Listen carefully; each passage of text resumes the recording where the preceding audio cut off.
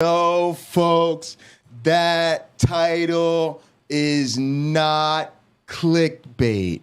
I promise you, we have indeed reached the 200 subscriber milestone.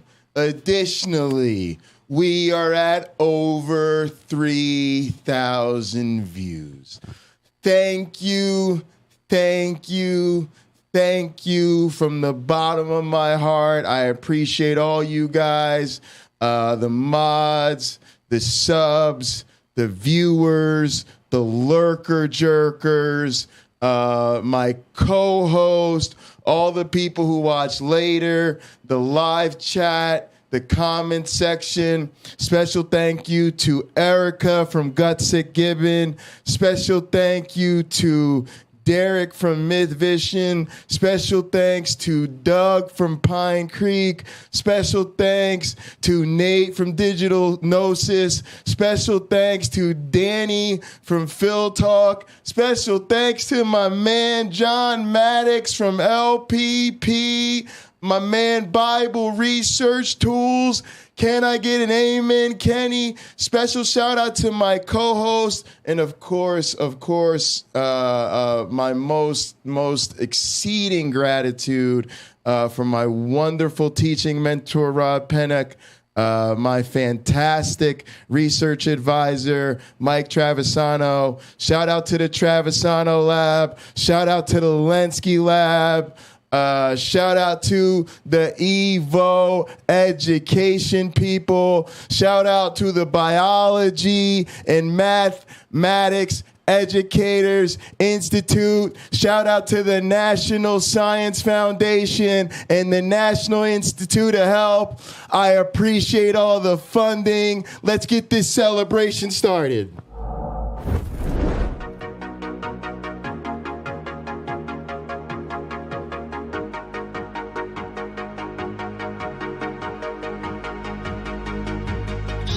Sweet juice, Minute Maid, some of out that lemonade. Take a sip, blowing purple clouds, taste like lemon haze. Conversations back and forth like damn, we could go on for days. Looking back at it like damn, she bad when she walk away. Here we go, been down this road, they already know.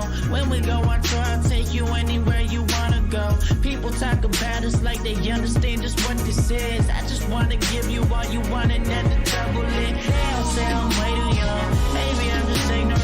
I won't find nobody like you on some real shit. Spend a couple hours on the phone. Hey, I don't wanna let you go.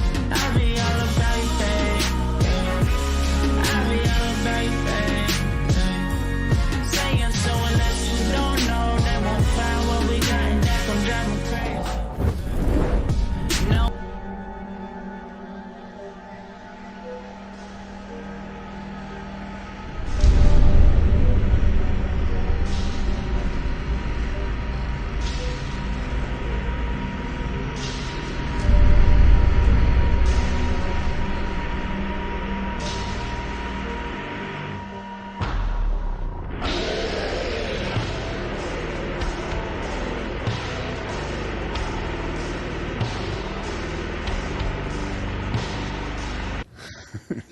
You know, you kind of caught me off guard here. Now, Richard Madsen, thank you.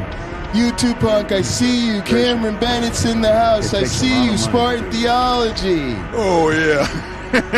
When am I going to get interviewed by Rebecca? Special shout out to all my guests from Hot Program. And I prayed about it, and I thought... funny you should ask. When Rebecca Davis emailed me today. It's a misunderstanding. We are going to set up that special appearance for mid-August. You can probably expect to see my one black friend and I on Bread of Life, and a very special appearance by the one and only Dr. J. Bundy, Mr. Dual PhD himself on examining evolution. It's going to happen. Folks, the A-list Atheist is in the house. It's motherfucking party time. Big things are happening. We gotta put 200 subs, 3,000 And I views understand that. in And I the love rear them view with all my mirror. heart. Celebrate this accomplishment.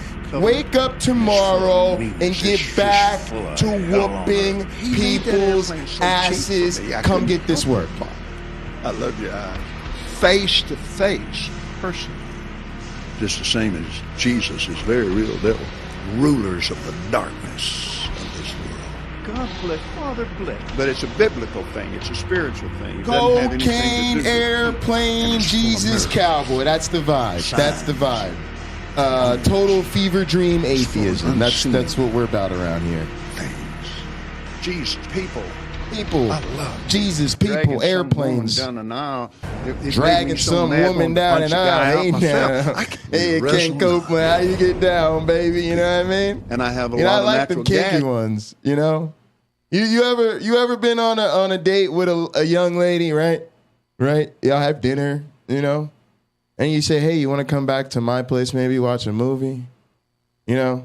And she's like, yeah, I'm down with that.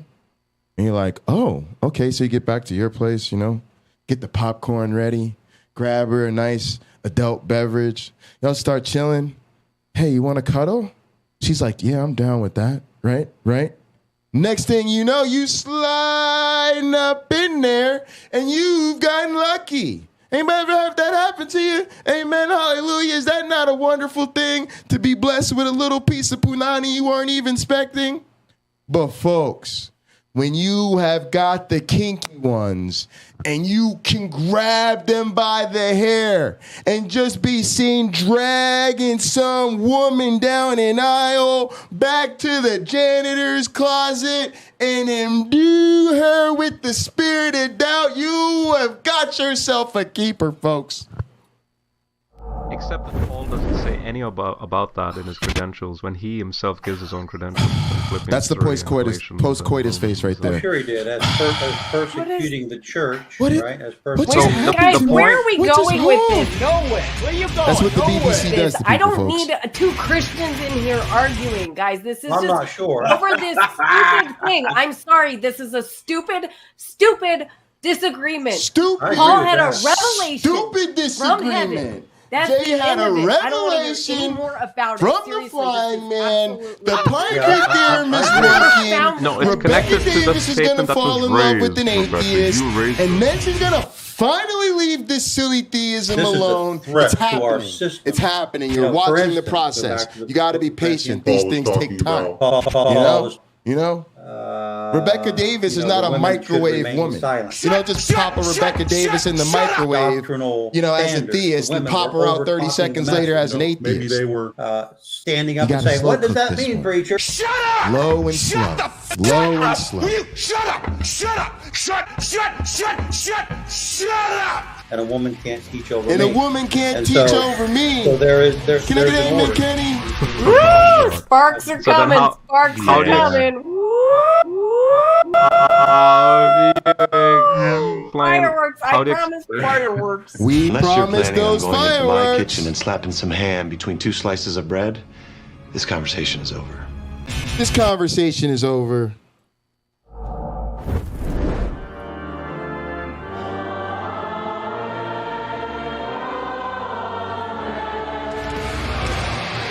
Hey, bro. Hey, You have to maintain,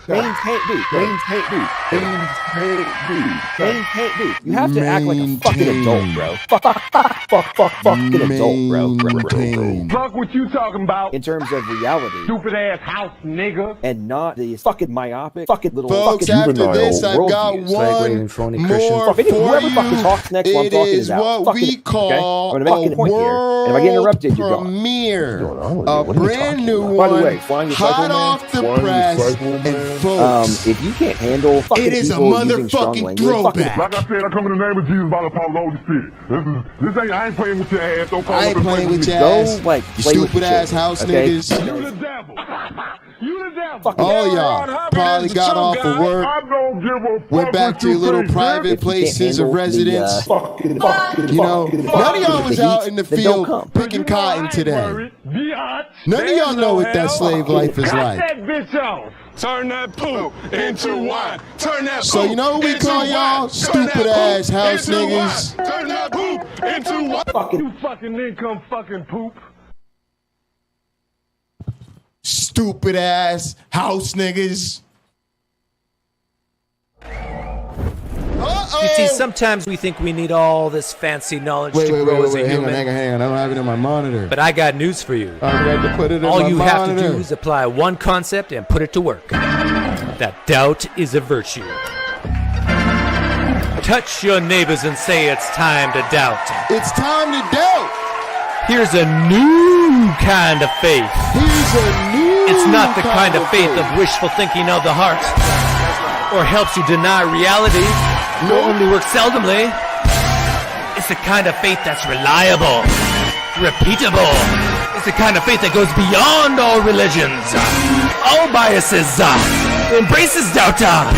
It's open to change. It's the kind of faith where you know when it's been misplaced. It's the kind of faith that works. You can make sense of it. You can explain it. It's the kind of faith that you can see, touch, feel, and hear. It's the kind of faith that really does heal the sick.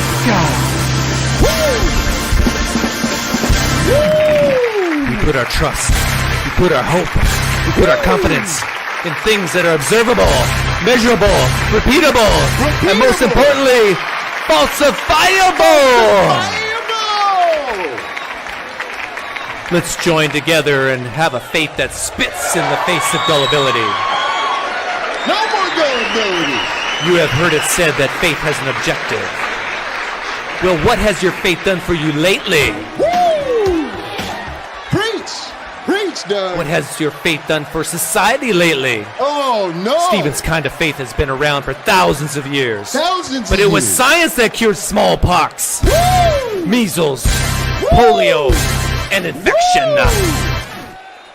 Stephen doesn't want his faith to be held hostage to outcomes.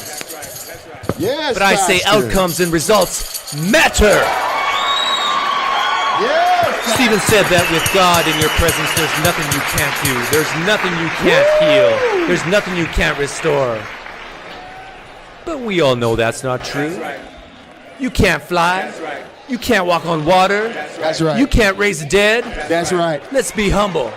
Humble. Let's be honest. Honest. Let's stop with the hoping and start with the reasoning. Start with the reasoning, amen. Say no to astrology on Monday. No to crystals on Tuesday. No to chakras on Wednesday. No to the vacuum salesman on Thursday. No to homeopathy on Friday. No to faith healing, and yes to medical healing. And on Sunday, I want a faith that doesn't need a holy book, or a pastor, or a priest, or a rabbi, or an imam to know it's not okay to harm others. Refrigerator. I swear to God, if you don't bring the reason and the doubt up in that bitch, woo!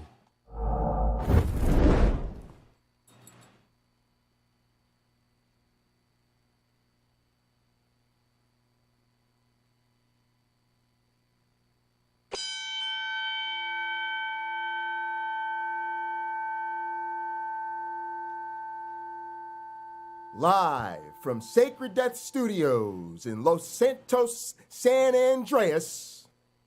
Welcome, everyone, to Late Night Counter-Apologetics. Yeah, that jacket is like a half-length jacket. It's so bad. And now, please welcome your host. He is the wise man of the Sacred Death Motorcycle Club. He is the sexiest man in all of word wrestling entertainment. He is the most entertaining man in the history of evolutionary biology. He is the virtual intellectual visionary, Mr. Howard University Finkel, there you go. Himself. Please give it up for the architect of the atheist apocalypse, the only man to have his vestments blessed by Pine Creek, the most high apostle of the cult of the Flying Man. He is none other than the Outlaw Prince. Peace and long life, peace and long life. Only Jesus who can save us, Dr. Heartbreak J. Pocket Locker BUNDY. I think I'm cute. I know I'm sexy. I've got the look that drives the girls, while I got the moves that really move them. I send chills up and down their spines. I'm just a sexy boy. Are y'all ready to go tonight? Your boy toy. We are so pumped about 200 subs, 3,000 subscribers. It's time to put that in the rear view mirror. Get to 1,000 subs and beyond. I make them hot. I make them shiver. Theists get weak whenever I'm around. They see me walk, they hear me talk. I make them feel like their God ain't real, 'cause I'm a sexy boy. I'm not your boy toy. I don't believe y'all, 'cause I think y'all frauds. Y'all are frauds. Let's go. Eat your heart out, girls. Hands off the merchandise. Woo! The U.S. champ is here.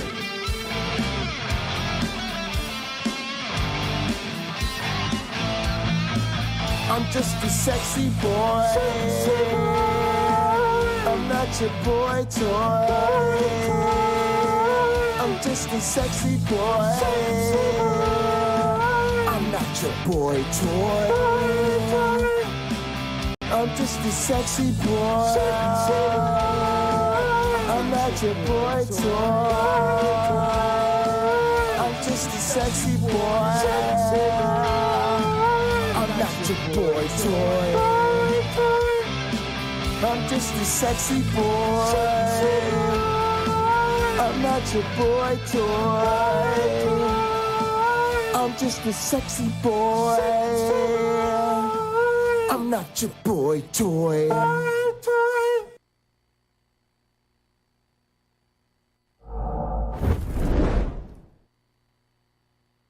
Welcome, welcome, welcome everybody. In case they thought it was a game, folks.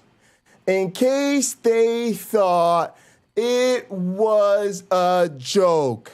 Grown man Cena fan is here.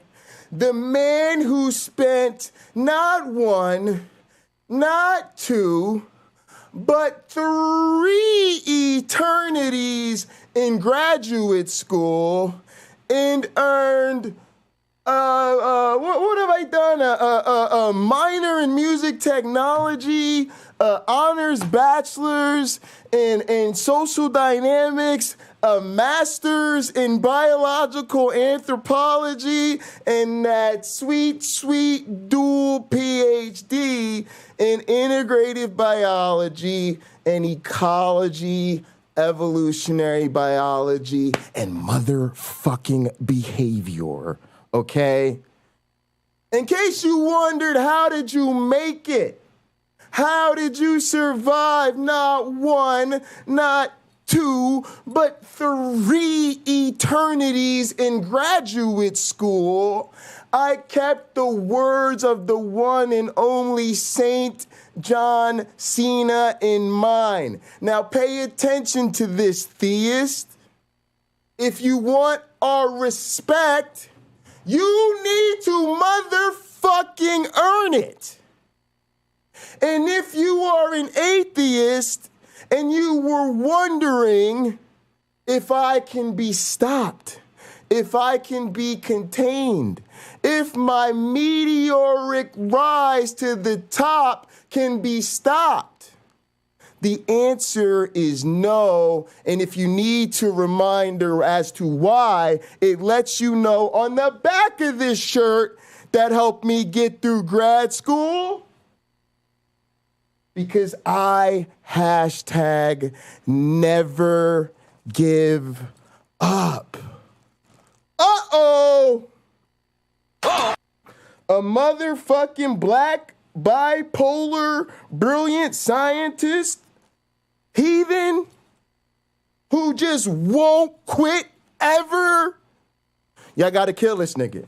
Y'all gotta kill him right now. Cancel his channel. I don't know if you can find all of them. The motherfucker got like 5 channels, new ones just popping up. It's like, where's Waldo? Where's Jay Bundy? Where's Jay Bundy? He's popping up all over the internet. You're gonna have to cancel me quickly, Theist. I'm starting to think that this ultimate battle for the country, this ultimate sort of, holy war that you're trying to play in society, I don't think it's working out for you. Because you may be able to overturn Roe v. Wade, but that shit ain't gonna last. You may have been able to get Donald Trump elected, but that shit ain't gonna last. And it seems like you guys are incapable of putting your heads together with all of your rich Christian billionaire friends and getting me canceled. Theist, I need more competition. I need more resistance. I need more of a challenge. So y'all got to get together. Have some committees after church. Have a march on D.C. or something. Do another coup, another insurrection. But y'all need to get together and stop me before I take over the goddamn internet. And I'm starting to get concerned that you guys are not going to be able to step up to the plate and get it done. But that's a problem for some dumbass motherfucking theists, folks. You were rocking with the one and only Pocket Locker 86. Welcome, welcome, welcome, and more importantly, thank you, thank you, thank you. We're here to celebrate that 200 subs, that 3,000 plus views. It is your host, Pocket Locker 86, a.k.a. Dr. J. Bundy, the United States champion of word wrestling entertainment, folks. You step up to word wrestle with me, there are 2 hits. Jay hits you, you hit the floor, and if you don't believe me, ask my motherfucking deacons. As always, folks, I am in...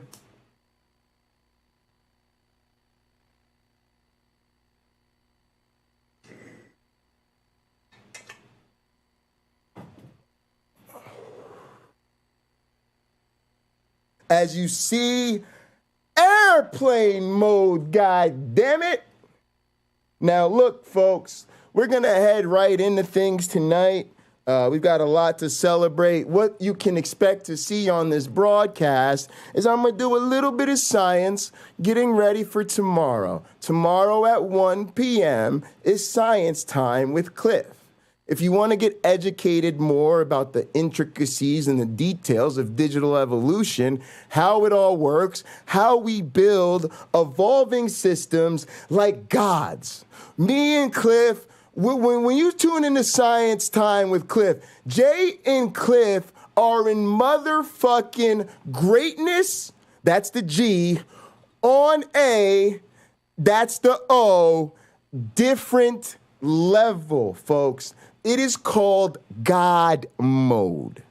And if you think I'm lying about us being in God mode, okay? Unlike Yahweh, unlike El and El Shaddai and Elohim and that fraud, that absolute fraud who took a loss on a cross, Jesus, your boy, Pocket Locker, and Cliff, we actually do build the evolving systems from scratch. We build the environment from scratch. We observe it all play out for our purpose, our gratification, and our sweet, sweet glorification through NSF funding, tenure track position, and faculty instructor roles at the university where we can indoctrinate children. Indoctrinate children, because I don't play around. I really do play God for a living. Oh, shit. Uh-oh. Y'all gonna have to step your game up. Gonna have to step your game up. After that, I've got to work on a little video. Because yes, I'm taking over the internet. Yes, I'm starting YouTube channels all over the place. Yes, I am exploding on Twitch. My growth is so explosive on Twitch. Twitch is twitching, right? When I go live, Twitch is...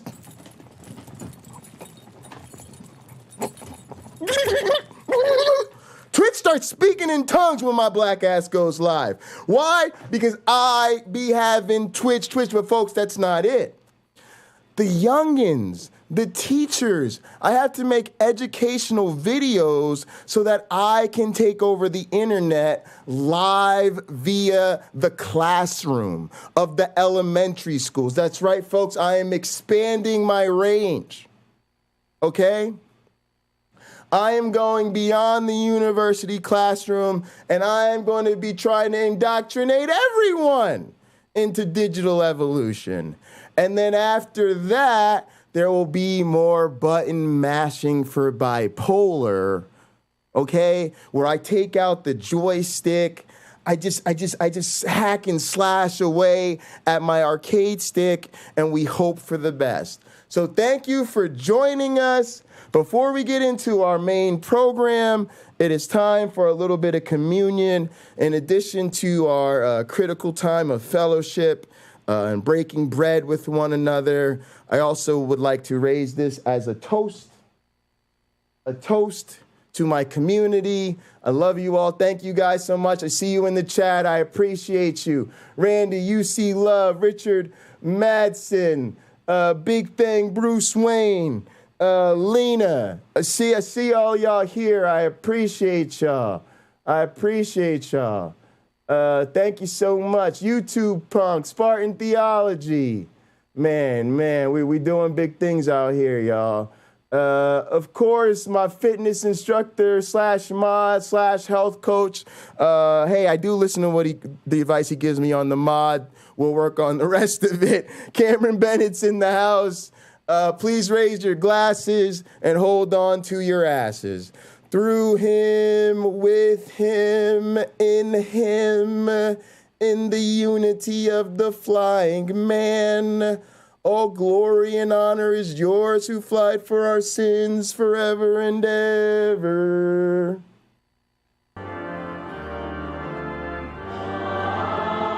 You may drink.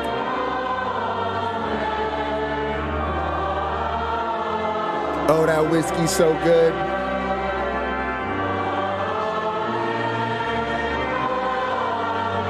Oh, that grape juice. That grape juice is not fucking with my whiskey in the jar. I'm Metallica Black tonight. Let's get it. Yes, we have all the bells and whistles here at the Cult of the Flying Man. That, of course, is our communion hymn. It is called The Great Amen. This is our communion song. It comes to us courtesy of one of my favorite rappers on the planet. His name is O.G. Roddy. He also happens to be one of my favorite cousins. His name happens to be Tahir Swinton. If you think that I am in fact the most high apostle of the Cult of the Flying Man aka the Pope of Atheism, you would in fact be correct. But somehow this man gets higher than I do. If you think I love to spark one up, you're about to hear from my cousin who inspires me to remember I'm probably not even sparking up as much as his stoned ass. This comes to us from OG Roddy. You need to steal yourself a private jet right now. Kick off that washed up supermodel or ex-professional athlete and PJ your way on over to itsairplanemode.com. Pick up that Lyle Guardia. This one's called the MJ Interlude. Yes, kick back, relax. It's time to catch a vibe. You've had a long day. Let Jay take the pain away. In the afternoon, I lay with her. In the evening, I'ma stay with her. Hi, I'm in love. I ain't even tripping, but them say she a drug, cause she hear everything from me. In the morning, hit her faithfully. At least a dub when we touch. Falling in love. I ain't even tripping, cause she the one I could trust. Even bring her out on dates with me. See my mama new place with me. She hold me down on the days when I ain't feeling too up. I ain't even tripping. Send me a clip. Send me a good precept clip and I'll destroy him. Take some time out my calling out all precepts. Calling out all precepts.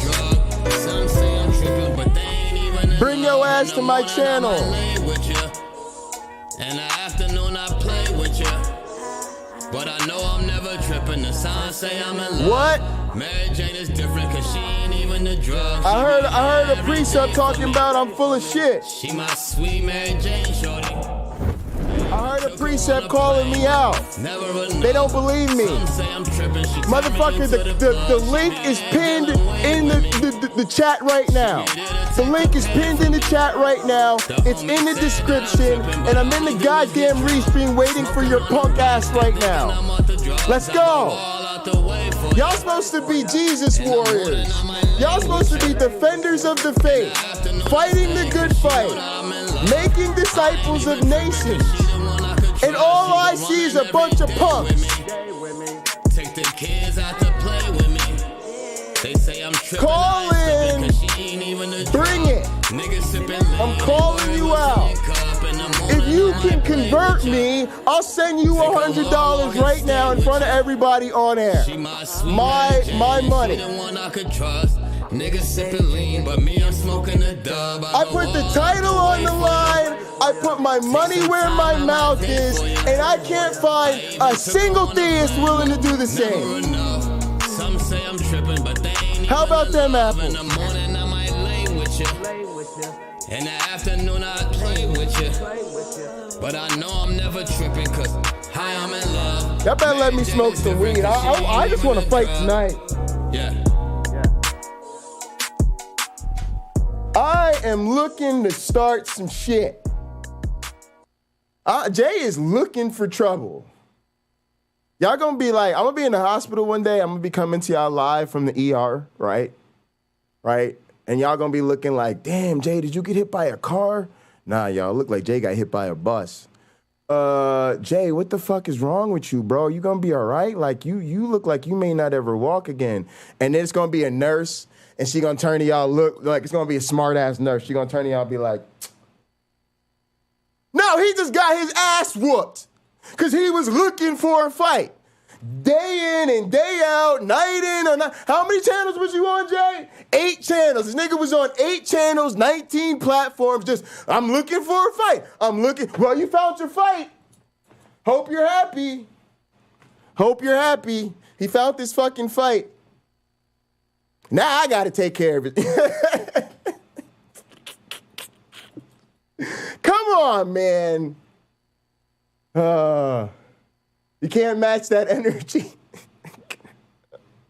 Y'all, it's because I be training, dog. I be pent up. There's a lot of pent up. You can't fake being an angry black man in real life, you know? You just can't. There's certain things you just, You just are what you are in this world, you know? All right, hang on a sec, guys. I got you.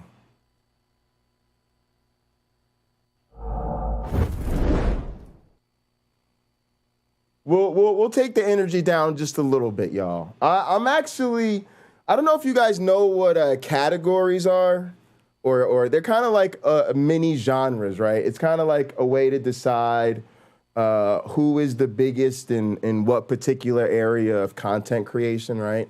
And so I don't know if you guys have seen the numbers lately, but of all the left-handed bipolar black atheist scientists, I am actually currently number 3 in the RM Brown and Chill category. And so with you guys' help and a couple more views and subscribes and some more comments in the comment section, please answer the question of the day.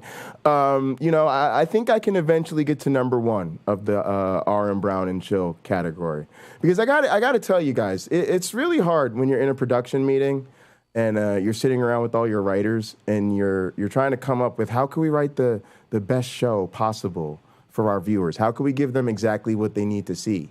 Even if they don't want to see it, give them what they need to see and make them love it. And we go, you know, why don't we just pull up our YouTube homepage and have people watch us watching our favorite YouTubers? And we go, holy fucking shit, bro. YouTube watching YouTubers watch YouTubers? Bro, that shit is so brilliant. I don't understand how hard it is to come up with original, really difficult to write shows like this. Approach to Monday, actually. Oh, whoa, yeah. Oh, yeah, Monday, my favorite. I have a very Garfield approach to Monday, actually. Well, guys, welcome back to my unboxing channel. Yeah, that's right. It's an unboxing channel. And what do we unbox on this channel? The truth. Oh. Well, guys, you know, I spend what we call a substantial amount of time on the internet. And one thing that there's a war on men, bro. Okay? I can't do what I want ever. As you can tell from the graying and pale features of me, I am a young man. Who do I turn to know how to deal with this? So, Jordan, obviously this new series, right, guys, Dragon we're gonna Who's get set up Monsters for our Men, the meeting first with one that Cliff. we're doing We're gonna together. make sure we've got This series is focused in program on stuff how going. men can be Let's men. try to use this computer. Why do you think there is such a crisis of masculinity in the first place? And Crisis why are there so of many people out there who are masculinity, angry guys. for That's even what we're here to talking talk about. men? Oh, yeah. Well, I think you could think about it as a consequence, in some sense, of the lack of a concept of original sin. Oh, shit, y'all. I wasn't even planning it to be a Jordan Peterson night. Oh, I was just trying to RM Brown and Chill. But we are officially on Jordan Peterson watch. Which actually, guys, I don't know if that's a good thing, you know? Because lately, the more I see Jordan Peterson, and the way he's so smart and so educated, when I see him, I just want to be like him. And I've been paying attention to how sensitive he is. How much with his deep intellect, he really feels all of the problems of the world. And I've been thinking a lot about how the group doesn't suffer. And because the group doesn't suffer, when people start to lose faith in groups, there is a crisis of the loss of faith that nobody even feels because they're doing it in groups and the group doesn't suffer. And it's too terrifying. I don't know what I would do. I don't know what you would do. It's too terrifying. It's too terrifying. It's too terrifying. I don't even know what would happen to you if you fully believed it. Yeah, I don't even know what would happen to you if you fully believed it. Oh, all right, guys. My acting coach, my acting professor in college, in the acting class I took, like I actually did, she told me people don't like to watch people suffer on television. So we'll RM Brown and Chill and see where JP goes. But guys, try not to get too sucked into the emotions of this man. Whew. Too terrifying. Oddly enough. That makes sense. People bear an By the way, who are these people that pack these things to go see Jordy? I looked this up, and the average Jordy ticket is like $60. $60 Tangelo's here. $60 to see Jordy? Who are these people? Just to put that in perspective, yeah, I'm looking this for band precepts, here is Otangelo. coming Are to you the a town precept? that I live in. I mean, he counts, right? I think he presupposes the miraculous nature of the Shroud of Turin. He might also presuppose intelligent design, right? Because we clearly are created here, right? Because we're here, right? And since we're here, we know that we were created to be here, right? So there must have been an intelligent designer who wanted us to be here, right? And that has to be Jesus, right? Because Jesus came and he died, and then he left us the shroud as a sign of his miraculous nature, right? Right? So, I mean, it is what it is, right? $20. $20. But I will say, Jordy, seeing Jordy up there, drone on about Jesus H. Christ knows what. Appreciate yes, that you definitely guys. looks Appreciate you 3 guys. times as fun as whatever's going on. All right, let's in see if that. I can get this to There's an like run this ideological thing drum here. that's being beaten constantly, both on the sociological constructivist front, right? That's the oppressive patriarchy, and then on the environmental front. And then you add to that the fact that, well, on the leftists, especially the radical types, their whole damn doctrine. Well, on the leftists, especially the radical types, their whole damn doctrine. This makes sense! It's the most pathological doctrine you could invent if you Check set out out the to invent store. a pathological doctrine. And That's a big YouTube Punk setup. is Even your flexing. audience is laughing at that one. Let's hear it. Dropping those I mean sounds that. he sent I'm not me. making a joke. That's a fabulous one. YouTube Punk has sent us a lot of great contributions to the store, of course, but I also have some secret sauce. YouTube Punk sends me a lot of secret sauce that I don't even put in the store. It's just for me. Like you, Theist. Theist, I want you to understand, Theist. I want you to defend your faith. Come call me, defend your faith. You don't have to be alone tonight. Don't be lonely. Just call me. Let's party. Pick up the phone. I really mean that in the deepest possible sense. Yes, In the deepest possible sense, guys. The fundamental human motivation is the willingness and ability to use compulsion, power. Yes, It's wow. all about power. And Oh. every time I hear All that about now the from someone, power. I think that is not a sociological observation. That is a confession on your part. Wow. And so Powerful. And it's also Ironically, that's a very powerful. All right, so as we're gonna see, this might be some of my favorite Jordy material because he is just ratcheting up the crazy. he's hitting the crazy up to we're talking 12. We're going. It's not even 11 anymore. So he's like, if you were going trying to to remember this invent, command. I if think you're it's going G++. to create a pathology to be the worst pathology ever, you would create leftism, whatever that means. I don't remember. Let's go see if we can find one. Environmentalism. the expression of power within an intimate relationship does not produce intimacy or a relationship. The best it can produce is like a combination let's of try to tyranny type and slavery. It's G++, and that does not the name of the characterize CPP, the institution of marriage per let's se. try it. So there is this It's all about insistence typing it, among the radicals that that's power what is the makes it work. fundamental motivation, and that's So let's just just look at this. Let's just take what he just said seriously. All that stuff let's just take it seriously. All right, I want it's to learn broken. something Great. from this, okay? Great, I'm trying doesn't to work. as this video is called The Current Crisis of Masculinity, okay? So I'm just trying to learn. And what it sounded like he just said there, he started off with a political calculation, left versus right. And he's like the left, and we'll come back to this, environmentalist, leftist and environmentalist. It's if you wanted to this is the ideology you would come to. This is the pathology you would come to if you were trying to create the worst kind of pathology, which is that they want power. Well, on the leftists, especially the radical types, their whole damn doctrine is the most pathological doctrine you... I see, Otangelo, that's where you're wrong. See, this all started for me because I was looking for Jesus. I was looking for Jesus. I was reading all the books I could find about Jesus. See, so what people don't understand.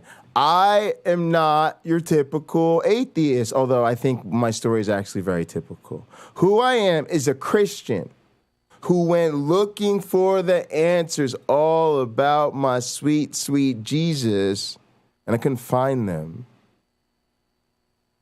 And what I found was more mystery and just things that did not accord to the standards of evidence that we would accept in order to accept any other claim. And this need for me to be honest with myself and others, especially as a Christian who felt that in the end, right, that if I was going to be doing the right thing and living the right way, then certainly living in truthfulness had to be a part of that.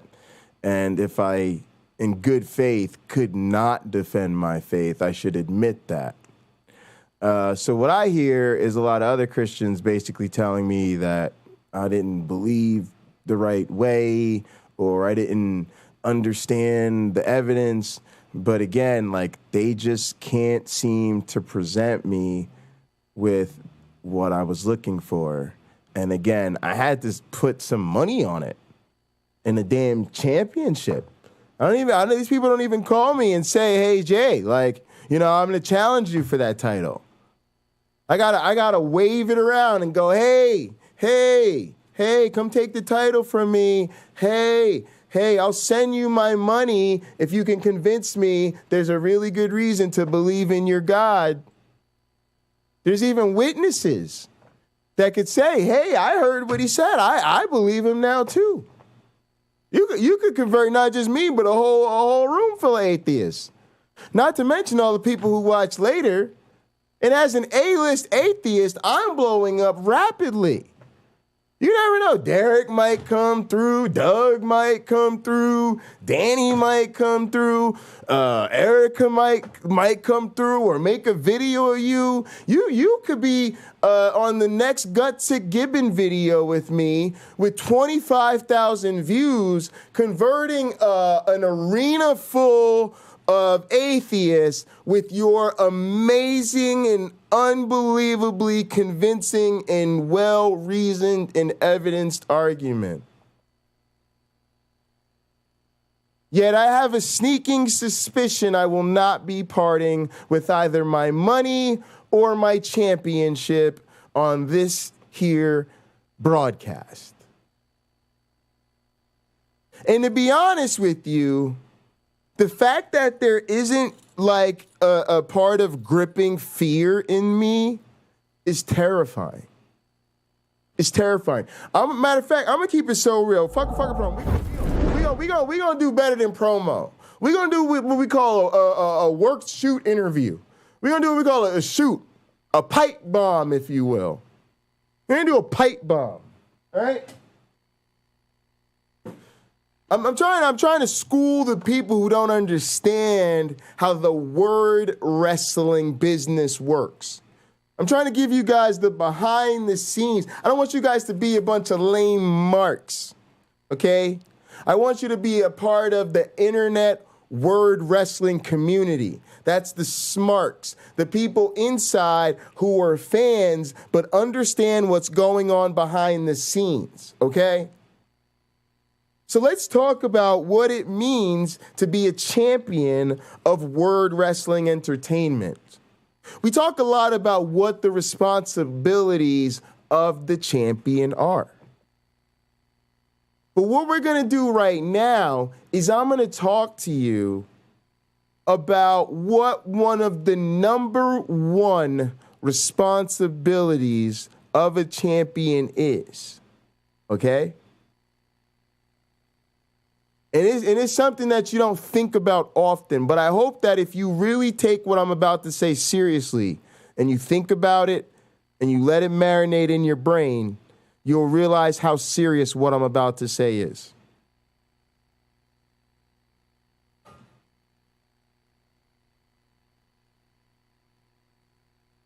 For those of you that, maybe new to this, let me talk to you in like pro wrestling language or something. Let's take it to like the world wrestling entertainment instead of word wrestling entertainment for a bit of a analogy, let's call it, right? Let's say you are someone who has worked and dreamed your whole life of one day being a WWE champion. And you dream of it, but you grow up and you go to wrestling school and you work the indies and you climb and claw your way to the top, and finally one day you get the nod. You have the big match in a big arena at a big pay-per-view, right? And you win the championship and you're celebrating it, and you're celebrating it on social media, and your family's there and you hug them and you cry and you weep, and and it's amazing, right?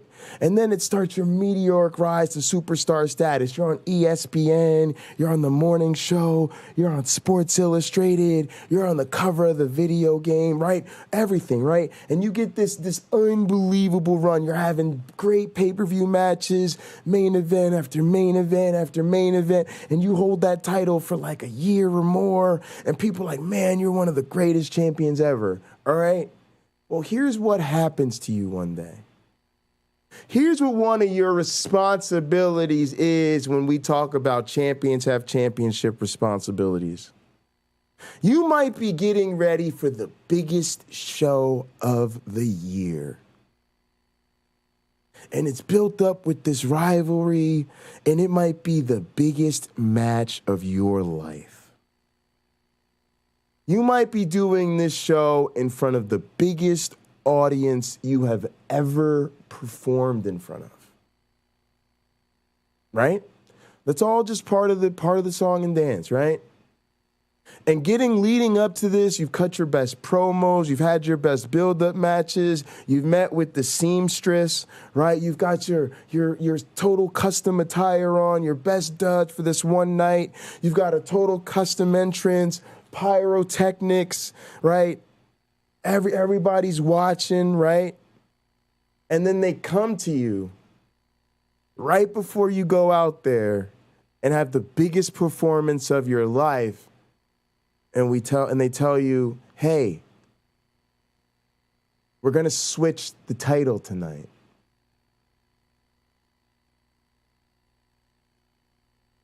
Right? And what that means to you is right, U2 punk. The tears are about to come. Because that dream you had, that run you had with the belt, it's about to be over. Right?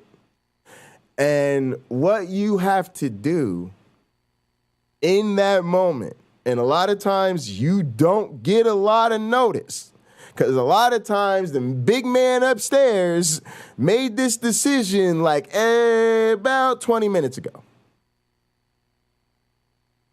And now you have to go out there and take a moment to yourself to go in the bathroom and cry and get your shit together and whatever the fuck you got to do.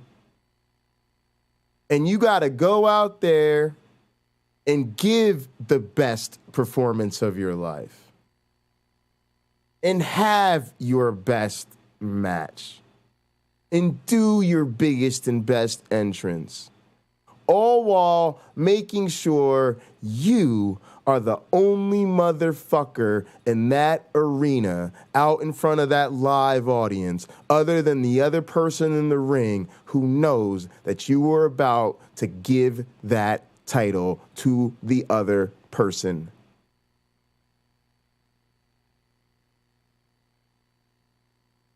And then on top of that, you're expected to be waiting, right, for them at the back of the curtain while you roll out of the ring and watch them celebrate with your title, with your custom side plates on the side of it, knowing when they come out the next night on TV, it'll be their custom side plates on the side of it.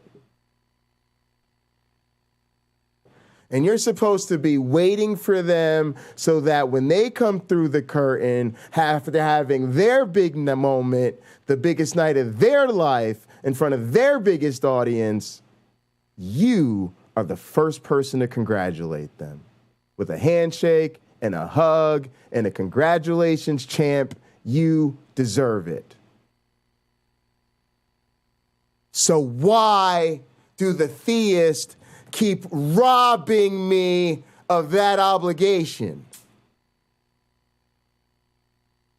Why won't somebody come take this from me so that I can do my championship duties and say, congratulations, you got the best of me tonight.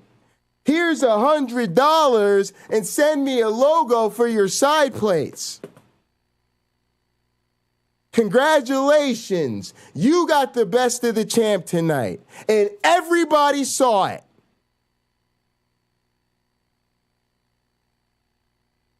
But they got some kind of invincible God they're arguing for, right? And I guess I just wasn't the right type of Christian, huh? Is that what we're going with? Cool story, bruh. You could invent, if you set out to invent a pathological doctrine.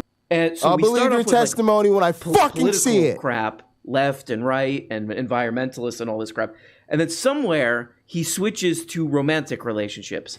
The expression of power within an intimate relationship right, does not produce They intimacy should fear or nothing, but they scared. If you're in a romantic relationship or just a friendship where you're scared constantly of a man struggling for some kind of quote-unquote power, yeah, that's a shitty friendship or romantic relationship. But you weren't talking about that. You were talking about politics. I think that's it. We're talking about political really struggle. So let's take a real-world example of political struggle. Right now, we have one going on in the United States. Amazon, it's this place where I buy my little crap, you know. Hey, there's a lot of people who work at Amazon. All right, let's who feel like they try don't to see have if I enough can use a bargaining, computer. quote-unquote, power. And I would like to ask Jordy. Or else I'll get fired You said and I'll have that to it's actually most, become that's like a the street most preacher decrepit, for real. Putrid ideology, people trying to get power, political power, specifically the left. Who doesn't have a return trying to get statement? political power. So does that apply to people who work for these giant companies trying to get that kind of political? I mean, the answer is yes, but it's kind of cringe to just say that. I think people should shut their mouths and get back to work. This video is brought to you by the new video course for men called Goblins, Warlocks, and Throwing Stars. You know, Carl Jung used to say this. Actually, Carl and Neil Young used to say this, which is that men are the protectors of society. For example, I protect the... All right, guys, so here's what's going on. Before we hear about how men are the protectors of society, which is definitely the case, right? Like, totally weird. It's so weird, guys, because, like, I don't know. A lot of black people grow up in a house where, like, a woman is definitely the head of the household, and like nobody in their right mind would ever question that, right? But my mother, who is beautiful and used to actually be like a fucking model for like you know, some what are they called, department stores, who were like trying to like appeal to like women of color. There's these hilarious pictures of my mom from like Boscov's magazine where she's wearing like really ugly 90s businesswoman suits with like kente cloth, like an African like accents and shit, because they thought that was like the right way to appeal to black professionals or some shit. It was super 90s and hilarious, right? But she was also legitly a corporate executive, right? So, like, she was just a badass, right, and still is. So this whole notion is just kind of hilarious for me, and sort of anybody who grew up in a household where mom did everything, and was oftentimes like the only parent in the household, right? So, just fucking hysterical.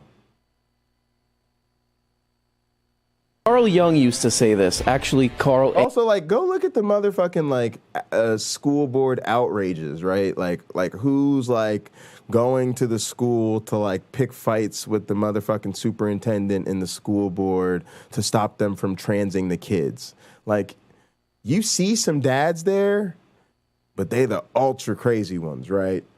The ultra crazy ones. And Neil Young used to say this, which is that men are the protectors of society. For example, I protect the Bangladeshi sex trafficking business that I started, and which I will show you how to start in this course. It's so sad. you too can start a profitable business from home. But also I paused to tell you guys I was naming the file wrong. See, this file is called Scratch 2. I was putting in Scratch, and then I was trying to figure out why I can't fix it. All right, let's try Scratch 2. All right, and now we should get some numbers that make sense, because it kept telling me, like, line 215, 226, and I'm like, this program's only, like, 121 lines long, so that didn't make sense to me. This does make sense to me. It's telling me that at line 50... I'm showing you guys how to read error messages. This is really important stuff, guys, because I'm doing a lot of work right now. I'm just getting ready to show you guys what I'm going to do tomorrow with Cliff, but I got to make sure all my kind of tools are ready to go.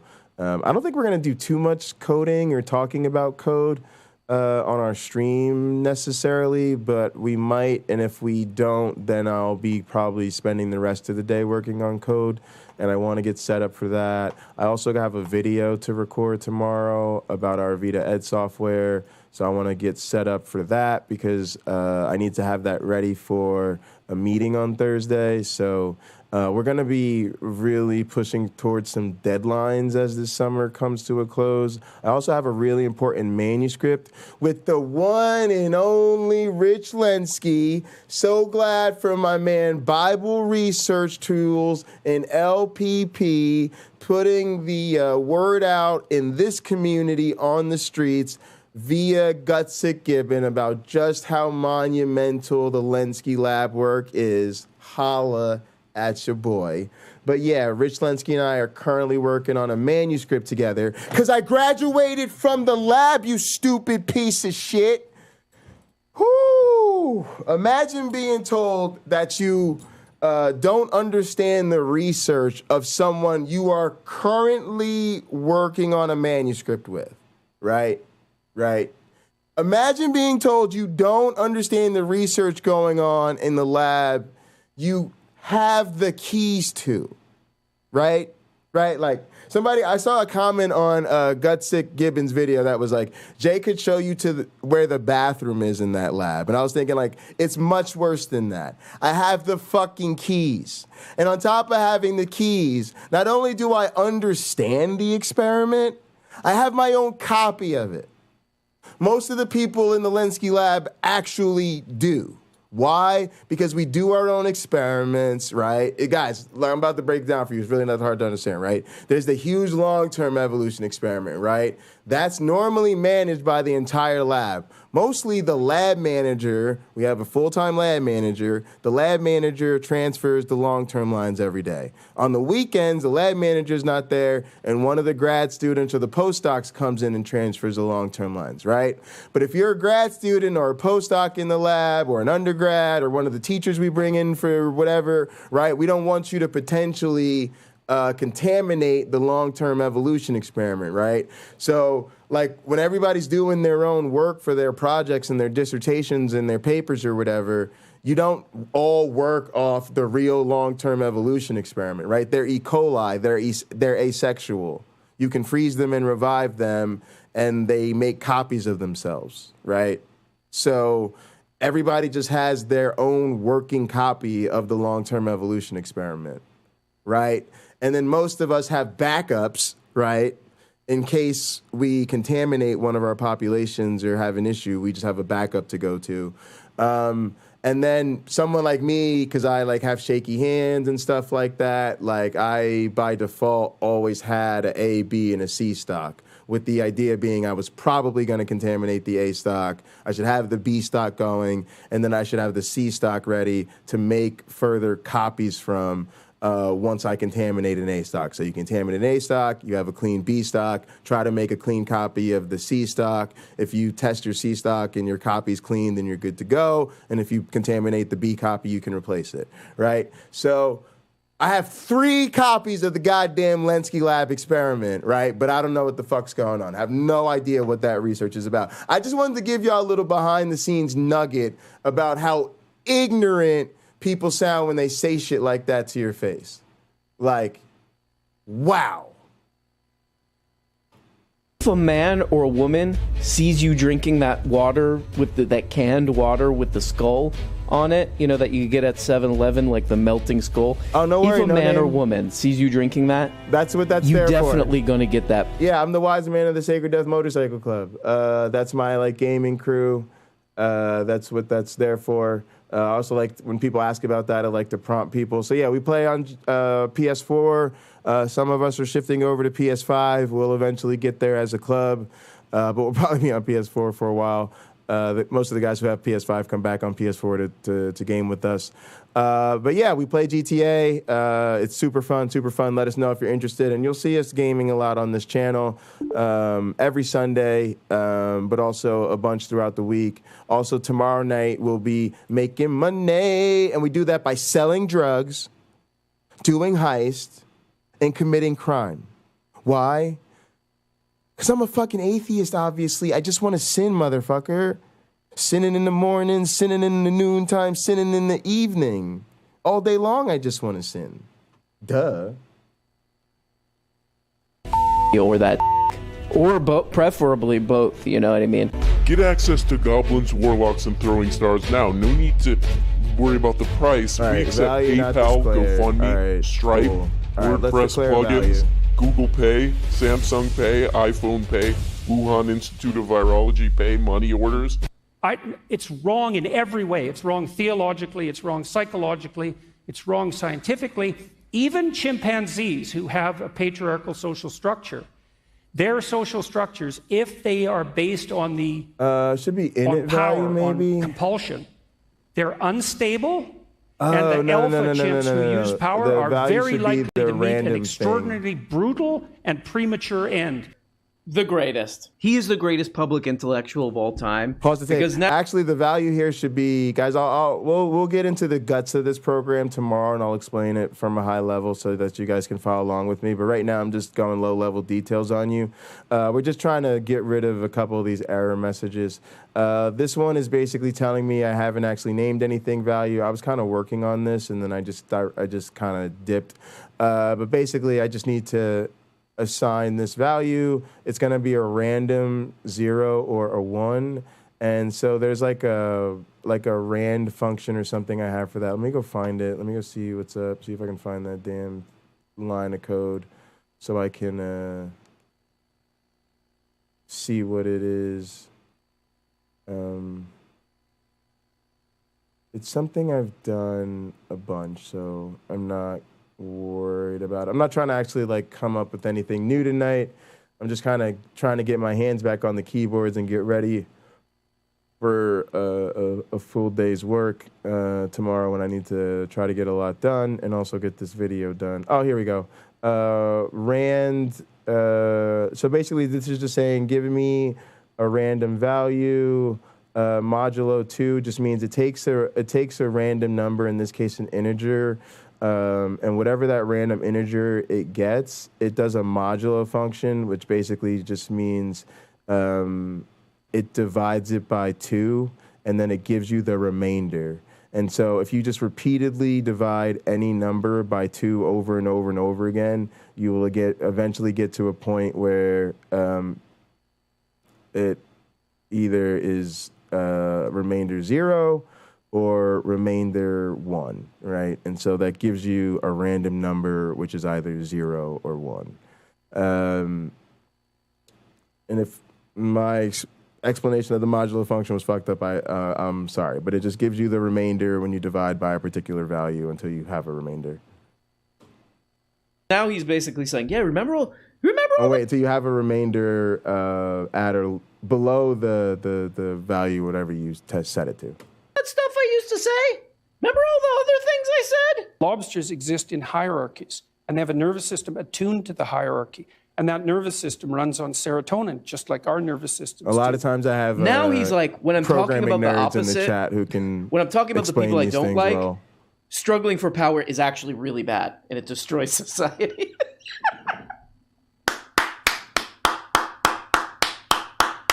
All right, This so is now what we'll I set the value call equal the to that. dualistic nature of grep that I say. Okay, this is the dualistic nature of things that I be saying. Okay, is that sometimes I'll say a thing, and then it's like when that's not convenient, I'll say the opposite thing because this is what I call dualism. This is dualities. Okay, and if you don't get it, you are, and I don't mean to. This is not personal. It's not to be offensive or mean, but you are a moron, and you should die.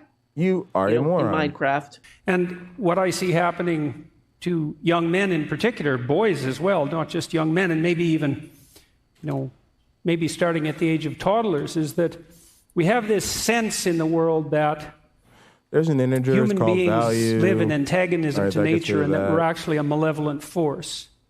And that our social structures, which are clearly capable of the commission of atrocity, are fundamentally oppressive, patriarchal in their nature. And so then if you're a male in a society with that ethos, right, you're the motive force that drives you into the world to live is associated with rapaciousness. You guys probably think I'm like the worst, and I am the worst. I'm still learning how to program and develop, and I'll be working through some textbooks and stuff. And I'm actually, mostly my background is in coding Python, and so I'm new to C++, and I'll be learning Rust, and that's a new language to me too. But this way in which I see lots of errors is actually, for me, it's kind of fun. Like, this is an encouraging sign to me, because when you really start, you're always trying to make sure your code is perfect, and then you're trying to avoid getting the error messages. But actually, you want to get to the point where you're really comfortable with the error messages and generating them, right? It's just a computer program. It's not going to break. It's just going to tell me what's not working. And it actually saves me a lot of thought time rather than scrutinizing the document.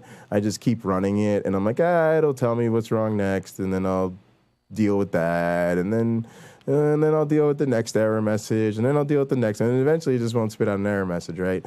And so I don't know if that's a good or bad way to do it, but it is a sign of getting comfortable with your development environment and not having some ridiculous fear of error messages as though there's some sort of omniscient god of programming that's watching you and is going to hold you accountable at the gates for the fact that you use the interpreter to think through your code instead of sitting there like a jackass and scrutinizing every line when that's what the motherfucker interpreter and its error messages are for. And despoilation on the natural front, and then oppression and atrocity on the social front. It's like, well, then, if you're the least bit conscientious, because this sort of accusation hurts 36. conscientious young men the most, then the best you can do is, well, let's say castrate yourself. How would that be? And that would be real comical, except that it's also happening. Yeah, so that message pretty much checks out. All that checks out. And to just give you the abridged version of what he just said, literally, that men are feeling pretty bad in our society because people say men are bad. That's one. And because we're told that people are destroying the environment, which is a theme that keeps coming back. No weird. return statement. All and right. so they're turning trans. They're turning trans. The transing of the kids I've thought is a about huge it problem. before. I have a really hard day at work. They're like, you idiot. You piece of shit. You put the file in the wrong crap. I'm like, I'm turning trans. I'm turning trans now. I tend to, this is sort of a style choice. This is sort of a vibe choice for me. This is a class. I tend not to throw my sort of candy wrappers, my Snickers, my Twix, my whatchamacallit wrappers, and my bottles, and my Red Bull cans. I tend not to want to take the extra time to find a trash for them. So I just kind of put them in, what I call, put them back to the environment. I do this thing I call bringing them back to the land, okay? Which is I throw them out my car window, right? And somebody's like, hey, don't do that, you idiot. And I go, I'm trans. I'm dragged now. Okay, so we're talking about the crisis of masculinity. I'm trying to figure out what's up. These men, Oh, bro, I see we're talking about what's the going crisis of masculinity. This is And not Jordan right. Peterson All right, look, really interestingly keeps there's a vector bringing of up doubles the called food environment squares. and any sort of environment. Hang on, this is good. This is what we want. We're just getting Jay's programmer brain out of fucking inactivity mode.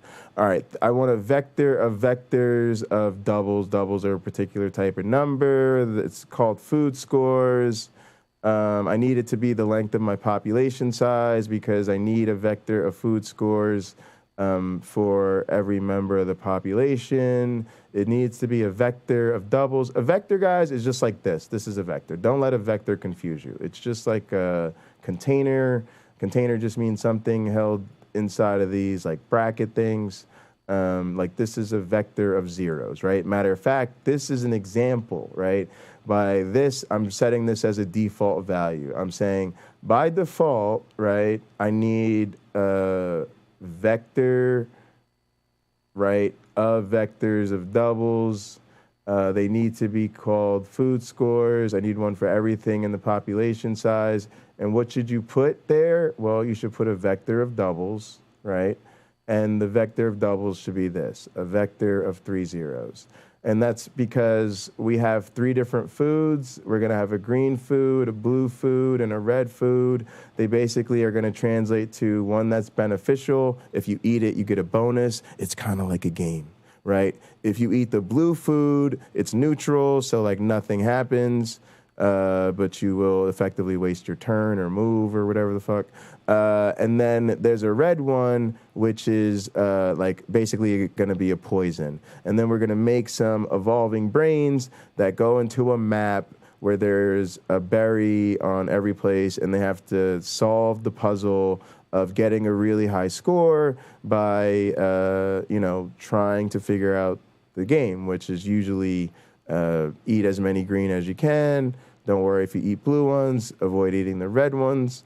But eventually things will get super interesting because we'll eventually introduce sexual selection into the system, which means there'll eventually be females. The females will have a preference. Some of the females will be what I like to call toxic females, because I'm about that evolution. Come at me, come at me, come at me. Tell me I'm not being PC. Tell me I should be canceled because I talked about toxic females on the internet, and that's not correct, Jay. You shouldn't say that. That's rude. Fuck you. First of all, they're digital organisms. They don't actually have feelings, okay? You can actually say they're not people, so go fuck yourself. There's no one's being hurt here. Second of all, they're actually toxic. They literally have a gene that expresses a preference for fucking poison. It likes the males who consume the most poison. The more poison a male consumes, the sexier they think that male is. So what do you think the guys do? Did the guys go, oh no, fuck her. Shit, that bitch is toxic. Nah, we ain't gonna get down with that toxic female. We only gonna get down with the females that prefer the good guys or the neutral guys. No. Because what if too many females or the most successful females have the toxic preference? Y'all know what the guy's gonna do. Basically what I'm asking, what are they gonna do when the sexiest females are the most toxic ones? And you already knew the answer to the question. They're gonna be as toxic as motherfucking possible so that they can attract the toxic females, because what good is it if they don't reproduce? And it's called sexy sons hypothesis. It means males in competition with each other for females will do some dumbass fucking shit that isn't really good for them under natural selection, because sexual selection will overpower natural selection because they gotta reproduce to get into the motherfucking next generation. And then after that, we're gonna introduce coercion. We're going to evolve some bad boys who cheat the system and force themselves on the females and short-circuit the whole thing. And then the females are going to have to interact to defend themselves, Robert Reed, Gin and Truth style, where they're going to be the Robert Reed females, and they're going to evolve the defenses against the coercive males. Stay tuned on Pocket Locker 86, because I don't just do evolution, I do the most fucking interesting evolution you can fucking imagine. No, literally, I do the most interesting evolution you can fucking imagine, because my advisor will literally look at me in the face and be like, Jay, you know I don't give a shit about the rules. The only question I have for you is, what is the most interesting evolution you could possibly do, and why aren't you doing it? And I'd be like, Mike, I like you. There's a reason I shouted that guy out. My advisors are just as wild as me. That means y'all are fucked, theists. People actually encourage me to be this way. Mentalism, any sort of concern about the environment, again and again. Who's an expert in planetary sustainability? I am. No one. Oh, geez. It's too complicated. And that's why we have a decentralized. Y'all know me. I was like, bet, Mike, say no more. Economy. You don't got to tell me twice. Captains of industry. All right, what are we doing over here? 100. This is the genius of Jordy. Jordy as he is the great performance artist of our time. You know, Marina Abramovich or whatever. She really has nothing on Jordy. Jordy's the greatest because no names like Jay. Jay, we need Jay to calm down. It's time for the gospel of prosperity. Folks, I know that sometimes I can be a bit harsh on people, and it seems like I'm a really mean fella, okay? But I'm really not, guys. Okay, I'm a really nice guy, and the only reason I'm trying to pick fights and call people out and sweet sin music people in the face and steal their girlfriends is because I'm trying to raise money for charity, folks. Okay, it's all for a good cause. Okay, it's the only reason I do it. It's the only reason I do it. Okay, I am trying to raise $100 between now and August 12th. You need to go right now, put that exclamation point charity in the live chat. You will get the link. The link's also in the description. You go to the link. You put your money in the goddamn golden plate. Yes, it's an authentic golden plate. We got it for special occasions like this one. This, folks, is called our offering song. Let's go! Y'all better sing this goddamn song. You know the song. Stop acting like you don't know the goddamn song. Sing with me. Let's go. If you're happy, put your money in the plate. If you're happy, put your money in the plate. Oh, if you're happy and you know it and you really want to show it. If you're happy, put your money in the... Everybody sing the fucking song right now. If you're happy, put your money in the plate. Sing this shit. If you're happy, put your money in the plate. You are happy. If you're happy and you know it and you really want to show it. If you're happy, put your money in the plate. Let's go. Links in the description.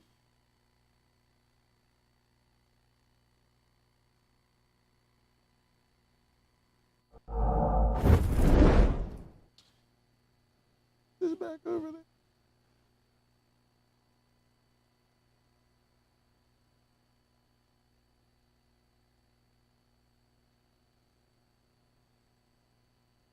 Thank you guys for your donations. Want to definitely send this special shout out to all the people that have donated so far.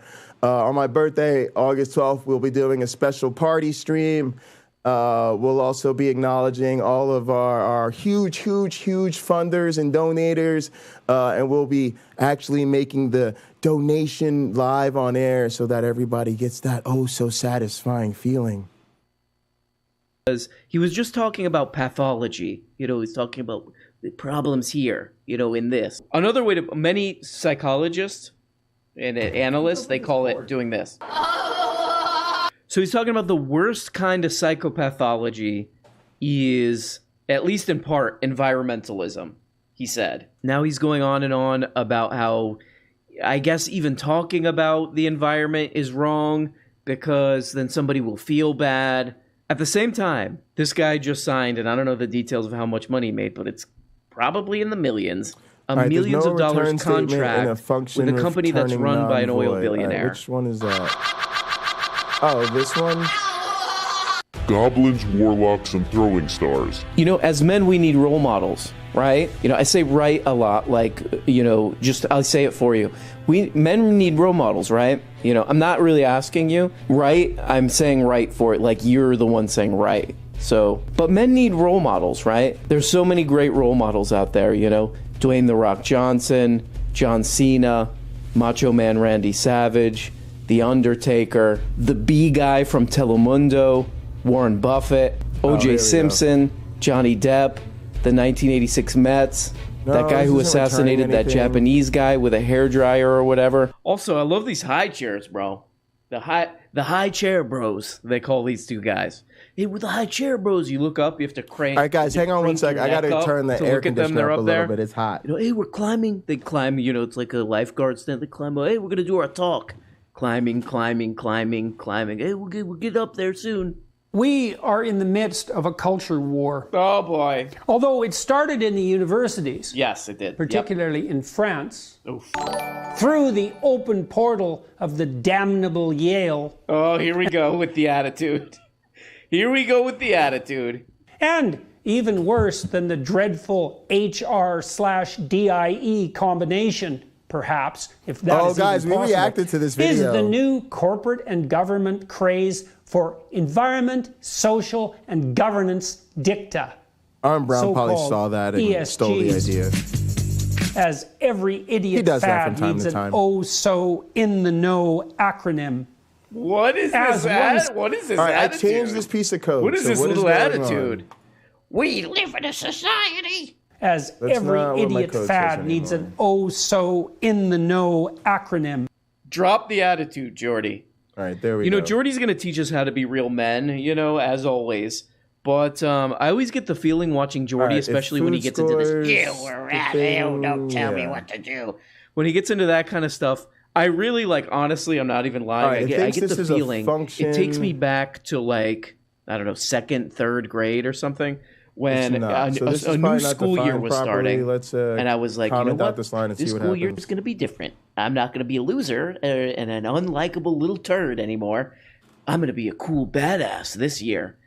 And my way of being a badass was I learned the term beeswax, mind your own beeswax. And I'm like, I'm going to be the beeswax guy. So, you know, first day of school, I march up to some girl and I'm like, hey, mind your own beeswax. And she rolled her eyes at me and I said, okay, that one's not going to work. You think, you know, like that kind of, he's just trying out some new crap, you know? Perfect, looks good.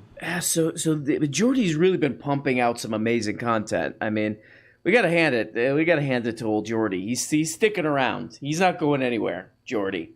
And he's been pumping out some amazing content. This one has 388,000 views in like 3 days. 2 days. And it's called Message to CEOs. What up, Lena? Message to CEOs. And remember what he was talking about. Part of what makes men having a hard time, you know, everybody is, where is it? Take a doo-doo pie. They're saying also, to men, Lena, thank you for the donation. And part of what's making men's lives so hard is that people are saying, you're ruining the environment, you man. And what he's saying in this video is, hey, CEOs, you shouldn't think about the environment. All this talk about the environment is bad. As one set of corporate consulting half-wits and moral posturers put it. Jeez. Quote, investors are increasingly we also pay out real fake money for those donations. These non-financial factors as part of their analysis process to $1 million per dollar. That's a pretty good return. Factors, okay. Where are you going with this, Jordy? To identify material risks and growth opportunities. ESG metrics are not commonly part of mandatory financial reporting, right? Though companies are increasingly making disclosures in their annual drop the attitude, man. Okay, go ahead. Report, right, or in a standalone sustainability report. Ah, okay. In other words, these separate. Let me see if I can do. Yeah, this was really interesting because I actually realized this too. What up? Obama in the building. Look, Jordan Peterson makes this whole point about, they're all woke now and they're doing the DEI and the HRs, and it's like anybody that I don't know what the hell I'm talking about. Anybody that works at a university, right, knows that the HR departments are doing just fine, and the last thing we'd complain about is that they're doing too much DEI, right? So that's a totally imagined dragon, right? But even more to the point, he brings up how they're like doing all these non-financial considerations, right? But then he has to concede, they did it in this like sustainability report. And then if you listen to all the things he's actually complaining about, there's a very clear, direct tie between these issues and the bottom line of a company, especially if you consider things like its marketing and its PR and its public image and all of this type of things, and just general sustainability of its supply chain and its, clients' ability to purchase its products, right? So it's just, again, just bloviation on Jordan Peterson's part, right? Like, they're all considering these woke, non-economic factors, and it turns out they're like non-woke economic factors, like just opposite day. The attitude. These separate reports are non-financial. Ooh, that include things like sustainability. How stupid. How rude, to quote Michelle Tanner she's from Full House. Getting a very clear message here from Jordy that environmentalism is bad. Non-financial factors? Applied to identify material risks? Right. Standalone sustainability reports? Right, like when a company does pollution, yeah, that's a problem. Yeah, that's an issue. Okay, what's the problem? Identify material risks? Standalone sustainability reports? All this smacks of central planning. It's a communist. It's communist. By the way, Walmart does central planning, but yeah, it's communist. Any accounting for the environment is communist. By the way, just a full disclosure, I get this from a company that's completely tied to the fossil fuel industry. But, what? What? What? No. We gotta talk about this. Hang on. Is given. Hang on. Folks, you guys know that I secretly moonlight as a deep investigative journalist. I typed into the wrong fucking computer. Oh,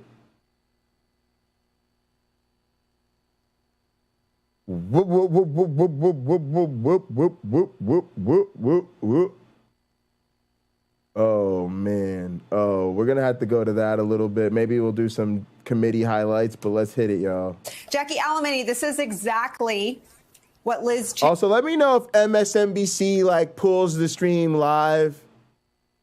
Because sometimes, the mainstream media, the lamestream media, the leftist corporations, right? They try to keep me out the game. But everybody that's one of my OGs, they know how we do. We get pulled. We just say, hey, Jay, the stream got pulled. All right, cool. Live in 5. And then we just go live again. And then we just get it from somewhere else. Worst case scenario, I just have to cover my own damn news report. God, why do people still think they can stop me? That shit is so lame. Y'all got to come harder than that. Cheney wanted to happen for all of the evidence of illegality and of knowledge of illegality. I mean, every public hearing held both the act and the knowledge and the intent to commit a corrupt and knowingly illegal act. And now we have new information that the Justice Department is, it would appear, more aggressively pursuing at higher levels of the Trump inner command, at least the fake electors plot. Yeah, Nicole, each of these developments that you just outlined today, I think, sort of put all of are starting to put all the pieces to the puzzle together. The new reporting by the New York Times, which shows that there was some attempt to defraud the American public, with those emails showing that Trump campaign officials knowingly were pushing this plan, even though they themselves were calling this plan fake. That's something that's going to be extremely important with any criminal prosecution to, again, prove that there was corrupt intent and deliberate effort to defraud the American public. And then on the other side of the spectrum, actual movement from the Department of Justice calling in Greg Jacobs and Mark Short, two people who are all right, I think I'm just formatting this wrong, and actually I'll figure it out later. First-hand knowledge and were witnesses to the actual Cliff actions makes these taking all the place time, so. inside the White House by people cool. I'm not like worried Johnny about it. It is Eastman that presenting line. their plans to overturn the comment results it of the out. election, in part by proposing an alternate slate Make of sure our electors, a code fake slate of works. electors. Cool. And All right, having, let's work on Evita these two stuff people for a little who have bit, already and then we can testified play to the games. January 6th committee come in and I gotta get testify ready to to make that this a grand Evita jury. video. Of course, there are some questions raised here about why the grand jury is hearing from Greg Jacob and Mark Short again when they could be just reading the January 6th depositions that they've already provided. It's possible that there is a new line of inquiry here, but all of this suggests that the DOJ is owning in on the alternate slate of electors, the false slate of electors, this plan that was taking place from the Trump campaign and implemented from the highest levels of people closest to the former president and trying to be implemented at a state level in these battleground states where Joe Biden had fairly won the election. But is EA Dow alive? I went over there once before. Let me look at this for a little bit, and I might pop in. I don't want to spend too much time on there. I actually want to play games and have fun tonight and not listen to Muslims bloviate. Yeah, I don't even know if I want to. EA Dow is live like every night, so I think I'll save EA Dow for another night because I'm trying to celebrate tonight. And honestly,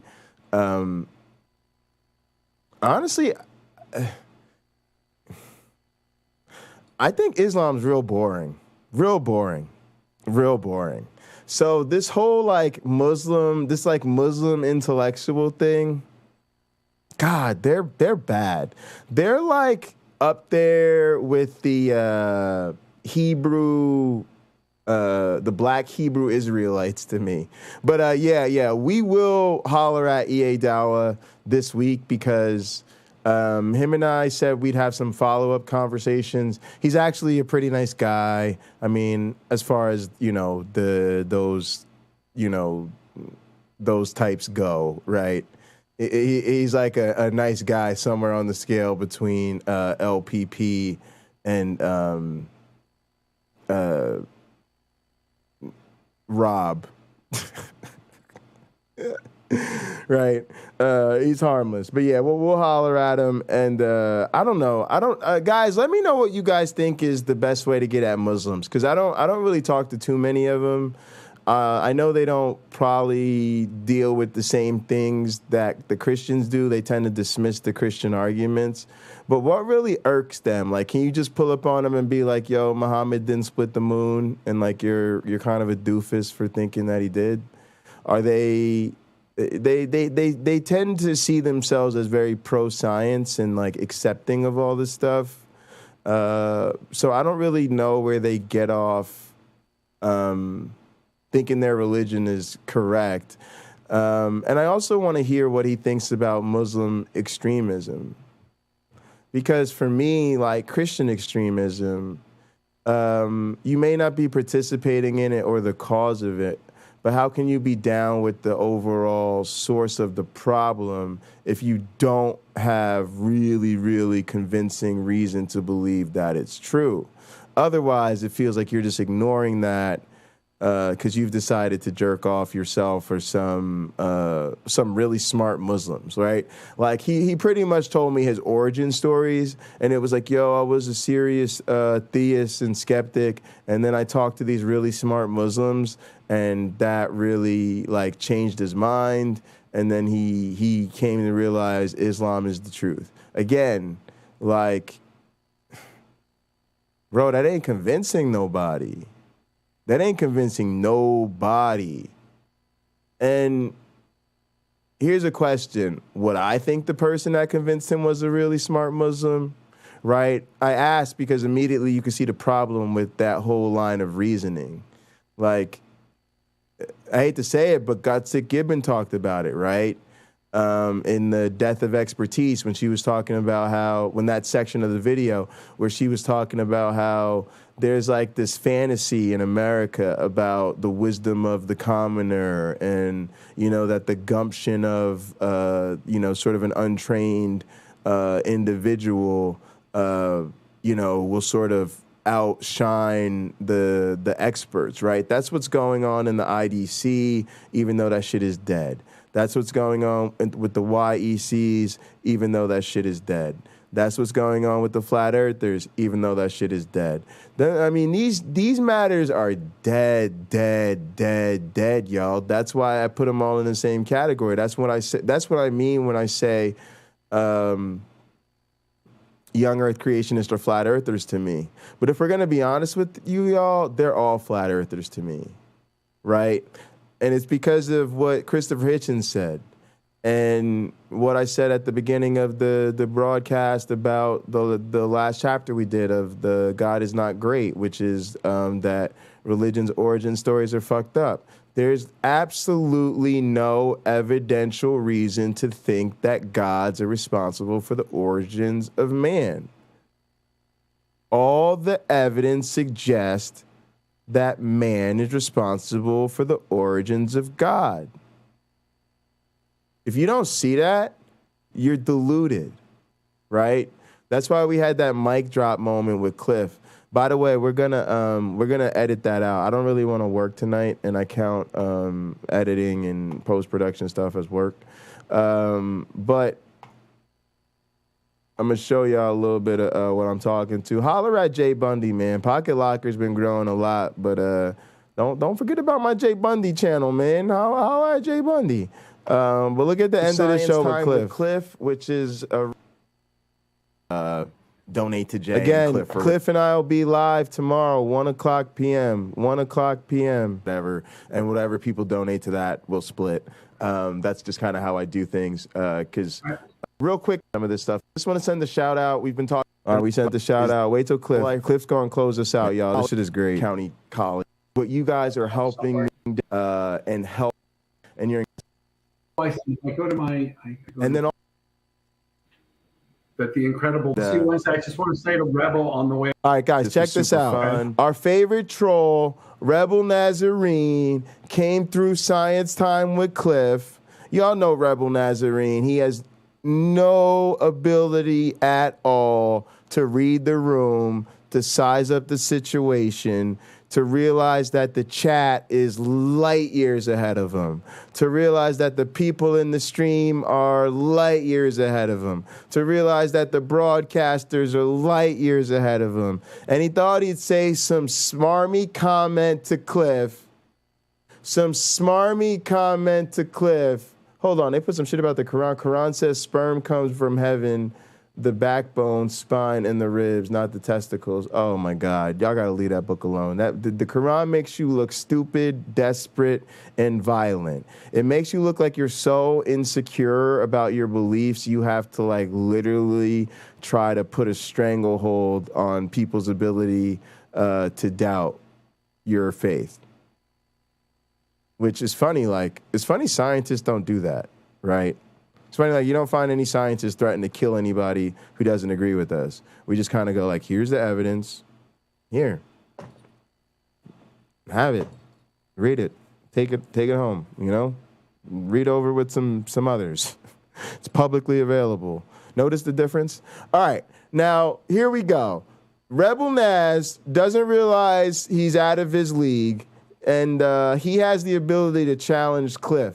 The audacity to challenge Cliff. Guys, this is, remember, 1:00 p.m. Eastern tomorrow afternoon, Science Time with Cliff. Check this out, though.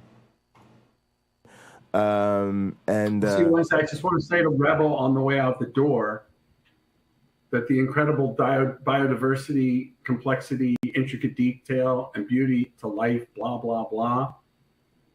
We got it figured out, man. I'm sorry, but we do. You got to study, man. You just got to do some reading. And with that, if I had a mic, I'd drop. And with Oh, shit, that, and we out. Guys, And we might not drop only is it. Cliff leaving, I'm leaving. I got a 4 o'clock meeting with Rob. I'm going live afterwards to do some more stuff, and we'll chill tonight. We'll do some gaming. I'll also get set up for my coding and stuff. Monday's like my low energy day because I work hard all fucking weekend, and then I get into the serious business of things on Tuesday. But actually, I'll do a little bit of MAPE stuff today because I'll get everything. Look, I'm just showing you. I'm just showing you how to prove. I'm just showing you how to prove right here. Here you go. Anyway, guys, I'm a mic dropping. That was so beautiful. That was it. That was it. He killed them. He killed them. It was game over. Science bless you all. Oh shit, we out. We out. We out. We out. We out. It's over. If you're anything like me, you probably have studied the Bible and the Apostle Paul through the lens of commentators, reformers, the Catholic Church, early church fathers, the list goes on. What I've come to be interested in my journey is what did the author mean when they wrote these letters, and what was the cultural matrix or zeitgeist in which they were living in? 'Cause we are the champions. Oh, that shit was beautiful. Oh, we mic dropped it. Oh, we mic dropped it. We was out. We were out. Mic dropped it and we out. Is that Myth Vision? Yeah, that's Myth Vision. That's Derek. It's Derek. He's just one of my mods, guys. He's just a mod. You know, we're just, guys, look, guys, I want to help support the other small content creators out there. You know, I'm trying to look out for the little guy. Please support Derek. He only has 50,000 subscribers, you know. You know, he's not doing David Pakman numbers or anything like that, you know. But, you know, he's one of our mods here. He's a big supporter.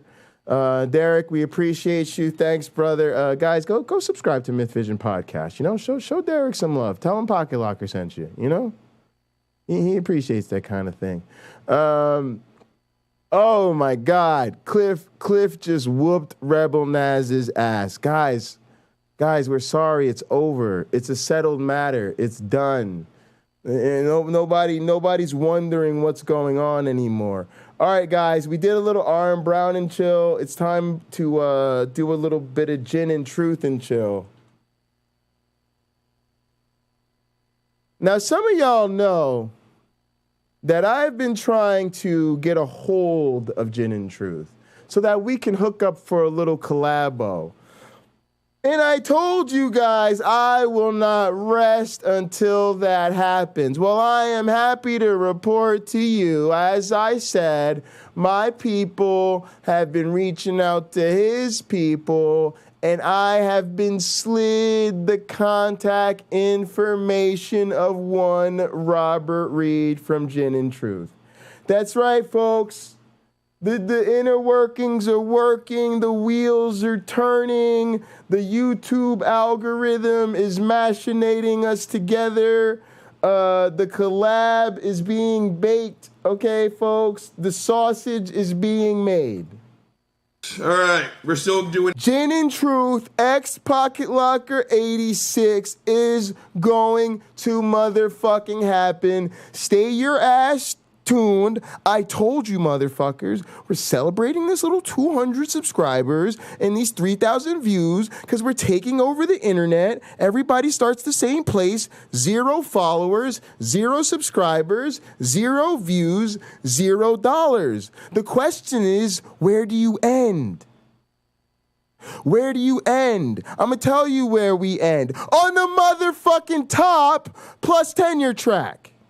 That's where we're headed. Stay tuned. We're going to put this behind us, and then we're on to bigger and better things. It's not because I don't appreciate it. It's because champions have championship responsibilities. You party, you celebrate, you wake up in the morning, and you keep fucking going. Ghetto Fab. So YouTube is up and running. Podcast is up and running. Gang, let's do this. So I'm not going to lie to you. Today's going to be a little bit difficult. And let Uncle Bobby tell you why. I've debated on doing this show topic for some time. And the show topic today is Jesse Lee Peterson. Now, some of you are like, what the fuck is a Jesse Lee Peterson? Don't worry, I'm going to break it all the way down. But gang, Math Pig, we appreciate you. Thanks for coming through the chat. Thanks for venturing. Yes, you are in an interesting place. I applaud you for bravely joining the live chat. You were rocking with the First Church of the Cult of the Flying Man. Yes, you are experiencing a real, live, actual atheist fever dream cult of internet personalities. You weren't wrong. Your mind isn't playing tricks on you. That's what's really happening. Welcome. Jesse Lee Peterson is fucked up, right? And Robert one of my is biggest one of the conflicts best. about talking about this future heavyweight asshole champion of Word Wrestling Entertainment is giving him any more fucking publicity. Even not on about a channel the numbers, as it's about the small quality as of the mine content. and Amazing. growing. But thank you so much. But to give this guy any small and more growing. fucking attention, it almost seems like a crime against humanity. But folks, Robert Reed and I have something in common. Our shit is fucking entertaining. Our communities are small and growing. That is so much better than big, boring, dumb, and irrelevant. 10 out of 10 times. 10 out of 10 times, folks. Hold on. Lid's not on all the way. Let's get some fucking alcohol. But one of my followers suggested I do a show collaboration on him. with Jay Bundy. Yep, they did. And the reason why I'm going forth through this is because at the end of this story, it's bigger than Jesse Lee Peterson. It's kind of what it is he represents. But gang, a little something on fuckface Jesse Lee Peterson, so we're all on the same page. Gang, Jesse Lee Peterson is a Tea Party activist. He's got his nose all the way up Trump's booty hole. And what makes him the most odious is he's a coon. Now again, let's be very clear on the definition of a coon. Gang, a coon is a self-hating Negro. Let's put the little heating pad down. When you close your eyes and you listen to someone talk, or you look at some shit on the piece of paper. Folks, what he is telling you is no fucking joke. I grew up in the motherfucking Poconos, in a place called a Pocono Country Place, a motherfucking gated community in the suburbs of Tobyhanna, Pennsylvania. I went to fucking Catholic schools. Okay, there were 50 people in my graduating class. I was the only black person in my school. My family treated me like I wasn't really black. All my white schoolmates treated me like I wasn't black. Then my black ass got a full fucking academic scholarship and went to Penn State University, aka White State University. Then I went to Michigan State University, aka White State University in Michigan. And I'm now a postdoctoral researcher at the University of Minnesota, aka White State University of Minnesota. Okay? And compared to Jesse Lee Peterson, I am fucking Malcolm X. I am a motherfucking radical, Black Panther ass, Black Power, like radical leftist fucking bathed in the fucking ebony glory radical black person, because this motherfucker is a coon, foon, buffoon, dude. Like, there aren't enough words. Like, you can't even call him an Uncle Tom. People call people like me an Uncle Tom. It's fucked up. You shouldn't do it, but I get it. This is like when Uncle Tom wants to suck off the slave master's dick on the internet. Like, there just isn't a word. Like, what do you call that? Like, what is a brief word for, can I please suck off master's dick on the internet? Like, I don't understand. Like, I don't even know what you call people like that in. Oh, El Tangelo is back here. You gotta let me know. You gotta holler at me in the chat. I can't just be hiding out backstage. What up, Math Pig? Can you hear me? I can hear you. Can you hear me? Is there any echo or anything? I'm not wearing headphones or anything. Is it good? Headphones are better. Yeah, there's a little echo. Yeah, I can hear the stream in the background. That doesn't matter. Is there an echo? Yeah, there's definitely echo. Yo, you got a sweet little graphic thing going here, though. I'm feeling that. Oh, this is just OBS camera, man. Yeah, but the little galaxy GIF. Oh, I stole that off YouTube. Don't tell anyone. Oh yeah, I steal them all the time, but it's cool. I like it.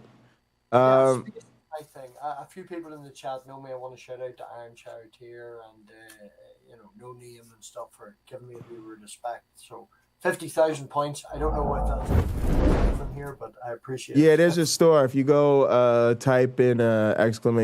store, you'll get a link and it'll show you the stuff you can redeem from the store. And then I do like giveaways and stuff. The plan's to do them the first Sunday of the month, so look for that. Yeah.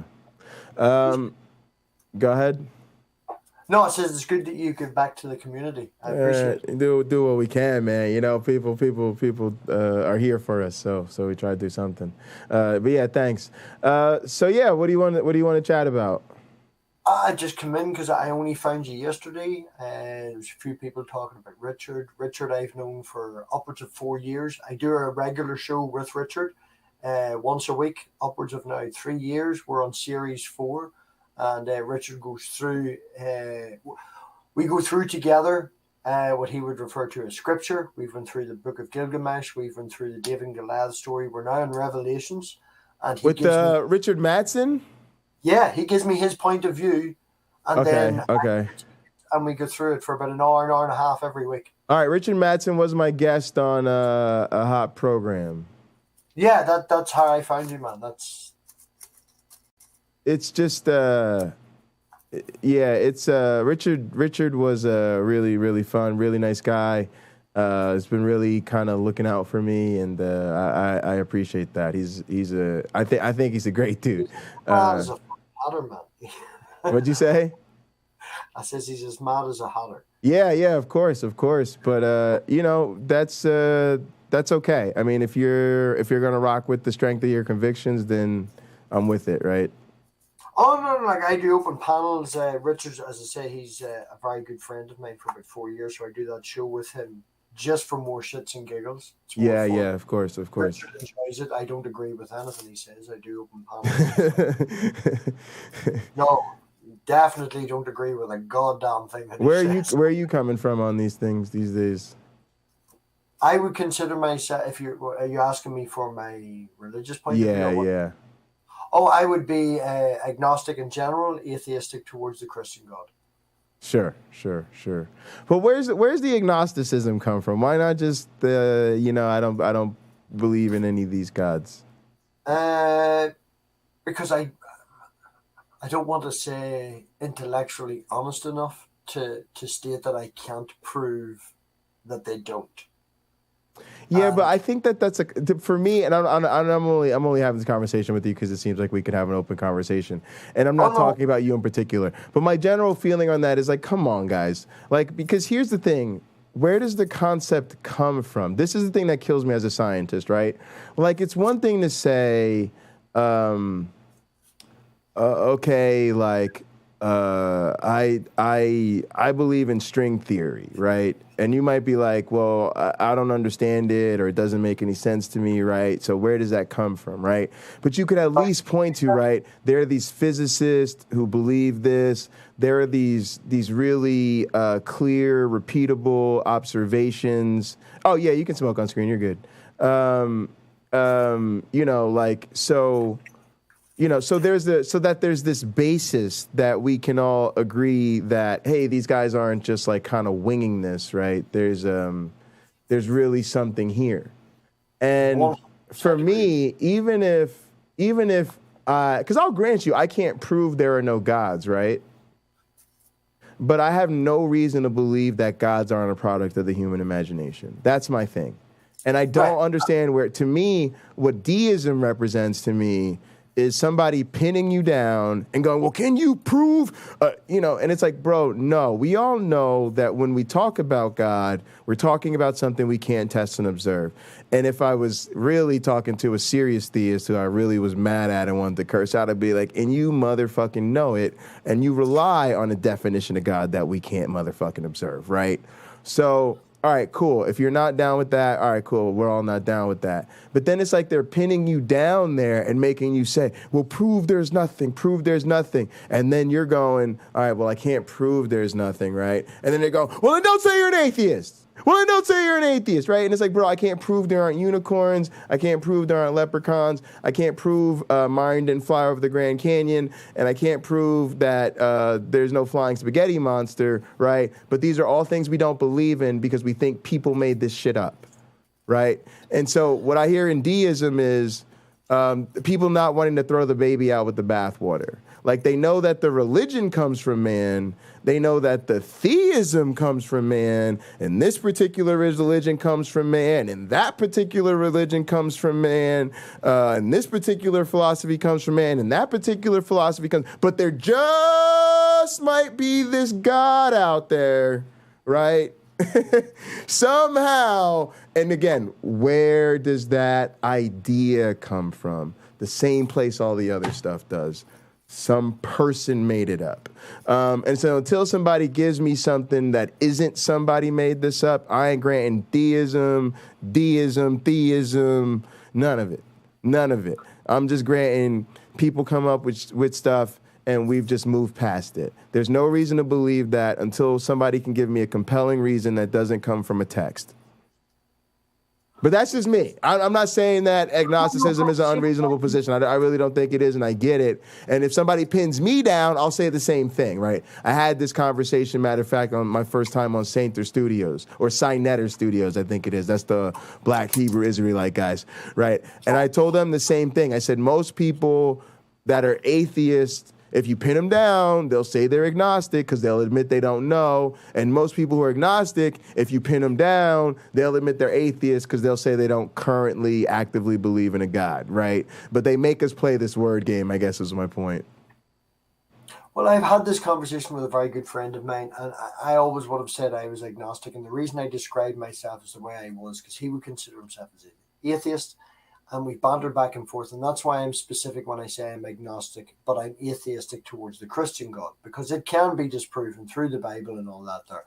All of that aside, I agree with everything you just said.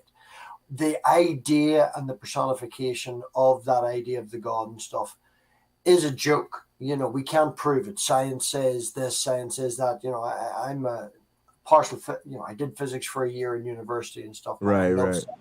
All my wee girl's got an IQ of 120. All right, I know she's big into her stars and stuff. She's great. All right, but the point I'm trying to make is, sorry, I'm rambling. It's quite late. No, you're good. You're good. We're fine. I'm in Northern Ireland, so it's like fucking 4:30 in the morning here. Oh, damn. All right. But the point I'm trying to make is, what I go past is it boils down with everything, man, to personal testimony. Regardless of what we can prove, when you're having a conversation with someone else, it's where they interpret it. You know, one of the reasons, again, that I use agnostic is because I have talked to my uncle, my auntie, my mother, people in my family, and they come from what is known as, I don't want to say they're witches, but my mother and my granny would say they're in tune with the other side, you know? Okay. Yeah. Right? So there is, in my own personal experience, right, stuff that I've experienced that I can't explain. I'm called Math Pig now. My original name was Math Magic Pagan because it's math, I believe in science. Magic, shit I can't explain yet. And pagan, I ain't no fucking Christian because I don't like labels. But it ended up as it is now. But that's, you know, I have had personal testimonies where there is things that's left me a wee bit, I don't want to say iffy, but questioning things, you know. So you might be then leaving room open not just for sort of a general deism, but some sort of magic or otherwise.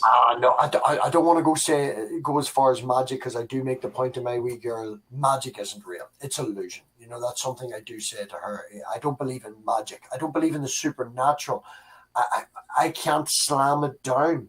which is why I'm stuck in the agnostic. You know, I can't say I'm this, I can't say I'm that. I've had conversations with people who've explained a Christian personal experience that they've went through, and the emotions that they've felt and the experience that they've had.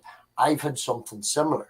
Hang on a sec. Lena, yeah, I mean, I think so. I mean, I go with someone made it up because I don't have time. And again, I hate to say this to you guys, but not only am I not as much of a Bible nerd as a lot of people in the community are, I'm definitely not as much of a philosophy nerd as people are.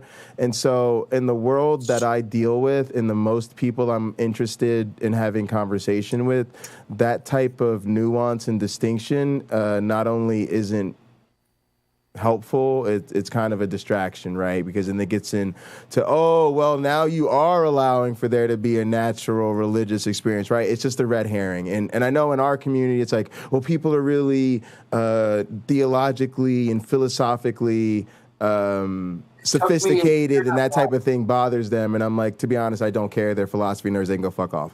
Because when I'm having a conversation with a normal person, it's like, look, it's all made up. And what I mean by that is the doctrine, the idea, what we know, what we can put on paper. Yeah, of course. I've had people don't realize this. I was a Christian. I was a believer. I've also fucked with psychedelics. So I've had all those experiences. I've had the religious side of the experiences. I've had the psychedelic side of the experiences. But again, if I describe the psychedelic experiences that I've had, those were very real to me. But if I presented to you the mutualist manifesto that I wrote in 55 pages in 3 days under the influence of psychedelics, right? And all my friends read it and they thought it was brilliant, and it was even written in code, and that shit, people could read the code and shit like that. But if you said to where did this manifesto come from, right? You would say Jay wrote it, right? Therefore it comes from Jay, irregardless of how real or not real Jay's experience may have been, how natural or not natural it is. In the annals of history of where's the source of this thing come from, it's going to be somebody wrote it and put it in a book, right? And that's all I mean when I say people made it up. Just to address the philosophically nuance. I normally probably wouldn't even acknowledge it, but it's from Lena. She always asks great questions, and she's not a troll or anything like that. So I just wanted to mention, plus it's an opportunity to celebrate. Part of what I'm doing, y'all, is I'm celebrating what we've done. I'm celebrating going forward. And I do think it's important that I make these distinctions in the community so people know. Like in my own family, right? My family, right? I want you to understand this. In my family, I'm considered a Bible nerd. In my family, I was considered a theology nerd, right? I went to Catholic school. I studied theology with very serious theologians. Took it very seriously my whole life. And even within my family, like I had this moment where my great-grandfather, who was like in his 90s before he passed, and he was a bishop, he was sitting down in the living room with my grandfather, who's now a bishop and a pastor, and my grandmother, who's the first lady of the church. And he said to them, he said, we all may be preachers, we may come from generations of preachers, but Jason is the biblical scholar in the family. He said that to like put them in check. So I was like, damn, great-grandpa, way to have my back. All right, you're all right. And yeah, I do get a lot of this philosophical stuff, right? And literally a huge part of my class is teaching the philosophy of science with my teaching mentor, who is a philosopher of science. I actually wrote a philosophy of science chapter to my dissertation.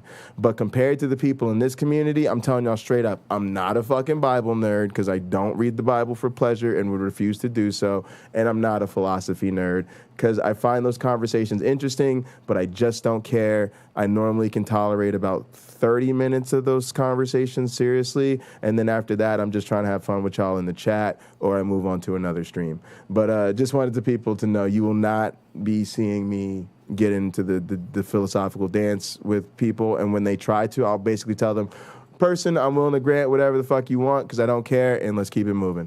But yeah, Math Pig, keep going. I just wanted to address that. And yeah, what else? Anything else you want to talk about? Because I want to get back to this Robert Reed piece and get ready to bounce back up. But I agree with you in that to a certain point, it took me a wee while in the community to understand the philosophical terms. they end up being just waffle and going in circles and achieving nothing. It does benefit to understand when someone says something to you, to understand what the word means and shit like that. But philosophy, is in general term, is just circular bullshit. And it's not even that. So me, it's just like I cannot tell you. Like I really am motivated by like the people in my family, right, and the people in my friend circle. And I think a lot when I'm countering theists and stuff like that. I'm thinking about people like Rebecca, because she reminds me of people I go to church with who are like from Iowa, right? Right? They have zero sophistication when it comes to science, philosophy, and a lot of times even their own Bible, right? So you're trying to have conversations with them that are as plain English, 8th grade reading level as possible. And I feel the same way about science, right? I feel like really great scientists try to get their shit down to 8th grade reading level if they can, 10th grade, 12th grade at best. And I'm very serious about these. Why? Because the general public, you can't count on for sophistication beyond that. And even a lot of scientific audiences, you can't count on for sophistication beyond that in your particular field, right? If I'm talking to biologists, I can go on and on about transcriptomics and the gene expression of this, that, and the third. But if I'm talking to a bunch of chemists, I've already lost them. You see what I'm saying? And they're scientists. You see what I'm saying? It's just not their bag like that. So I'm just a person who's like, nah, philosophy's not my bag. And the people I talk to, I'm just not even trying to go there with them. I'm trying to keep it very simple. We have no evidence for God, right? And then people go, well, Jay, philosophically speaking, personal testimony is a kind of evidence, as is what is recorded in the Bible. And I'm like, y'all, I don't have time for this. No, I'm not saying that. You know what I mean? Like, I know you're not, but I'm just saying, like, that's the type of example. Can be just circular motion, and it's bullshit. But what I'm saying is, you can't dismiss straight away a personal testimony if you're trying to get down to the reasoning of why someone believes. The reason why they believe may not be evidence enough to convince you, but at the time when they experienced it was evidence enough to convince them. True, so if you're trying to find out what a person and the reasoning why they believe what they believe, and they say to you, I get sucked up in a fucking cloud and God spoke to me. You're like, in your mind, you're thinking, that fucker is insane.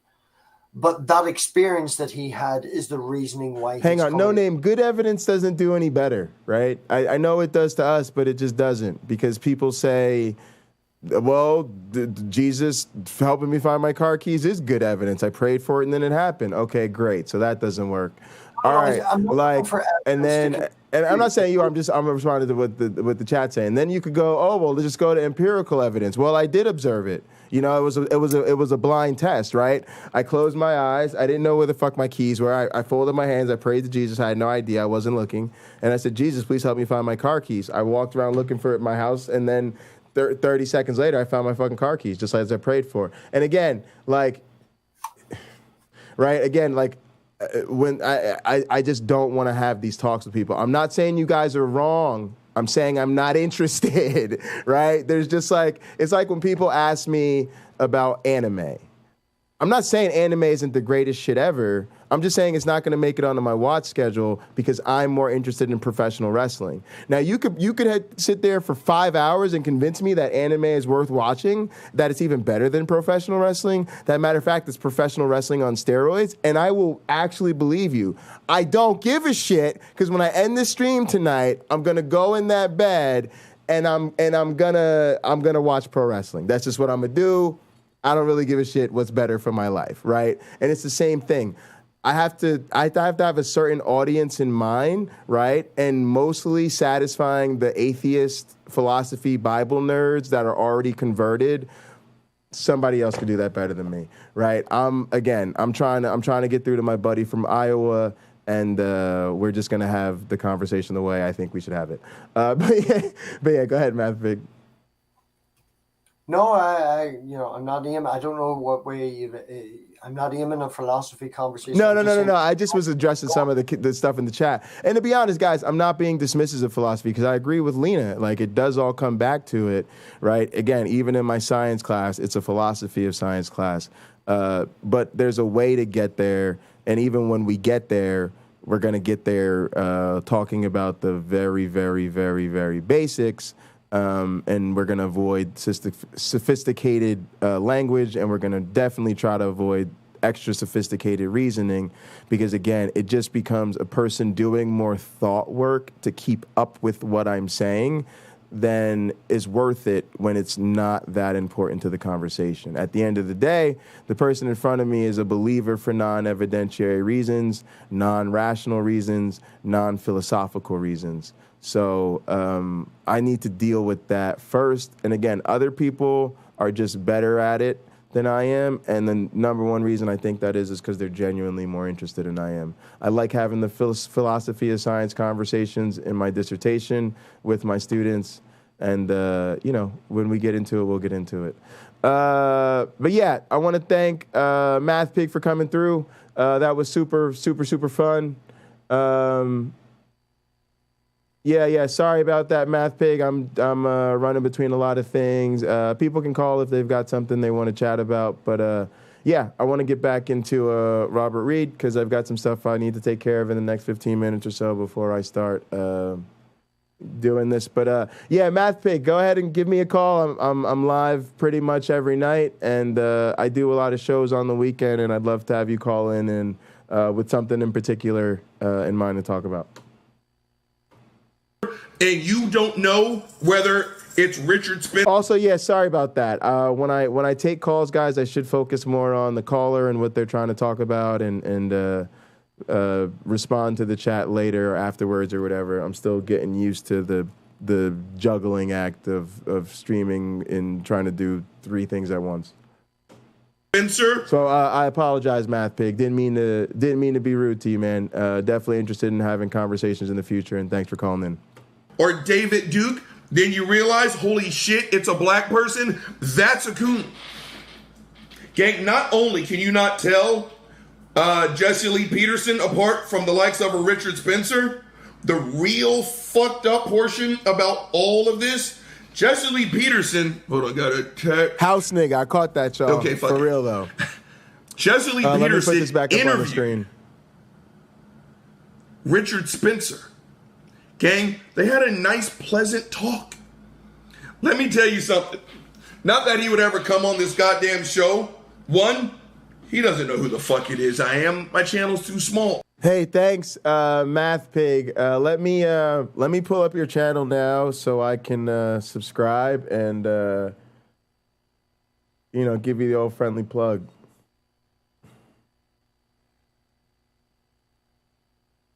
Guys, I did this to make friends, and it's really great to make friends with YouTubers because they normally already have channels and they're good at calling in and they're active on the platform. So YouTube is like social media to me.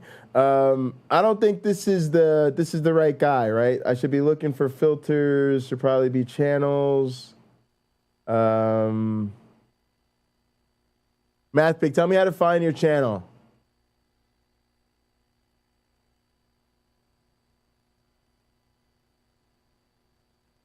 Jesse Lee Peterson, apart from... Lena, you talking about the Big Four again?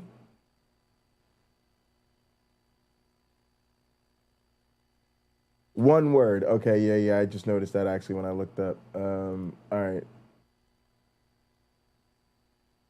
Let's see. I don't know what window I had just pulled up. All right, somebody buzzed in the restream. Hang on a sec. Let's do this one, I guess. Math Pig.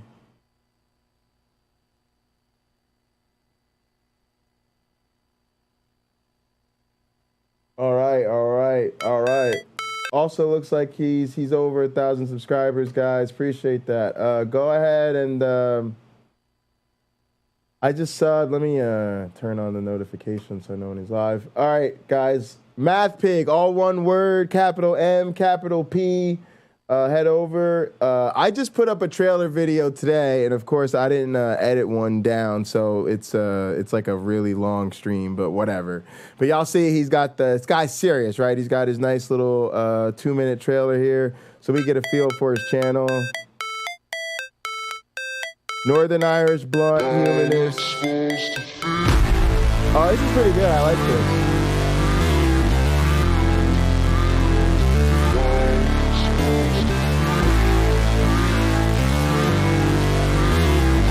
Turn up.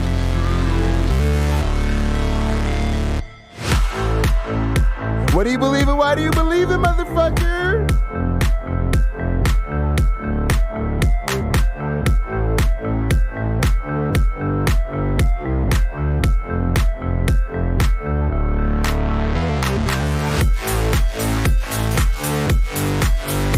That's right. This is that new religion that embraces the skepticism.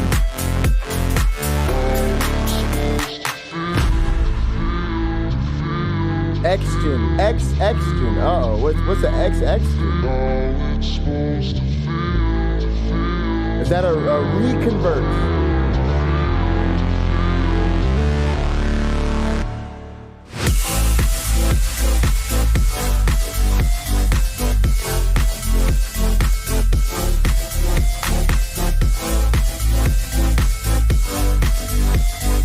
Now, what's funny, guys, is you could go to Sentinel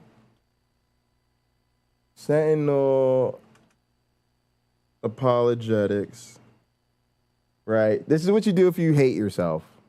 If you hate yourself, you can go to Sentinel Apologetics. You'll notice he has 47.6 thousand subscribers, 553 videos, right? Right. So you can check them out. I'm not going to subscribe. Don't do that to yourself. And you can go to the videos, right? And you can watch all 500 plus of the videos that this man has. And you see how long they are. They're like 4 hours, 3 hours. And guys, I promise you, you will not find a minute and 46 seconds worth of entertainment that was as good as that trailer we just saw of a promo to Sentinel Apologetics. Like you won't like Math Pig's promo in a minute and 30 seconds contains more charisma and attractive content than 500 plus videos of Sentinel Apologetics, right? Guys, I'm going to do something I never wanted to do. I'm actually going to go here to Rob's homepage, right? Sentinel Apologetics, right? And I'm actually going to do this to myself. I shouldn't do this to myself, but I'm going to click on a Rob video, right? Joseph Campbell said that all the great myths, the primitive myths, the great stories have to be regenerated if they're going to have any... Look, already on some boring-ass bullshit. Look, a wall of text. Just the fucking worst. People. Basically, if the church would present the Christian message in the same way as Star Wars, then people would be lined up in the same record-breaking numbers at the church doors.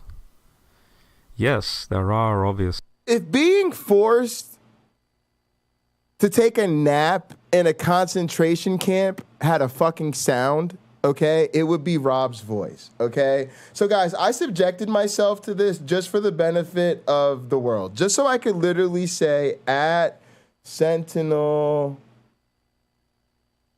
Apologetics,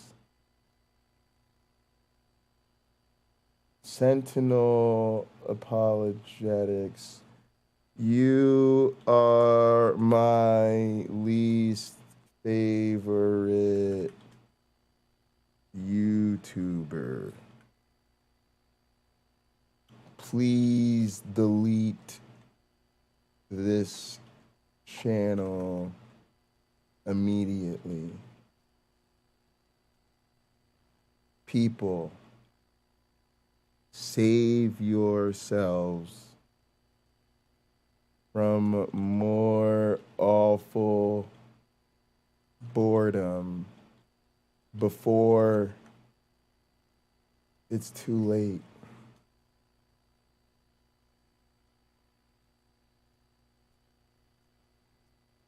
All right, let's make sure it's correct. At Sentinel Apologetics, you are my least favorite YouTuber. Please delete this channel immediately. People, save yourselves from more awful boredom before it's too late. Yeah, that's good. That's good. Let's go with that. All right, you see, you saw it here. Oh, you guys didn't even see that. That was on the small screen. All right, let me just put that gem of a comment on the big screen so you guys can bask in the glory. Now, folks, I know we're supposed to be having a celebration, but I had to do this for the people. I had to do this. I had to make this one small sacrifice for the good of the human race. Okay? All right, guys. There it is, guys. All right, Math Pig, I did that for you, Math Pig. I was so impressed by your very impressive trailer and how much better and how much more amused I was by it than all 500 plus of Rob's videos that I decided to celebrate tonight by finally confessing in public that Rob is my least favorite YouTuber and I actually want him to delete his channel. I've come out of the closet, guys. I've come out of the closet. I've gone public with my feelings. You don't have to accept it if you don't want, but this is who I am, guys. This is how I identify. I identify as someone who no longer wants Rob to be on the internet, okay? So you don't have to agree with it. You don't have to like it. I know you think I'm being mean. It just is what it is, okay? I feel how I feel, okay?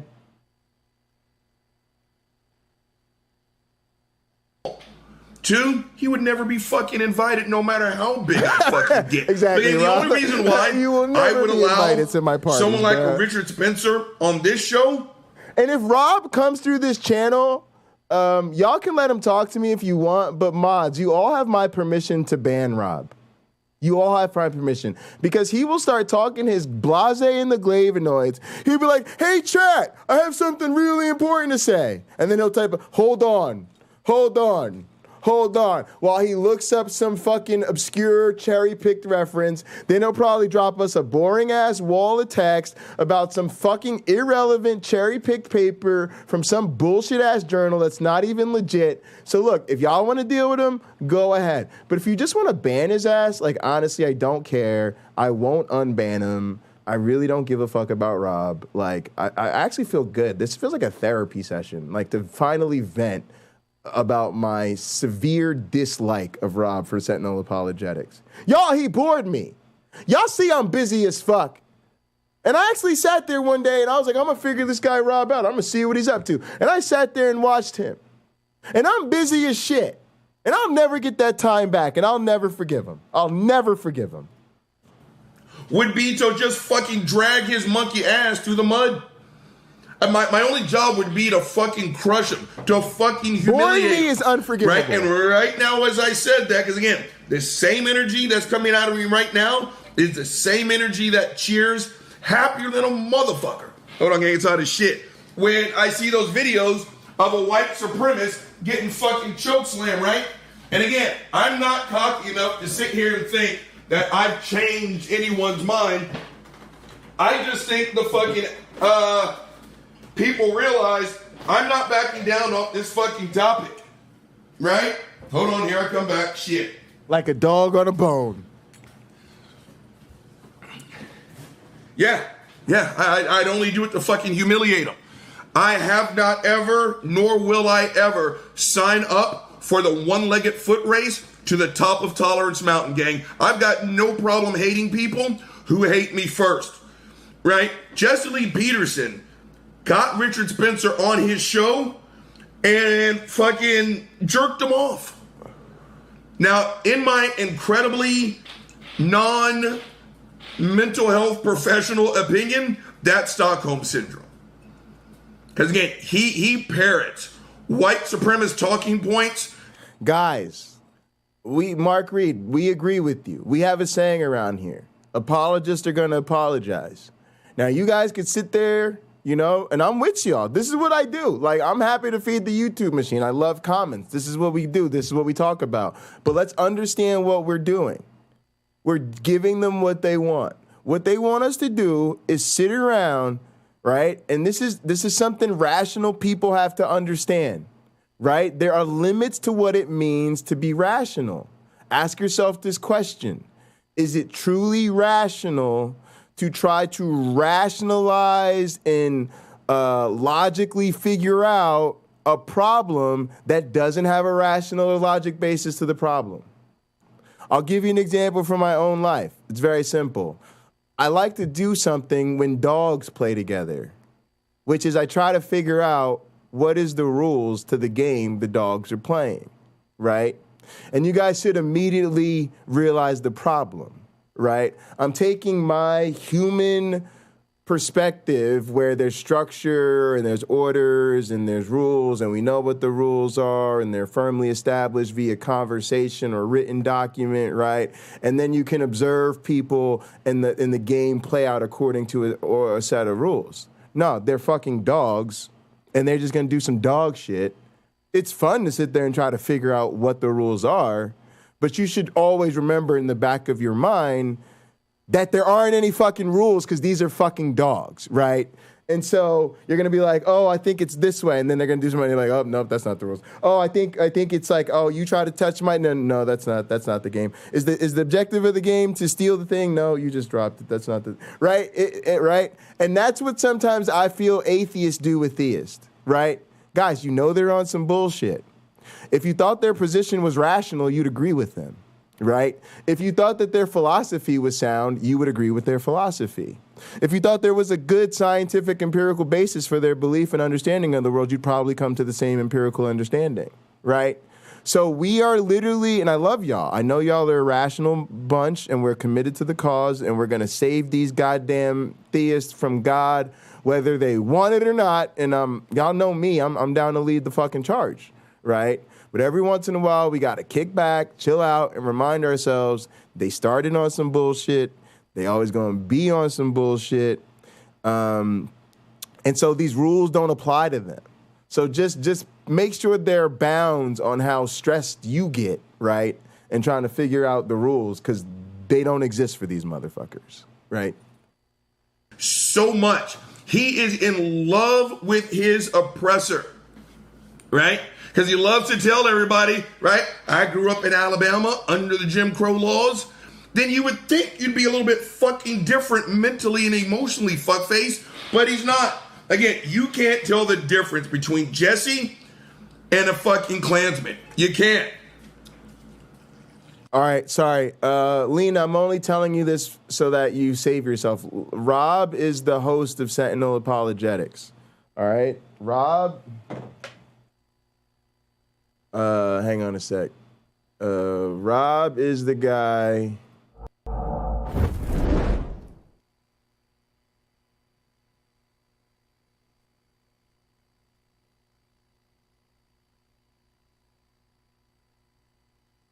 Except that Paul doesn't say any about That's that Rob. in his credentials That, when he right? The guy himself that gives his own make credentials the guy that in Rebecca's Philippians 3 making and that face Galatians at. and Romans Oh, sure he did. As persecuting Literally, the church. y'all, I'm gonna play this clip again. But literally, y'all, that face that she's making, that feeling of exasperation, that's Rebecca, the sweetest person trying to listen to Rob. Y'all, Rebecca, who listens to all kinds of nonsense day and night through the wee hours of the morning on her channel, giving everybody a chance, literally made that face, got exasperated, and she told Rob to his face that this was ridiculous, and she looked him in his face and told him he was boring. Y'all, imagine how uncharismatic you have to be for Rebecca Davis to get straight rude on your ass and tell you, not in character, not playing along, straight up, like, shut up because you're boring people. Except that Paul doesn't say any about that in his credentials when he himself gives his own credentials in Philippians 3 and Galatians and Romans. Oh, sure he did. As persecuting the church, right? As Where, persecuting. guys, where are we going with this? Where are you going? I don't need two Christians in here arguing, guys. This is I'm just not sure. over this stupid thing. I'm sorry. This is a stupid disagreement. I agree Paul with had that. a revelation That's Rob. from heaven. That's That's the end of it. That's I don't the want to end hear of it. any more about it. I don't want to hear Seriously, any more about it. Yeah, I agree. No, it's connected to the statement that was raised, It's Rebecca. connected You to the raised it. statement that was raised, Rebecca. That's Rob. This That's is Rob. a threat to our system. A threat to our You know, system. for That's instance, Rob. go back to the Book of Corinthians. Paul was talking about. Paul was, the women should remain silent. Can I get an amen, Kenny? Doctrinal standards. The women were over talking the message. Maybe they were standing up and saying, "What does that mean, What does preacher?" that mean, preacher? Shut up! Will you shut up? Shut up! Shut up! And a woman can't teach over me. And so there's an order. Oh my goodness. Sparks are coming. Sparks how are do you- coming. Guys. Fireworks. I how do you promise fireworks. Unless you're planning on going into my kitchen and slapping some ham between two slices of bread, this conversation is over. Guys, that fantastic edit was brought to you by Nano, the living fever dream himself. Nano is what we rely on. Nano sets the tone in this community by giving us the aesthetic that we want people to have when they show up to this channel. We want them to know that fucked in the head is the order of the day. And Nano is a huge part of how we do that. But yeah, y'all, even fucking Rebecca will tell you that Rob is fucking insufferable. Absolutely fucking insufferable. Jesse Lee Peterson hates his own people. I've seen, and again, I don't watch him anymore. But like Cy Tim Bruggencape, there was that curiosity period, like, what the fuck is this asshole about? Now I don't watch him anymore. But he's got some fun. Again, I don't even know how this works. Well, actually, yes, I do. Self-hatred apparently is very profitable, right? Imagine how outspoken I am about racial issues. Gang, what would happen? I would go from 650 followers to 65,000 followers if this channel turned into black people are fucking terrible. You people are the scourge of the... You think I'm bullshitting? Look at Jesse Lee Peterson. Look at fucking Candace Owens. Right? Being a sellout apparently is very profitable. But gang, he's got this elaborate studio set up. He's got an office building and all this other bullshit. And I've seen him bring black people on the fucking show. And he literally calls black people, you people. What do you people want? And when called out on the floor, because the first couple times you don't catch it, right? You're just like, did this brother just say you people? What the fuck? And then when he gets called out on the floor, he'll straight up say, I'm not like you people, right? I've let go of my anger and blah, blah, blah, blah, blah, blah, blah, blah, blah. Right? I haven't. It's not that he's let go of his anger. He's embraced the hatred. Again, it's the ultimate case of if you can't beat them, join them. Right? Jesse Lee Peterson would be the fucker who sat there, and if the other slaves were planning to escape, he would tell Massa, I guarantee it. Gang, my foot would get chopped off. Jesse, go fuck yourself. Jesse looks in the mirror every day, and he hates what he sees. Okay? And the reason why I go back to the slavery thing, because there's some generational trauma there, gang. Especially within my own tribe here, right? Again, I don't know because I don't have kids of my own, but my generation, the hate was strong, right? Gang, I was black long before fucking Wesley Snipes made that shit okay, right? I was chocolatey before it was fashionable, and brothers and sisters like me, right? We still judged ourselves on white beauty standards, right? If you had hair like, Lena, it was a joke. Yeah, I don't be knowing. But also, I just like to shit on Rob. I hope that by leaving that really rude, inappropriate, totally trolly message on his channel, that he'll finally challenge me to something and he'll call me out. And y'all, I'm gonna be honest with you. If Rob calls me out, That's one invitation I'm not taking, right? So then it would start a real rivalry, right? Because then he could start counter-calling me out and being like, Jay, you scared of me? And I'll be like, y'all, I'm not debating Rob. I'm just not doing it. And honestly, I just think I would lose too many subscribers, right? Like sharing screen real estate with Rob, like people might just start unsubscribing to me right away. Like the boringness, just I'm afraid it will leak into my channel, right? So then people are gonna have to like raise the stakes, you know, put something on the line, at least do like a co-broadcast, you know, do a formal debate. You know, winner has to buy something off the losers, Amazon wish list. You know what I'm saying? We got to make it interesting because we know Rob's ass won't. Woo! Got him. I'll be right back. Got to get my water.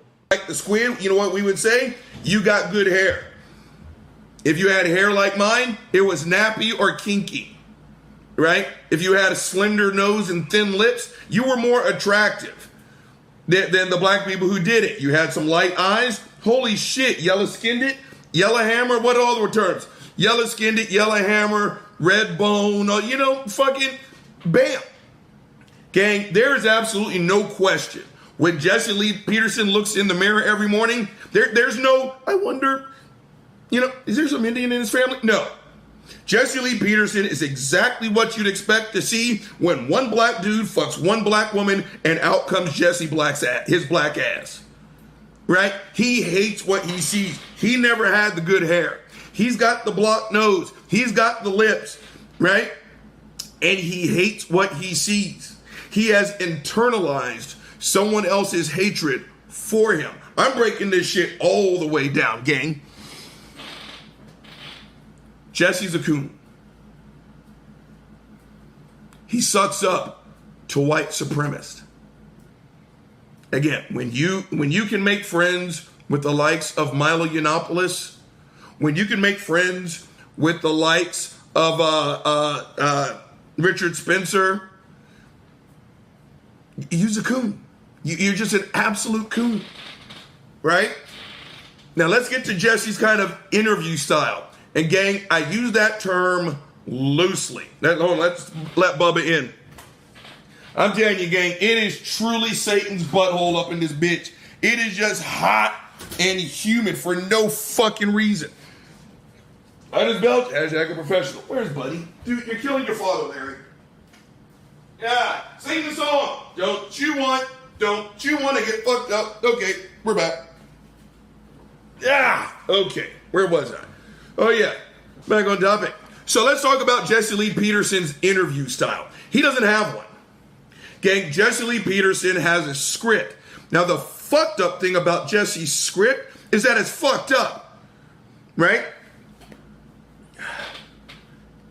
Jesse is the king of loaded questions. His entire interview style is quite literally the equivalent of, when did you stop beating your wife? Are you going to apologize for screaming? When are you going to clean up the mess that you made? There's nothing you can say to those three questions that I just asked that does not throw your ass under the bus. Jesse has put the answer inside of the question. There's no way you can answer it, gang. And he will quite literally say some fucked up ass shit like, why are you black people so messed up? There's no way as a black person you can sit across that fucking coon and answer that question. The thing is, when you say, okay, Jesse, that's actually a loaded question. I can't go forward with that. I don't agree with the premise. Welcome, you know what Fernando. Jesse will say? Thanks Why for are the you black donation, people so no messed up? And again, look this shit up. I gotta learn how to link shit, gang. Actually, don't look it up. Again, this will make you, don't do it. Fucking do it. You can ask Jesse to rephrase the question 29 fucking times. And 30 times, he's going to ask you, why are you black people so messed up? There's no way you can answer that question and not lose. The guy's just so ridiculous. Right? Another one of his fucked up ass tactics is racism. Jesse Lee Peterson is probably as old as my dad, late 70s, right? Is he a precept? Because he strikes me as an evangelical type. Y'all wonder if he's both? Like, he's like a precept, but also like a congregationalist, like in church on Sunday, singing and clapping, you know, throwing his hands up for Jesus, watching somebody like me on drums thinking, hey, that guy's a pretty good drummer. You know, you think he's doing that and is a precept? Like, damn. Hey, you shit on what's his name as much as you want. Yeah, exactly. But the thing is, Lena, I gotta save it for the end of the stream, you know, because anytime I be thinking that about, I'd be like, how do you say the name of that sentence? You know, you just start nodding. I know. I want to keep y'all up with me for the broadcast. We're gonna do some fun shit. We about the game and shit. You know, I don't want y'all nodding off on me. I think he was born in Indiana but raised in Alabama. And we'll tell you, he's picked cotton, Jim Crow, all that shit. He's also one of the fuckers who sit here and say black people were better under Jim Crow. I got you. Jesse, go fuck yourself. He might but be, one though. thing that he loves really to talk about, that there is no racism. And so one of his questions is, does racism exist? Gang, I have seen white people answer this, black people answer this, Asian people answer this, Mexican people. What's up, Mark?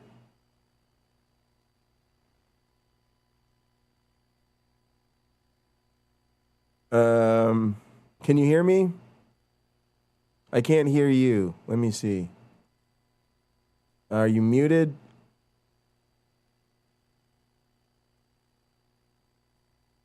Yeah, I don't see anything coming from your sound bar here. Yeah, check your settings.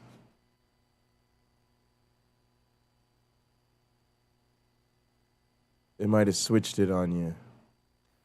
How's that? There you go. I do have an echo. It doesn't count from 10 to 1. 10, 9, 8, 7, 6, 5, 4, 3, 2, 1. That is really hard to do with an echo. You sound all right. I don't hear an echo on my end. Go into your settings and look and see if like echo cancellation and turn that off. And turn off noise suppression. Noise suppression? Yeah, turn all that shit off. You don't need any of that shit. All right, so now you got a fan on there. I can hear the fan or something. So that one I'll leave up to you. But yeah, at least try it with the echo off. But at least this opens it up so you shouldn't hear any of the weird issue. You can turn the noise suppression back on if you want. That does help a little bit. Yeah, I think that'd be the best. Yeah. All right. What do you want to chat about?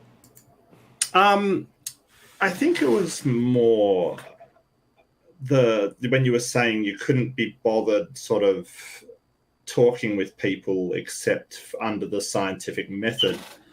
And I do. No, I don't. When did I say? Wait. Like when did I say that? Well, you were sort of saying that if you had a dog that's doing nonsense, you don't try and understand it and that kind of thing. Well, sorry, am I Yeah, so where that comes from is I've used the Southern analogy, which is like, let's say you and I were playing like a game of basketball together. Right. And we decide the game is going to be 21. That's the game, right? Game's over at 21. You get 21 points, you win. Sure. And you just start beating me down, right? And the score is 19-0, right? And so you're one basket away from winning the game, right? And so you score, you have 17, boom. You score, boom. Now you have 19, right? So now I have the ball. Now add to this, there's a whole gym full of people watching us, right? And there's a big old scoreboard. It says 19-0, right? And instead of giving you back the ball and seeing if you score on me again and win the game, I take the ball, run out the gym, take the ball, kick it as far away as I possibly can, and say, The game's over, but I won. What would you think?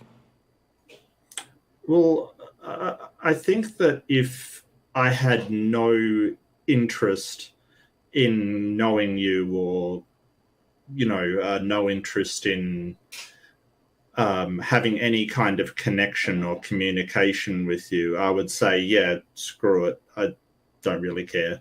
But what would you think? But what would you think? What would the people? What do you think the people would think about the basketball game? Do you think they would think that I won the game, or that it'd be reasonable for me to claim that I won the game, or do you think that they would have all seen somebody who, again, the score was 19-0, and instead of finishing the game according to the rules of the game, they threw a temper tantrum? What do you think most people would think? What do you think most of the people would go home with in their heads that night? Okay, so I think you're making an analogy that is trying to fit with, sort of people having discussions over the nature of reality and things like that. Well, yeah, because I think what a lot of theists do is they do not play by the names of the world. And I'm only talking to people where it's like you're accepting claims that you wouldn't accept in other religions, right? I'm not saying, correct, oh, hey, you're a priori inconsistent because Jay Bundy said if you're a theist, then you're necessarily inconsistent. I'm just saying what I get is inconsistency, right? What I get is, oh, I believe for this reason. Well, would you accept if Muslims believe for that reason? No, blah, blah, blah, some excuse, right? Oh, I love science. Oh, well, since you said you love science, right? Okay, well, what's your deal with evolution? Well, I just don't think evolution's good science. Oh, well, that's a problem, right? And again, that's the type of thing I'm talking about. I'm talking about if you make a flat Earth claim, if you're going to tell me we have good reason to believe the historicity of Jesus, but we don't have good evidence to believe you're a primate, that's what I got a problem with. I also got a problem. I understand that. Yeah. So that's a lot of times where I'm coming from. Well, yeah, go ahead. I'll let you take the floor. Well, it depends on what your goal is. And I totally understand a lot of scientists don't have the time nor the inclination to sit down with people who are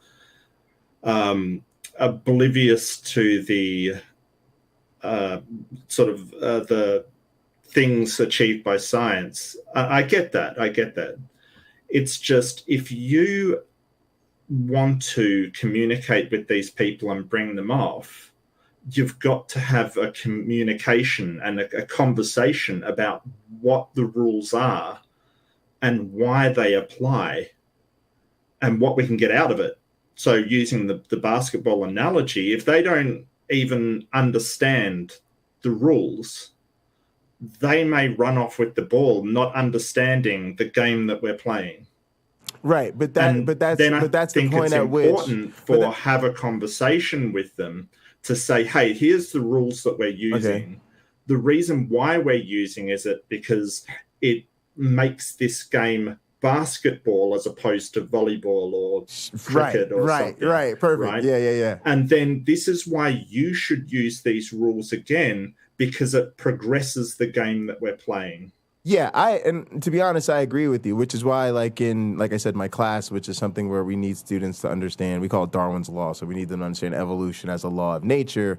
We do a lot of philosophy of science, of how do you separate a scientific theory from a common understanding of a theory, and inductive versus deductive reasoning, and the whole giving them the whole, not just the what, but the why of the scientific method. And then in the lab, we teach them the how, right? But we've also got a 16-week course, we've got an 18-week course or whatever to do that. And they're in the midst of a very high-level education, right? We don't often have that same type of opportunity and conversation, but I still agree with you that that's the goal. But to me, that's the conversation you got to have, and a lot of times you got to do relationship building first. And my point is, a lot of times you just have to for me, and again, like I think Lena really articulates this well. We need a diversity of approaches. There's not a lot of us that would disagree with that, right? And to be honest, I'm a diversity of approaches. I'm not, that's something that people who don't watch me a lot don't get, right? But like, if you see me, cut an interview and talk shit about Theist, you'll be very surprised if you actually see my interview with, say, Rebecca on Hot Program, and realize, oh, they just sat down and had a super friendly conversation, and most people, regardless of perspective, really enjoyed that conversation, right? Well, it's a different setting. I'm with my co-host. It's literally a different gig, right? That's what we think of it. It's a different gig. I guess I'm just trying to explain why I do the debates that I do. So yeah, tell me about the debates you did. Did you do the debate with that LPP You did the after show, and I saw the after show, which was a debacle, and I first saw it on Erica's channel, and she sent me over here. But I did the debate against Hovind, where I brought up chromosome 2. Is that what he was responding to? Who was? Is that what what it was the after party of? Well, the after party was just Maddox, who is a bit salty and hates me, just complaining about the debate. No. Really. But what I'm asking you, because here's the honest truth, like this, how the internet is, right? So we jumped in mostly because Danny from Phil Talk, who I think honestly is a buddy of mine, but is trying to also help me grow, right? And I think he's gone beyond his wits end with Maddox, so he comes through trying to troll us, like, hey, you guys should. There's some creationists that want to talk to you. You should go over there. So we did it's that. A trap. It's a trap. Yeah, it's a trap. Well, we knew it was a trap, but we also we're a small channel, right? So I went over there with my friends. So I was like, let's do it. So we knew what we were getting into, but. So my point is, I didn't actually know what it was a debate of, right? To her point, I just came in there and he's like, oh, we're responding to a debate. And I said, oh, you guys beating up on evolution again. And that was kind of it. So it wasn't actually a debate he was in. It was a debate you had with Kent Hovind. Right. Which, by the way, tells me everything I already need to know. Right? Yep. So I know what you're up against and what you were probably dealing with. And when he says you did a totally inadequate job, it probably means you explained it perfectly adequately. And then you got Kent Hovind. The reason why I wanted to talk to you is I wanted feedback on because, I'm not... my background is network engineering, so I study network engineering, networks, computers, distributed systems, things like great, that. Great, awesome. By the way, guys, I'm just for the people who are watching along, guys, I'm just catching up in real time. I think we interacted via a comment in Erica's comment section, or maybe I said something, right? I think I may. I think I've replied to you maybe, or I tried to. This is probably the first time I've talked to you, Dr. J. It is. I don't think I've. I thought no. I'm just saying recently. I just thought I went over there and I responded to some comments in her comments. I don't know. Maybe you didn't see it. Oh, you may have. Yeah. Sure. And then I was just saying I think I've seen you before, but I'm just telling the audience I'm just figuring out in real time. Oh, this is the guy. I've actually been wanting to talk to you. Because like I said, I saw your comment. You left a comment on her video. You were like, "Oh, I was the guy who had the debate with him, and I think I did a pretty fair job." But you had left a really serious, reasonable comment. And I was like, "Oh," so I was like, "Oh, dude, we should chat." And so you probably just didn't see it yet. Anyway, as you've been saying this to me, I've been realizing oh, this isn't just rando from the chat who called in and has some question about Theist. This is the guy who had the debate that LPP was. I'm just saying for me. I just want people to know I'm piecing it together. But I'm very excited you're here. This is a super big deal, right? Because that video was so huge for my channel. And LPP, that was the after show. If people don't know, that was the after show of this debate. We had called in during the after show. I got in the little conversation with the LPP. That wasn't my first conversation with the LPP. Lena, No Name, Tuck, some of the other people in our community have interacted with LPP along with myself on other occasions, but that was the one that got picked up. And so you were actually doing something much bigger that evening, right? Like we were on LPP in front of 30 people, right? Arguing about this. You were actually having a debate with Kent Hovind that he was responding to. So go ahead. I'll let you take the floor. I just want people to know what's going on. Yeah, and that after show, to have somebody talk to you and say, hey, you obviously haven't read your own paper that you wrote, was one of the most ridiculous things I've ever seen anybody state on the internet. And that is a high bar to clear. Yeah, what can I say? But really, I wanted to talk to you to say, you obviously understand way more about genetics and evolution than I ever will.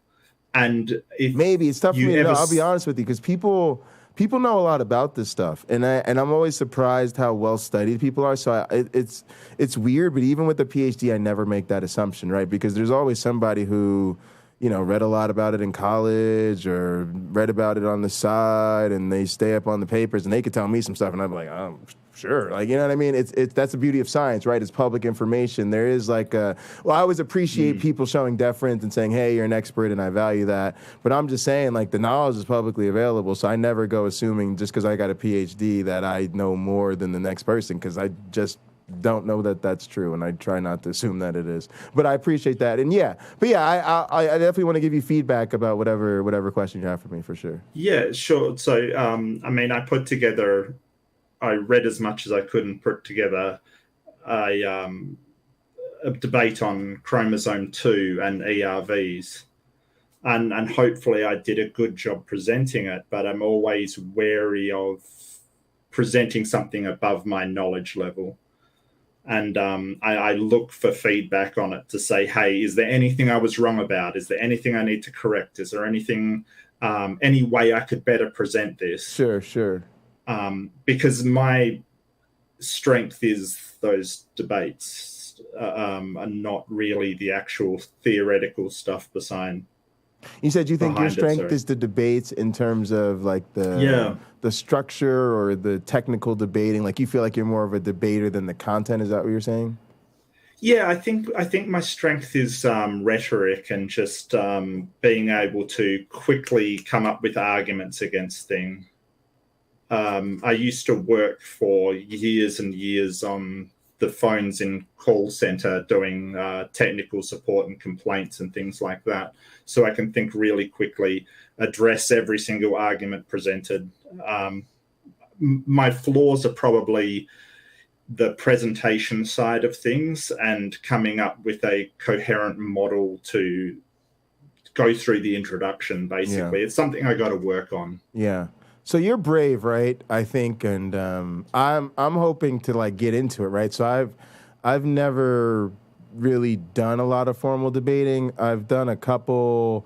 I've done a couple related to campaigns. Like when I ran for president of student government, I did a debate, but I had to set the debate up because the people who were running the thing didn't know what they were doing, and we totally WWE'd that. Even back then, like we had like sleeveless shirts on under our suits, and we took them off, and we were like posing. I mean, we just turned it into a whole farce. Come out with a silk robe and stuff. It was great. Nice. But I'm looking to do more of it only because some people have asked me. They've said, oh, you should do more stuff on evolution. And it's a good way to promote the channel, right? And I think of it as it's almost like teaching under fire to me. And I think I'm banking on it being good for my pedagogy, right? I know a lot of my former self. What I was really going with is I never did it, and even like when I was in college, I was like the president of the medical marijuana organization, right? But even as ambitious and crazy as it sounds, I saw it as my job to try my best to legalize marijuana while I was there. I was trying to do that. I thought that'd be good practice for law school, and I saw debates as not really having much to do with it, and so I had to turn down a few a year, right? Because there's always hey, you want to come have the marijuana? We saw you're the president of the weed organization. You want to come have it? And I'm like, no, thank you, right? And I just got to the point where I felt like there was nothing to debate, so why would I waste my time, right? No, that's fair. And so I think what I'm trying to give you the nod on is that I think a lot of scientists are there, especially in my field, and I'm trying to fight against that grain and say, you know, I get that you want to go in your lab and play with your yeast or your whatever your lions, tigers, and bears, oh my, whatever it is, because you do really have important questions in biology you're trying to address, right, or science or whatever it is. But for me, the alarming proportion of the electorate and the world beyond that doesn't even accept this stuff is, to me, a problem we should address. I always say my tagline is people not believing in evolution is a problem evolutionary biologists should address. Now, the fucked up part is I'm in the minority opinion on that, right?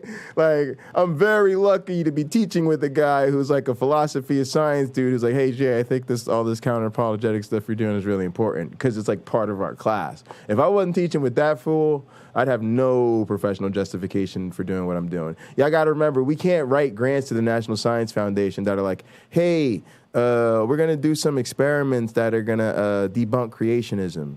Oh, hey, you guys heard about that intelligent design that's never published a single credible academic article ever? Oh, hey, we're going to come up with an experiment to show them that that's not true, right? Like, they won't even read your shit. But wait, sorry, Jay. Go ahead. You said you're in the minority. Absolutely. What do you mean, like minority of what? Of evolutionary biologists. Like, they don't think you're in the minority. Yeah, that think it's worth time. No. Most people in our field, like even gotcha. Even yesterday, I was doing science time with Cliff, and like he told the audience point blank, like, oh yeah, no, this type of stuff we're doing on the internet, having conversations with people about what they believe. No. Scientists, like, no, dude. All they care about, right, is grants. You need to bring in grant money because they get like 50% of the overhead. So the university wants you to do research that requires funding from the government so that you apply for grants so that they can take the overhead on the grants.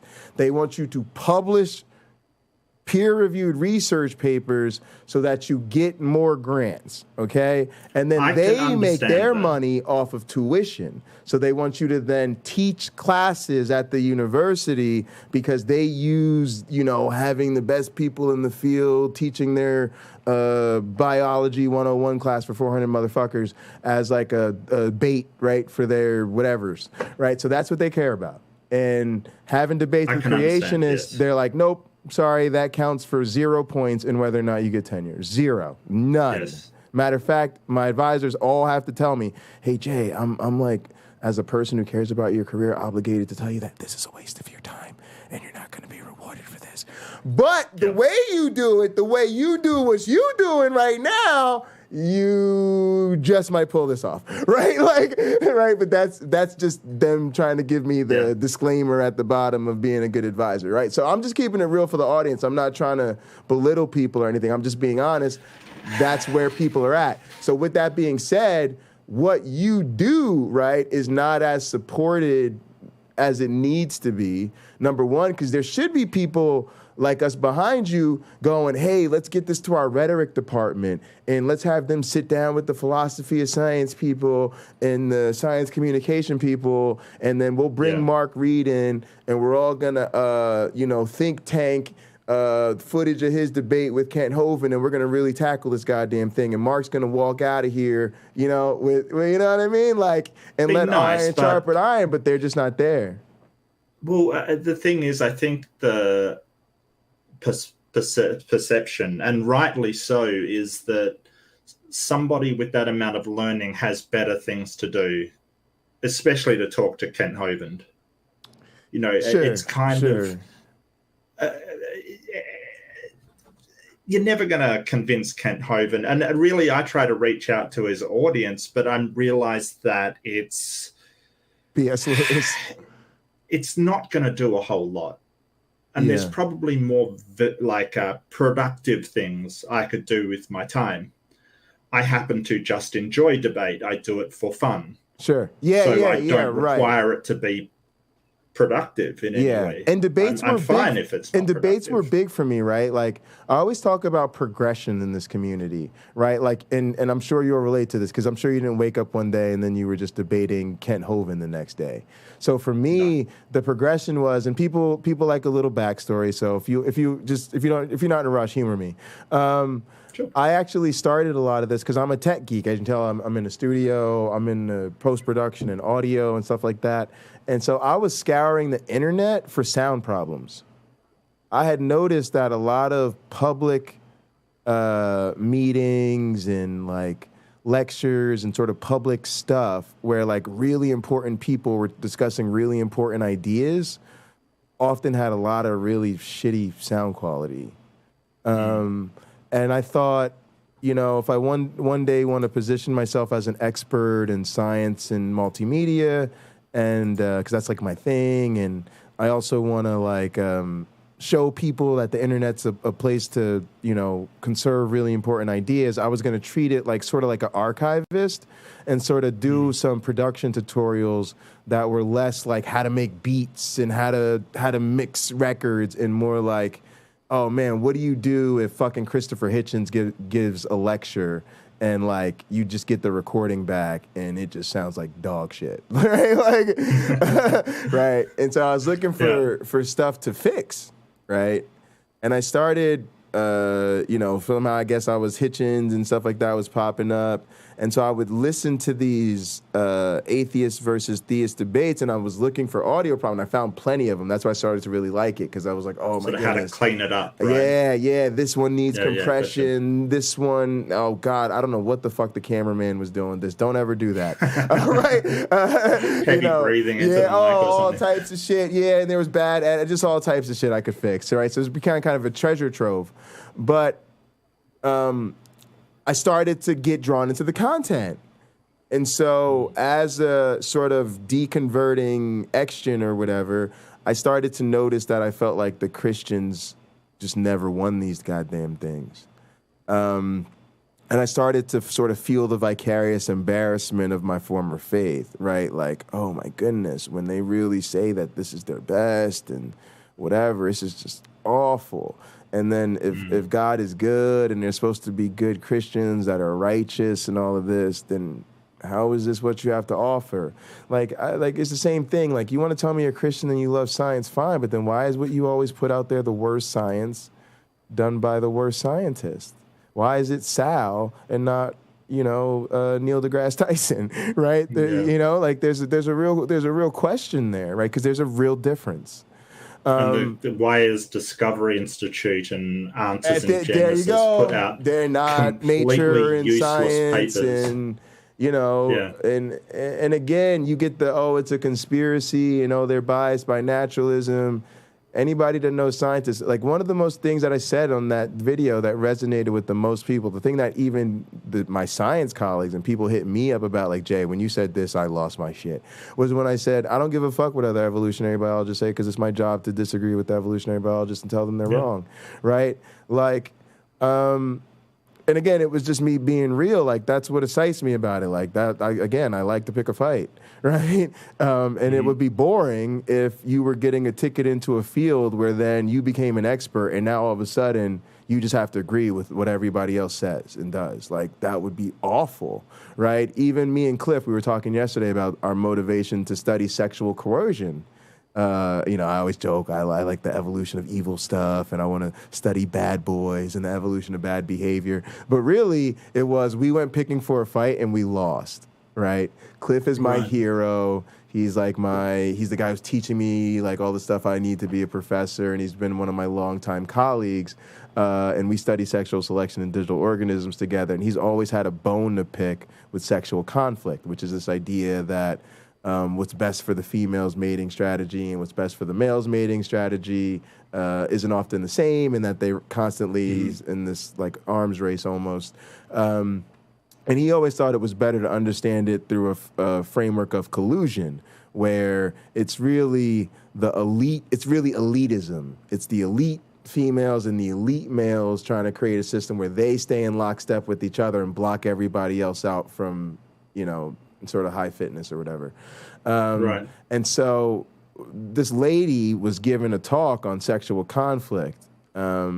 And he sent me an email like, yo, we're going to go to the seminar. I don't buy the sexual conflict thing, but we're going to see what's up, right? So I know he's going in there because he don't buy what this lady's going to be selling, right? He's going in loaded, I'm bringing the popcorn like, ooh, this is going to be good. Because I did sexual selection stuff at Penn State Anthropology. I'd always try to tell him, Cliff, sexual conflict is the way to go. What you're bringing is unique, but you gonna be into some shit if you. So he went there. This lady was introduced as like a science hero. She gives the most charismatic presentation I've ever seen in my life. This woman works with ducks and dolphins and all types of species, and she's talking about how she's done 3D modeling of the duck and the dolphin vaginas to show that they have, morphological adaptations to keep out coercive males, but to allow in chosen males and all this shit. And at the end of the whole shit, like when you go to science talks, a lot of times it's just boring, dry. You're talking about lame stuff. Oh, this E. coli expression level, this genetic, right? It's boring. It just puts you to sleep in 10 minutes. This bitch is up here talking about dolphin vaginas and shit. Everybody is paying wide awake, right? You are paying attention, right? And at the end, Cliff was like, yeah, you convinced me. He was like, and he told her, he was like, you made me a believer. And then he told her about, the way he was thinking and why he struggled with sexual conflict. And she actually vouched, she was like, no, you're actually right. There's a lot there. And so we're trying to make a collaboration with her. So I kind of started this, let's study sexual coercion in digital organisms, because we can show her like, hey, we got this cool system we can do this in too, and make a collaboration. But my point is, it genuinely started trying to be confrontational, right? And we're trying to tell the story of confrontation leads to collaboration, right? But it's because he was moved by the evidence. Yeah. It was because he came up saying, right, see them, right? And then taking a good faith listening to an expert who knew more about the subject and was much closer to the stuff, and based on the data she presented and her publication on all this, right, then was like, oh, you've convinced me and I've changed my mind. Right. It didn't take a million years. It was like right now. It was like right now. And matter of fact, we should take up your idea and our stuff should be more like your stuff. Go ahead. Yeah, well, I think as scientists, they just chase the truth of the matter, that they come with their own sort of basis. But if they hear a better idea to find the truth, they're on board. Yeah. Yeah. Because that finding of the truth is the goal, not relying on authority and doctrine to say that is the truth, no matter what facts are evident around you. And it allows us to say, we came to her because we thought she was going to be wrong. She moved us. All right, so now we're in her camp. Now the three of us are going to work together, and now y'all tell us we're wrong, right? And it'll start all over again, because now we're going to look for somebody to come pick a fight with us on, you know what I mean? And it goes on and on and on, right? But if that person that picks the fight has the better evidence and the better model, then you guys will go. We'll jump ship. Right. Yeah. I'm gonna take off. I just wanted to say, let's schedule some time, and maybe we'll make it an exchange. So maybe you can help me, because like I said, I'm trying to get into this. So maybe I'll look at your stuff. We'll set up a time. We'll make a video about it. I'll review your stuff. We'll look at it together, and then I'll show you some of my interactions, and you can give me feedback on what I could do better. Oh yeah, sure. I mean, I haven't done that many debates. I've done a few, but I meant the Kent Hovind one, and then I'll dig up some of my appearances on some of these call-ins, and like I said, people have asked me to do debates, so you can give me a little coaching in that area, and I'll talk to you about that. But before you go, I wanted to say that my overall thing, the reason I said all that to say was don't beat yourself up, because it may in fact be that you were great, that you were very effective, and that you were just up against Kent Hovind. And you may have just done as good as can be done in that situation. Okay, well, I'm proud of what I did. I'm happy with what I did. Like, I posted the debate on my channel. Kent didn't post it on his. Oh, there you go. Yeah, so you know what it is. take that for what it's worth. And you know, I got good feedback over it. It's just that I'm always wary about talking out of my field. Yeah. Are you usually up around this time? Yeah, I'm in Australia, so because what I would love to do is maybe on Saturday. I feel like I do like my big shows on the weekend, especially for Counter-Apologetics. So maybe Saturday night, I need something to do for late night Counter-Apologetics. Maybe I'll review your debate with Kent Hovind, and then you can call in, or you can just call in and review it with me, and we'll just do it for that. It's kind of a kickback, have a drink, and have fun, and we'll have a good time with it. Yeah, sure. I'm more than happy to. All right. Do you have my email or something so you can reach out to me directly? Do you get private chat? I do get private chat, but do me a favor if you don't mind. Just literally ping me via Gmail. I'm pocketlocker86@gmail. So if you could just shoot me an email and say hi, and then I'll respond to it, and then we'll set it up, and I'll send you a link, and we'll be good to go. Yeah, sure, no problem. Mark, I want to thank you so much for calling in. Guys, that big appearance I had on Gutsick Gibbons' channel, I was literally being like a parasite on a bottom feeder off of the real debate that Mark had with Kent Hovind. Not at all. Mark Reed's having a debate with Kent Hovind. LPP is having some lame after party in the back alleys of the creationist interwebs, and I'm literally over there trying to suck viewers and leech viewers off the creationist crowd. Okay, before I go, go ahead. You were really, really good. Oh, thank you. I appreciate Maddox, LPP Maddox, he sets these things up to drag people in and then really beat up on them. You know, that's how he's got it all set up. He'll mute you if he doesn't like what you've got saying. Yeah. He gets other people to attack, and then he's supposed to be, I'm really neutral, but he'll attack you as well. They're horrible things. Yeah. It was tough, but it's weird, and I mean this sincerely. I look at it as an opportunity. Like I said, I think this stuff, because one thing I think Doug from Pine Creek. I've seen him a couple of times. Yeah. One thing I think he's good about, he doesn't see himself as much of a debater, but when he does take the opportunity, he tends to talk to the person's audience and talk a bit beyond the apologist that he's actually talking to. Sort of conceding, I'm probably not going to be the guy that convinces, Trent Horn or Kent Hovind or whoever that to change their mind. But if there's a way I could point out the sort of weakness of their argument, the maybe the lowering of their standards or the inconsistency, or he'll use the flying man as an outsider test of faith, which is where that whole thing comes from for us. And he'll kind of say, I beg of you, Christian, don't lower your standards for Jesus. Like, he'll just explicitly talk to the audience, right? And so that's where we're at. And so the irony of it is I'm an evolutionary biologist. Send me to the people. I love my community, and I did this because I want to make friends, and I love, having the support of the atheist community and feeling like they're behind me. But if you're going to send an evolutionary biologist into the battlefield, like, send us somewhere. You know what I mean? Like, send us to the flat earthers. Send us to the young earth creationists. You send us to a bunch of skeptics who love evolution and are huge fans, then we're pretty much preaching to the choir. Right? Yes, absolutely. And so for you guys, I want you guys to see what goes on behind the scenes. What are the intricate details? What is the life like? What is it really like for somebody to try to be a content creator, but then us to see into their real lives where they've got to prepare for class or do program their experiments and meet with other scientists and sit here for hours on end actually writing papers and get those papers rejected and try to write the paper all over again. Like, I want people, I was talking to Cameron, one of my mods earlier, I said, I want to get that tenure track job, and I want people in my community to say, we watched you put in the work.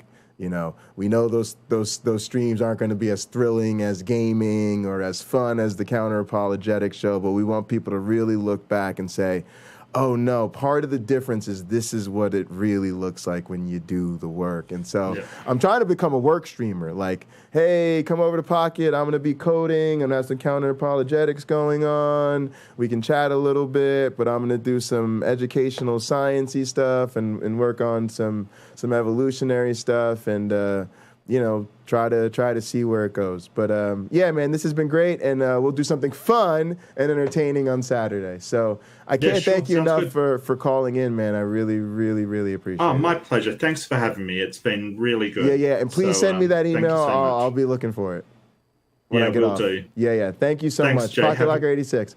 I'll see you. Wait. Before you go, plug your channel, your content. Tell us anything else you got coming up.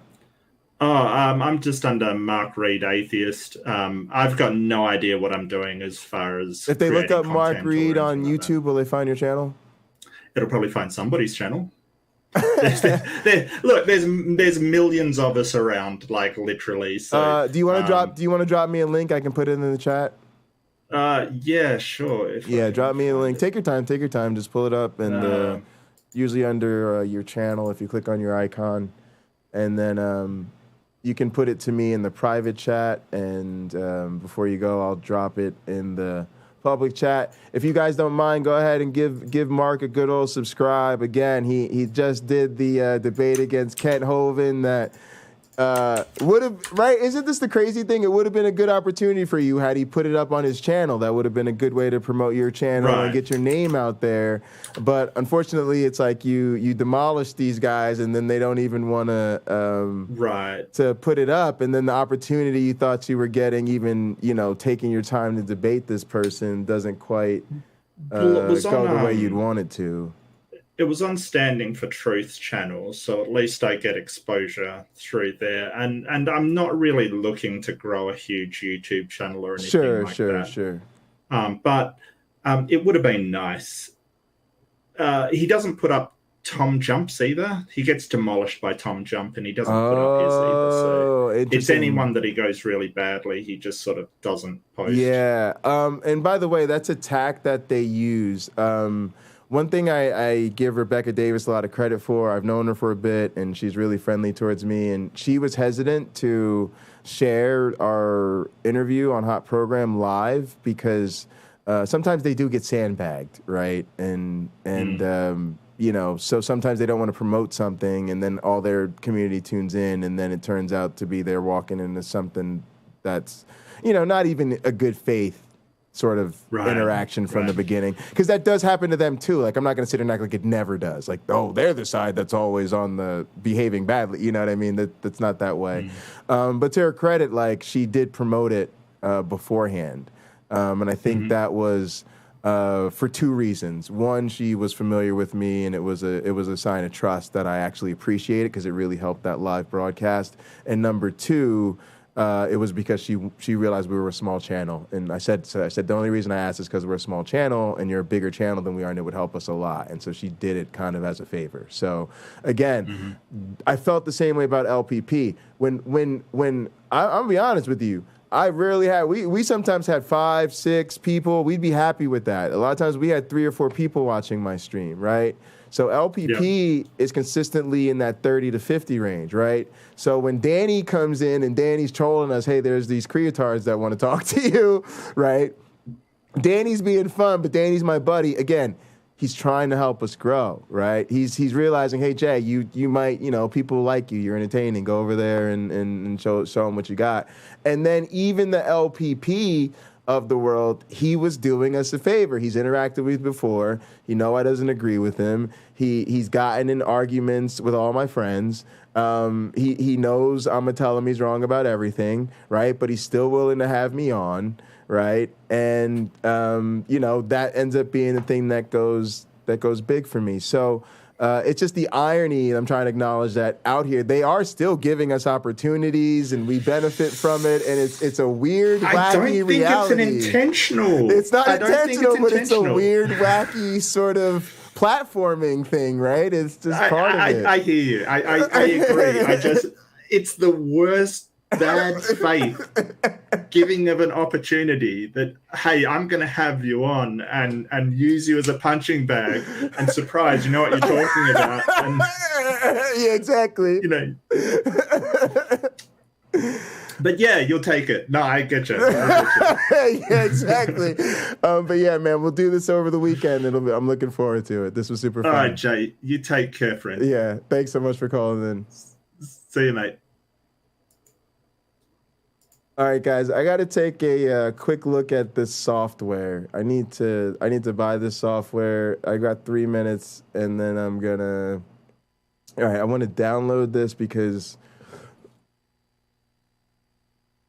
we're gonna use this tomorrow. So I'm gonna play Robert Reed.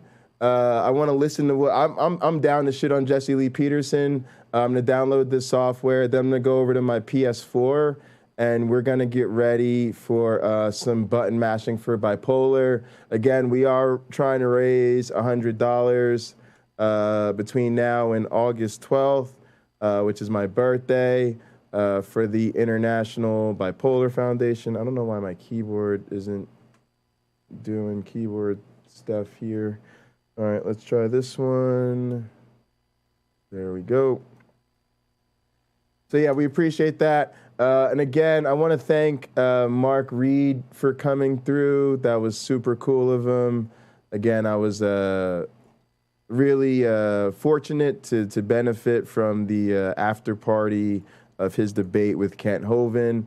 And like I said, I'm hoping to see Mark this weekend, and we'll actually break that debate down on Late Night Counter-Apologetics. Let me go ahead and drop his link in the chat here one more time. I'm switching back to this machine. All right, there we go. Let's copy that, and I'll drop it in the chat again. All right, guys, go check them out. I'm going to pull it up, and go ahead, give them a sub. Turn on those noties. Y'all know how we do. We like to support our community. Again, guys, he was doing the debate, Mark Reed versus Kent Hovind. So, boom, that's it. This is the one. This is what we're going to be talking about this weekend, evolution debate. I'm so looking forward to this, actually, man. Really, really looking forward to this. Guys, I'm going to be honest with you. I wanted people to get to know me, right? And this is a really weird thing to say, but you know, I'm a variety streamer, right? And I'm into a lot of stuff.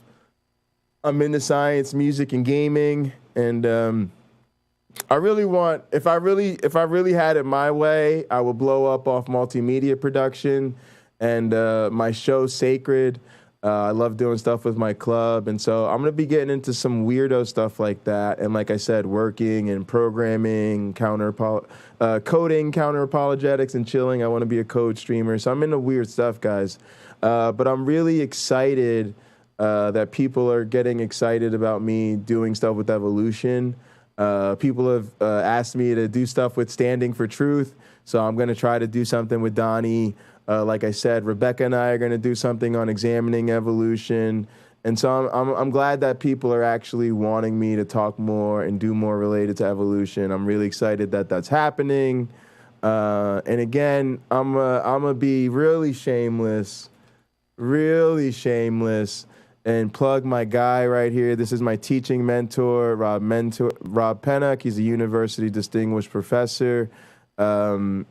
You can check out his Wikipedia, right? Pennock was a witness in the Kitzmiller versus Dover trial, right? That's one of the most famous evolution trials. He testified on behalf of the plaintiffs and described how intelligent design is an updated form of creationism and not science. So this is the guy I teach with. He wrote the book, Tower of Babel. This is one of the books we teach in our class. I'm showing Rob off because he's one of the crew. I'm hoping to have Derek interview him on Myth Vision. I'm hoping that I'll get Rob on stream with me. Rob and I are also thinking about streaming our class together, so I'm trying to give you guys a little sneak peek of that. If you do that with us, this will be the textbook. You can buy it here for like $5. All right.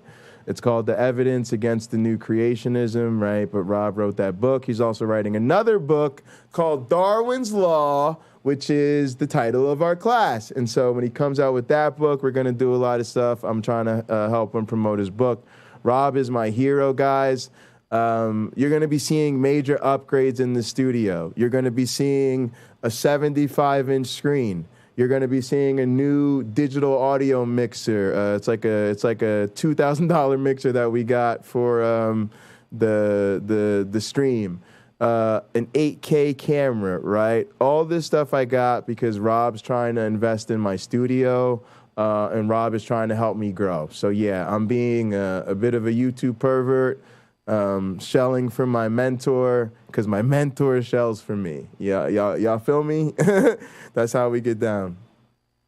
Thanks. Answer this.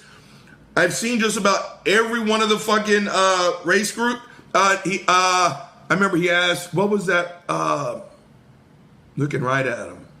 A Jewish, about to say pastor, rabbi. I mean, he's asked everyone this question. Does racism exist? Now, gang, the answer is yeah.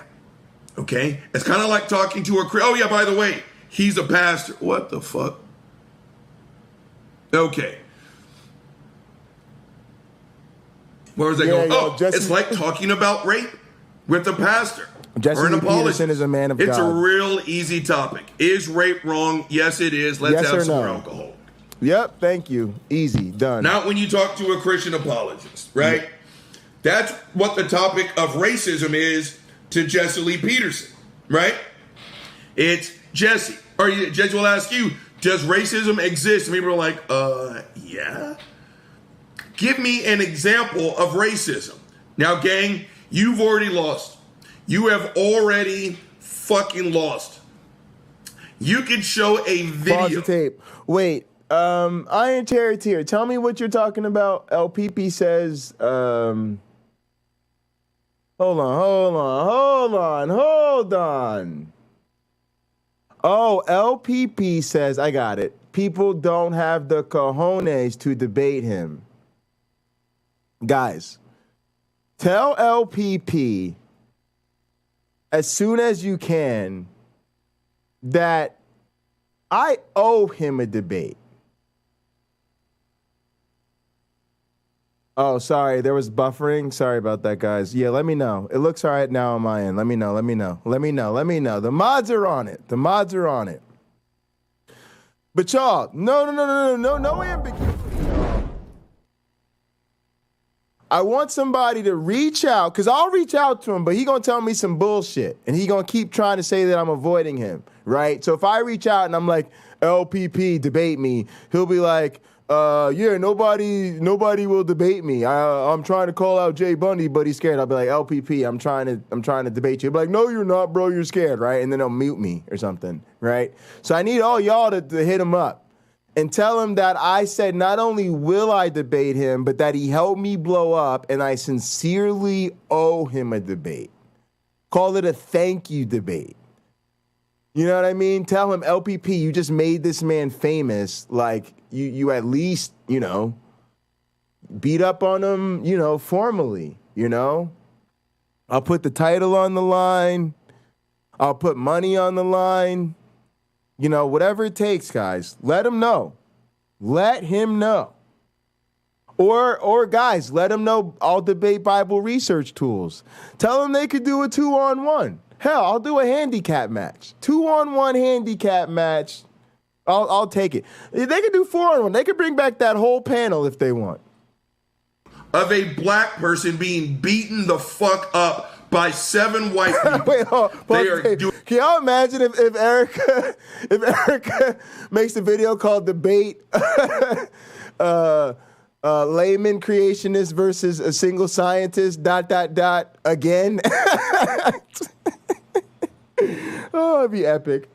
Doing the most worst shit on the planet to this black person. All the while screaming, we hate black people, we're racist. They all could be wearing Ku Klux Klan hoods. They could end that beating with a fucking lynch party. You can show video of that to Jesse Lee Peterson. You know what he was going to say? That's not racism. I'm dead serious. There is nothing you can put forward that Jesse is going to say that's racism. Jesse Lee Peterson is what I call an Obama apologist. He believes in the argument from Obama. Y'all know where this is going? Y'all know where this is going? Hang on, let me get the sound real quick. Obama. Where this is going is y'all already know it's coming. Y'all already know it's coming. Didn't we have a black president? Yes, we did. Wasn't he even reelected? Yes, he was. Checkmate, atheist! Racism is over. Racism is over. Checkmate, checkmate, checkmate. That's the argument from Obama, yo. That's why he gets invited. Gang, people invite Jesse Lee Peterson to speak. I'm not joking.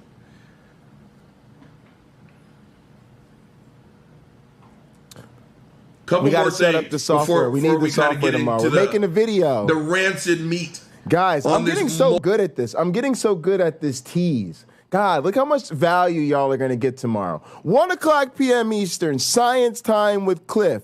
After that, we're going to be working on an actual Avita Ed tutorial. That's right. I'm going to be making a digital evolution tutorial. So if you tune in tomorrow, we're actually going to be making a video live on stream, which is always what we want to do. We're going to be showing you how the sausage is made. Amazing. Everything is happening. Moldy breaded fucking sandwich. Gang, I only bring this up because it just kind of seals in the flavor of the fucked upness, right? I remember at work once, hold on, let me write some shit down. Hold on. This is how fucked up today's show is, gang. Uncle Bobby has notes. I remember I was at work once and I was talking to a male coworker. Now, we were watching the CrossFit games the night before, so we were talking about it, right? I can't remember her name, but she is a cisgendered woman. Gang, I'm not saying this to be mean. I know it's a very stereotypical thing to say. She looked like a man. She did. And one of my female coworkers was listening. We're like, yeah. Pause the tape. Also, guys, I mentioned how supportive my mentor is. It's not a game. I'm trying to come up with like a Darwin costume or something because my mentor saw my videos and he was like, he literally told me I need to come up with like a evolution character that I can use for like educational stuff. Y'all, my mentors are crazy, y'all. Yo, my mentors, here's the problem with my mentors. Here's why theists are fucked. I'm gonna tell you guys the formula. I figured out the master formula of why of career prosperity. Here's what's the combination of. You have me, right? I'm bipolar. I don't give a fuck, right? I just don't give no fucks, right? But I don't have tenure. You see what I'm saying? So even though I don't give a fuck, I got to be careful because I got to put myself in a position till I get tenure. And then when I get tenure, they're going to be like, oh my God, he didn't give a fuck when he had no job security. Now that he has job security, you could just forget that fucking caring ever existed, right? But here's the magic combination. Mentor number one, Mike Travisano, right? My research advisor. The guy that pays my checks, right? He don't give no shits. He also is a LNCA lab graduate. So he graduated and did his PhD in the same lab I did my PhD. So we call that all in the family. So since we're in the family, he like, Jay, do your thing. I don't give no fucks. You already know what time it is. Experimental evolution. We here. Let's go. Right? He's on the same team. We're about the same shit. My dissertation was inspired by his dissertation. Literally, I'm working with the guy whose research was the inspiration of my research because he read my research and he was like, oh, this is like my shit. Yo, you want to come fuck with me? I was like, yeah, bro, let's do it. Right? So he gives no fuck, right? But he has tenure. He has tenure. And even more critically, pay attention, Theist. This is the scary part. He's the head of the motherfucking department. He's the head of the Eve department at the University of Minnesota. So when he's like, Jay, I don't give no fucks, he really doesn't give any fucks. And there's nobody above him to make him give a fuck. And normally, the only person that would keep him responsible is the fucking dean of the whole college. But y'all want to hear something real fucked up? The dean of the whole college is the director of my training program. Right. So he also don't give no fucks. He's also on Team Bundy. He like, Jay, do your thing, right? So you could just forget it, right? And then Rob is like nearing the end of his career, right? Rob's got tenure. He's like a university distinguished professor, the Blase and the Glavinoids. He has like so much job security. He's like, right? He's just getting ready. He's like, who's next? Who could I pass all my shit to? Who can take the mantle from me and go for the next generation? He's like, I know Jay can do it. Do you see what I'm getting at, guys? This is why people are fucked. Because my advisors genuinely don't care. Like, they really, like, you can't fuck with them. You ain't gonna fire them. They're amazing. They have total job security. So literally, my mentor was like, yo, Jay, like, yo, we like this. Yo, come up with some more characters.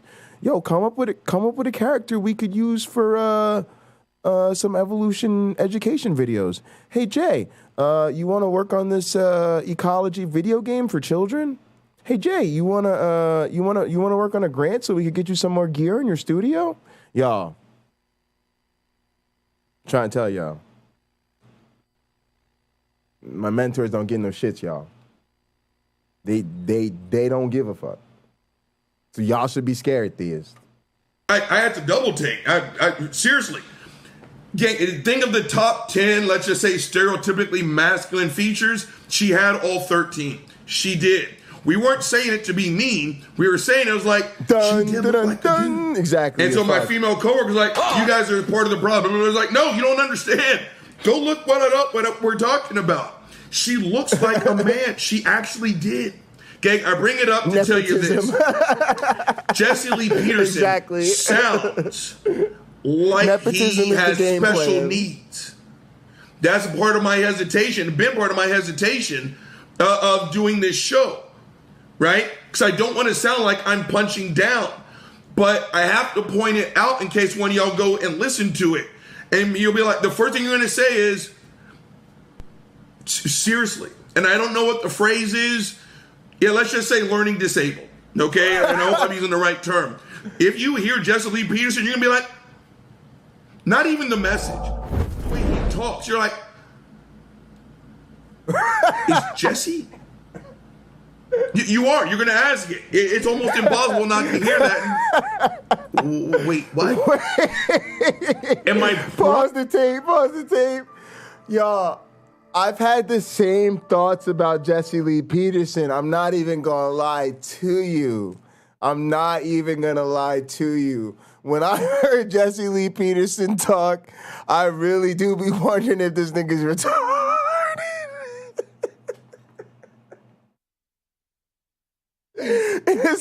It's only funny because he's so vile, it doesn't matter. Like, it doesn't matter.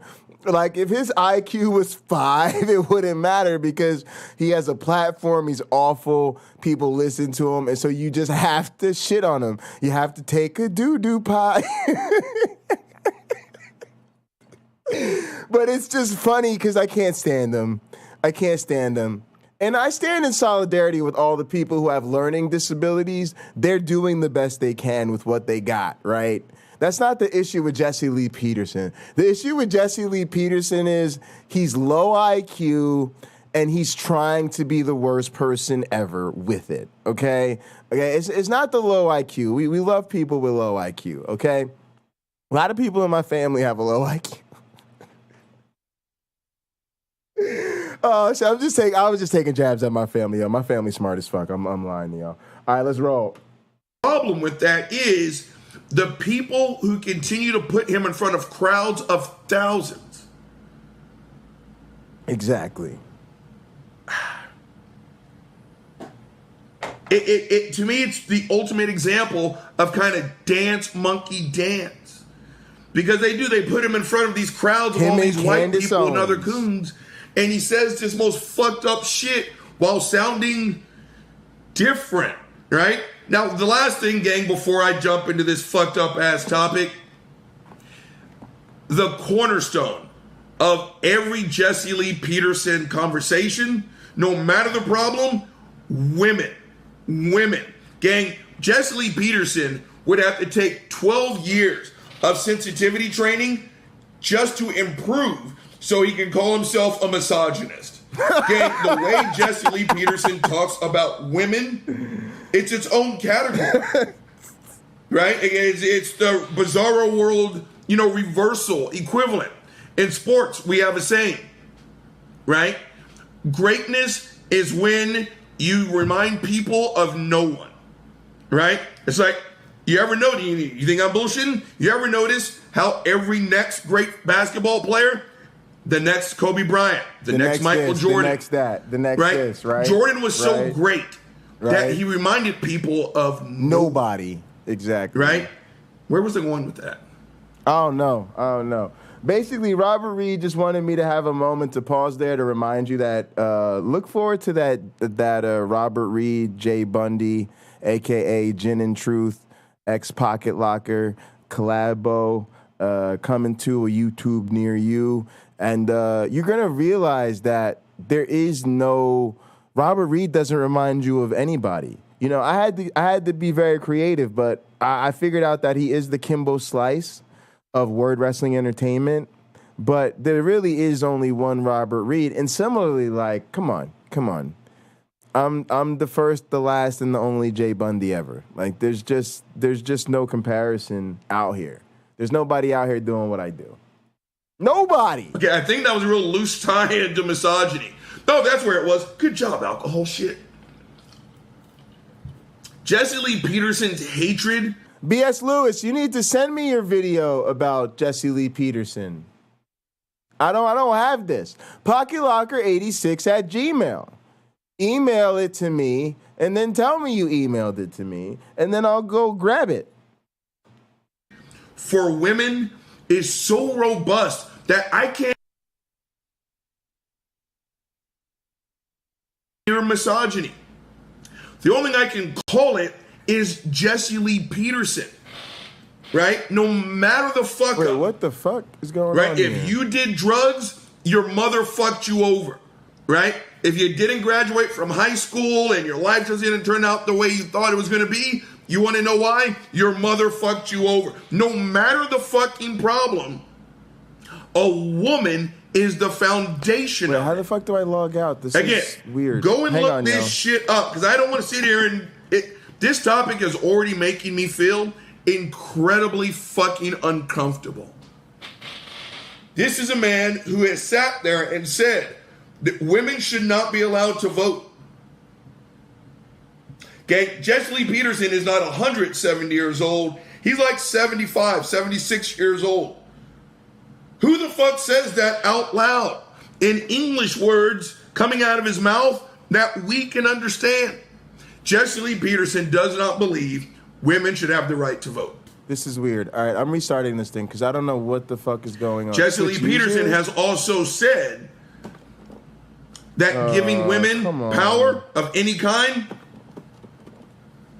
they're not built to handle power. Then he always quotes the spiritual order of things, right? Christ over man, man over women, women over children. All right, guys. I'm not able to get my controller to connect here.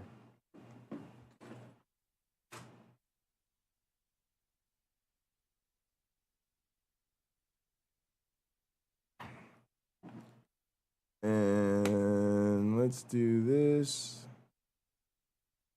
See, I think I'm supposed to like press the PS4 button, and then it's supposed to like go out to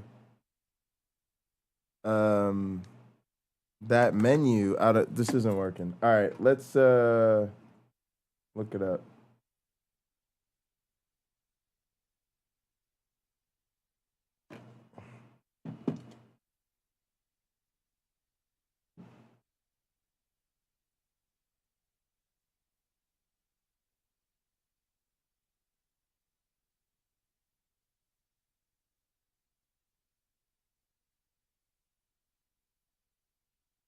Hey, what's up everybody? It's the Hyphenate here, and today I'm going to show you guys how to use the Mayflash arcade stick with a Sony PlayStation, specifically the F300 model on a PlayStation 4.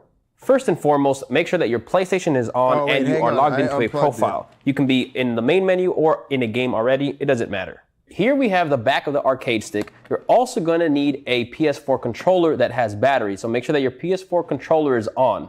Now on the back of the arcade stick is where the USB power cord is. All right, we're good. And We're good. We got it. All right, y'all. I want to hear him talk about Jesse Lee Peterson a little bit more, and then I'm probably not gonna play all this, but then I'll listen to the party because I want to talk to my guys for a little bit. All right. Maybe this is why people call me a fucking feminist. I'm sitting here just livid right now thinking about some of this shit that he said. One of the worst things out there is a woman with an education. I'm not joking. He actually feels that way. Tells people he said Jesse Lee Peterson counsels people. I'm not joking. Do you understand, gang, that you don't need a license to counsel so far as long as you have pastoral qualifications? Yeah. You may not be able to diagnose shit, but y'all, does that mean that when we become official as a church, like, that I'll be able to counsel you guys? You guys can come to me for my pastoral counsel. Like, when you could come to me and be like, Jay, I'm having trouble with my marriage. My partner is, I just don't know. It's just been a real struggle. I'll be like, you need a new boo. Time to get you a new boo. Time to do you. Time to get a new hairdo. You know what I'm talking about? I give good advice, y'all. I could give y'all really good life advice. You know what I mean? I could come to me, you could be like, hey, Jay, I'm trying to decide what to do with my money. Do you have any good economic tips? Don't go to graduate school. Boom! Boom! Fucking brilliant. Jay's just out here dropping fucking knowledge bombs. But pastors are allowed to fucking counsel. He tells men, don't you get a woman with an education? Absolutely not. He tells people that. I've heard people call into his show and thank him for that advice. Gang, that's who Jesse Lee Peterson is. Now, the woman thing ties into the big daddy of today. Jesse kind of has a relatively unique spin on that old talking point that you're gay because you had an overbearing mother. Okay? He kind of kicks it one or two steps higher. And he never really talks about lesbians, right? It's about gay men and men that are transgender. That's a whole other fucking show. Maybe I'll tag that in on the end gang. But if you are gay and you are a man, you actually aren't gay. God damn it. You know what? We made it. Spam call. So that means we got to get podcast back. We got to get our podcast family back. Hold on. Guys, that means Uncle Bobby was having a technical difficulty. It happens to the best of us, you know?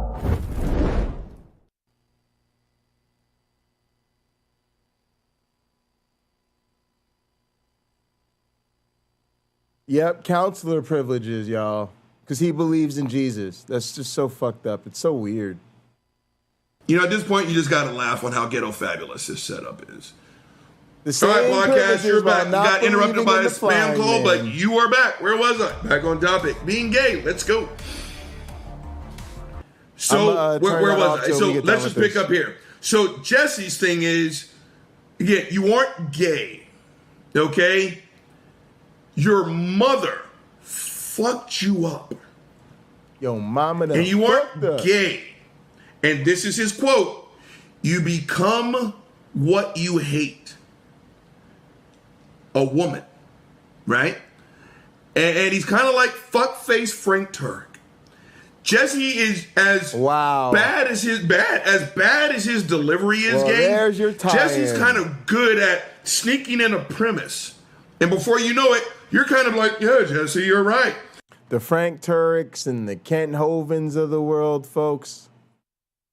This one comes to us courtesy of our friend B.S. Lewis. Actually, let's put this on full screen for a sec. Yeah, there we go.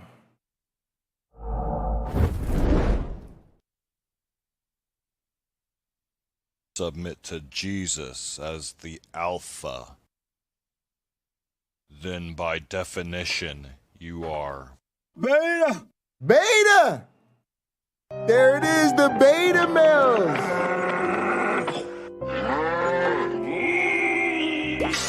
Like David Pacman.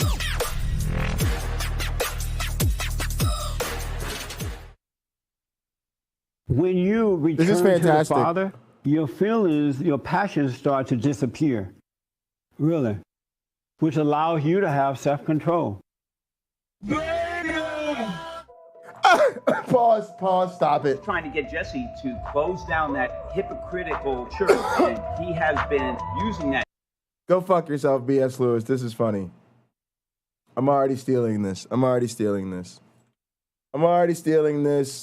We're ripping this. We're going to rip this in front of B.S. Lewis. Lewis, go fuck yourself. This is the internet. I do what I want. B.S. Lewis, this is the internet. I don't know if you heard lately, but I'm taking over the internet. That means I own this bitch. The internet is officially mine.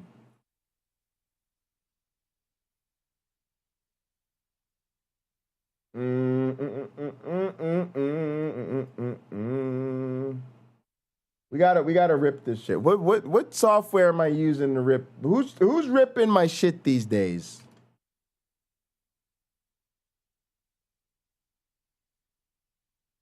I think Brave is ripping my shit these days. Brave, you got too many goddamn windows open. Close the other tabs. All of them.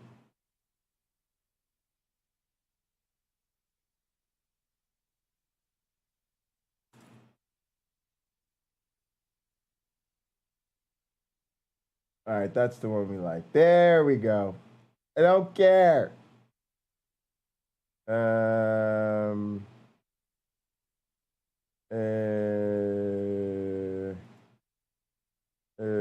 What's the other one we used? God damn it. I ain't time for this shit. Something went wrong. All right, I'm gonna rip this tomorrow, and we're adding it to the intro videos. Go fuck yourself, B.S. Lewis. This is brilliant. if you submit to Jesus as the Alpha, then by definition you are Beta! Beta!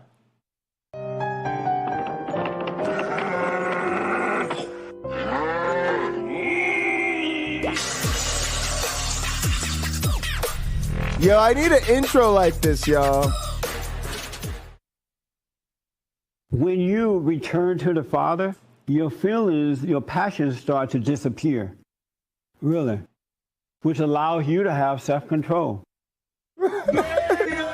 Beta! I love that. We're just trying to get Jesse to close down that hypocritical church, and he has been using that church to You gay?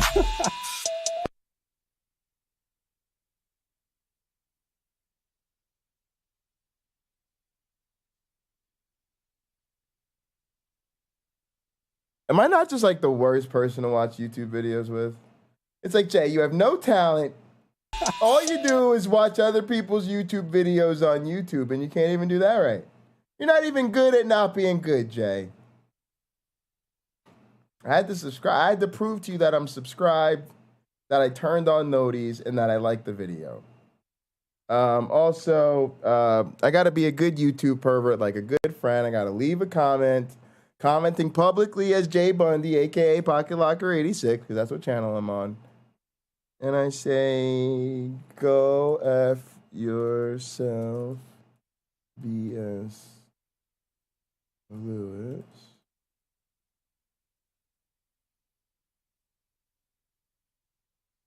That means go fuck yourself, B.S. Lewis. How did you become gay? How did you become gay? With men? Whoa, why did it start If over you again? submit to Jesus as the Alpha. When you return to feelings, your passion, really, you to have. We can watch it again. It's like 2 minutes. Trying to get Jesse to close down that hypocritical church, and it's got a bop on it too. That church.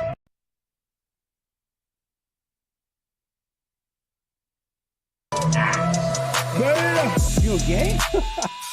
How did you become gay? Have you been with men? I would say. So you're gay? You Just gay? I know you gay? Okay. Did he make you that way? Do your congregation know that I'm gay? Ooh. Like sexual epiphany. I never expected a Christian to be so gay. Can we say beta male? Beta male. We were not bitter. Can we expect to know that I'm gay? Like sexual.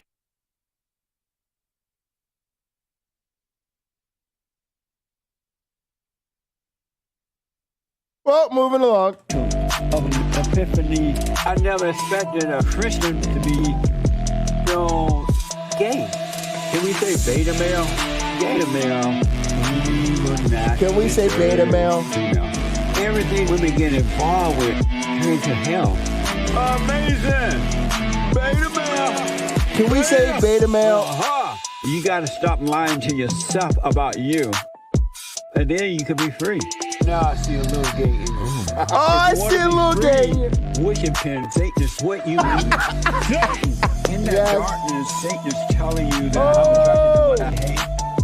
That I'm blessing you. Really? That is mind blowing. I'm black and I'm slow, so I'm asking. This is a fucking banger. Beta male? Beta Can you say beta male? Evil, nasty, dirty female. Everything women get involved with turn to hell. Amazing! Beta male! You wear the skirt in your relationship. I don't care what anyone says, and I'm okay with it. So much for the alpha. Oh. Satan! I love that. That was brilliant. Uh-oh, y'all, we gotta have like a fever dream edit off. B.S. Lewis, Nano. How many times do I gotta subscribe to Hi this there, guy? Internet. I'm John Oliver. We are off last this week week, tonight. but I wanted to quickly check back bro, I into- can't be playing John Oliver, bro. HBO will get you the If big you hook. submit. The big hook. Oh, I'm subbed to John Oliver on my other channel. This is my Pocket Locker channel. I'm not even subscribed to that many people on this channel, B.S. Lewis. You should feel special. I could also subscribe to you on my... Oh, I'm trying to see what else I want to rip. B.S. Lewis, I'm just trying to use you for my takeover. I'm actually not a friend. A friend. That's what I am in life. A friend. I'm like half friend, half fan, a friend. But I'm not a friend. I'm not being a friend right now. See, what I'm going to do is I'm going to rip your videos off YouTube using an illegal downloader, and then I'm going to play them at the beginning of my stream along with Nano's stream that I use for my own glorification, for the edification of my channel. Because I am the most high apostle of the cult of the flying man, and I own the internet because I'm taking it over. Oh, I just wanted to sin! Y'all already know. Thou shalt like and subscribe. Thou shalt like and subscribe. You wouldn't want to sin, would you? I just want to sin.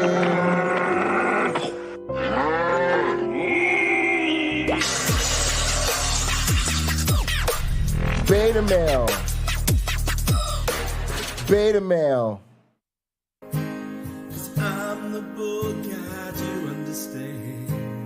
Ooh, the rod. Ooh. Spare the rod, spoil the child. I just wanted to sin. I just wanted to sin. The year was 1998. Oh, yeah. And the influence of Satan in the world was the Oh, I strongest was it with had that been NSYNC since the shit, too. 1980s, according to my pastor. Oh, and innocently yes, naive, lowercase BS had made the mistake of making friends with the world. Dumbass. And these hoodlum ne'er-do-wells introduced me to the vice of smoking rock. Kid Rock to be specific, and his breakout album, Devil Without a Cause. Despite my attempts... Hold on, I gotta see what y'all think. Hold on, let me see what y'all think.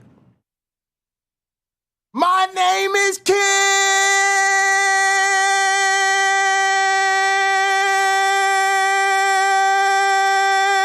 It's Kid, baby! Kid! Rock! What? I got it! I got it out here. What? I saw that nigga live, yo. What? I was with it, dog. Hide the compact disc in my room. My Proverbs 31 mother found the album and was furious. Oh, she looks mad. My mother began to righteously rebuke me with scripture. She informed me that the album was demonic and demanded that I destroy the CD. Then she gave me a strangely specific ritual to cleanse our house of the evil spirits. I told her I would do it, but I just couldn't bring myself to destroy the album. Something about the song, I am the Lord God, I am free, and I feed on all that is forsaken, spoke to my soul like nothing I've ever heard before. I couldn't help wondering to myself why God had made sin so very enjoyable. Well, all evil deeds will be brought to light, and my mother found out about my deception. Now let me just say that I am so thankful that the Lord decided to place me in this family at this specific time in history after the establishment of his new covenant. Instead of being stoned to death for my disobedience as prescribed in the Old Testament, I was just beaten by a rod as prescribed in the Old Testament. # blessed. Beautiful.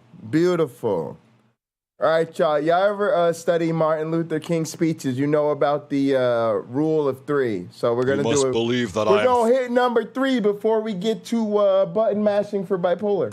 Fully bull and fully man to be my subscriber. If you don't, my true subscribers will torture you to death.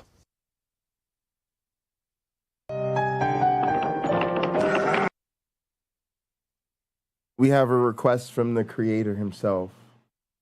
Y'all, can I just tell y'all that this is becoming the hangout late night for all the celebrity atheists? You know, when you become an A-list atheist, you attract all the other A-list atheists. And you know, Mark Reed's coming through, and Derek, and B.S. Lewis, and fucking Lena. Y'all know Lena? Yeah, that's the crazy part, right? Y'all know Lena, right? Y'all see what I just did right there? Y'all know Lena? I just made a whole argument right there on one case. Y'all, Lena is so dope. Lena doesn't even really have a channel. Lena don't be saying nothing about a goddamn channel. She don't be saying nothing about no goddamn videos. Lena just blowing up off of just other people's channels. You know, Lena just pops up on other people's channels and does her thing, and you know that's it. That's it. That's all you got to do. When you're Lena, you know, it's crazy. All right, let's get me back on screen here. We'll go with this one. Go with that one.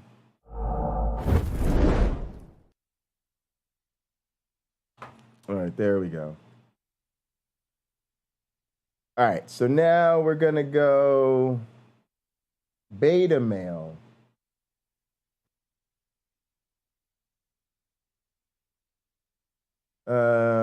Moist robots. Oh, yeah, here we go. Old school B.S. Lewis. Throwback.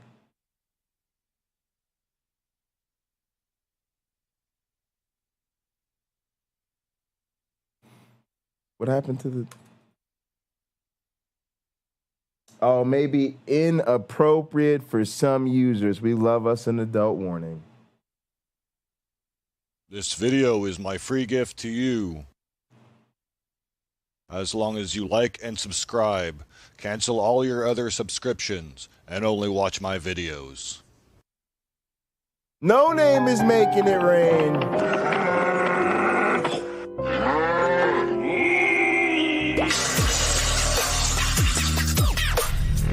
Hold on, blessed be he. I hear you. I see a lot of noise in the chat. I don't see you calling in to challenge the United States champion of Word Wrestling Entertainment. I just think you're scared. I think theists talk a lot of trash, but I think you're scared. And quite frankly, I think the reason you're scared is because your fear is really not even the problem. The problem is your God is scared. Like, you know, like you guys talk about your God, he's almighty and powerful, but I think he's a punk-ass little bitch who won't even show up. Everybody's like, oh, he works, he just works like naturalism. Yeah, when you figure out the model of how things work and you totally assume there's no God and it turns out that's how it works, yeah, he works like that. That's just him working. That's just the way he chooses to work in his infinite wisdom. He chooses the processes which are not wise at all. Yeah, that's him. That's His Majesty. His Majesty.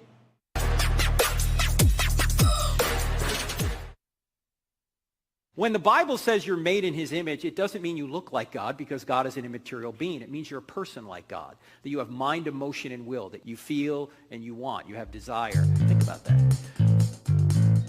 There we Regardless go. of what sort of attractions you might have, we're nothing but moist robots. Oh, yeah. No procreation. Moist robots. Say moist robots. Moist robot. Moist robot. Say moist robots. I would like a moist robot. Say moist robots. Moist robots. Oh, Jesus. Ladies, holler at my FetLife if you'd like to be my moist robot. Do you eat chocolate when you're having sex? Woo! Do you eat chocolate when you're having sex? Can I get amen, Hollywood? Moist robots. Say moist robots. Say moist robots. Sex at work. Say moist robots. Say primates. Say moist robots. Primates are moist robots. Moist robots. Robot. Okay, we're just moist robots. You evolved as a moist robots. Robot. Moist okay, robot. We're just moist robots. With a shameless There's no such thing as a genetic There's code. no such thing as a bisexual person. There's no such thing as a gay person or even a heterosexual person because we're just moist robots.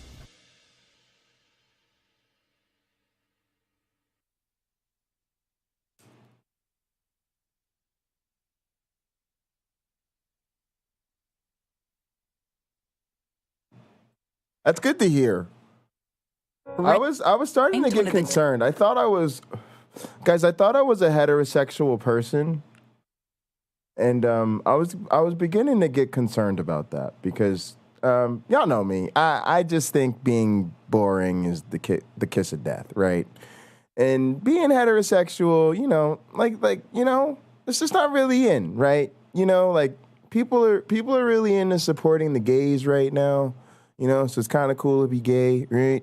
And the way that the left is in the Biden administration, especially with the Biden administration, with the way the Biden administration is transing the kids right now, trans is kind of in. You know, the Republicans don't like it, but that means that means it's cool. It's like drugs, right? It's like drugs. If the Republicans don't like it, right, it's definitely cool. It's definitely like the thing you want to do, right? So the left is trying to like trans the kids. So I was just beginning to be concerned that I was straight and like I'd be one of the boring people, right? You know, but I'm just a moist robot. So I'm not too really worried about that anymore. I dealt with that issue. I realized that I'm just a moist robot, and as such, I'm gonna lock into this digital virtual world. Virtual insanity is what we have. And we're going to do a little gaming with my club because talking to you guys is kind of interesting, but my club is really fun and they say weird shit. Usually a lot of weird jokes. So let's go see what the good old Sacred Death Motorcycle Club is up to. I think these losers are playing Fortnite.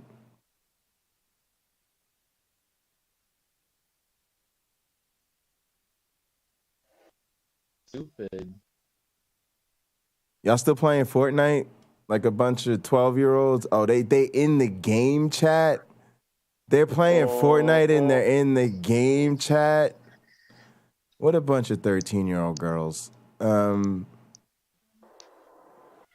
Tell Bio I said he has a little dick, and tell him to message me when he's done.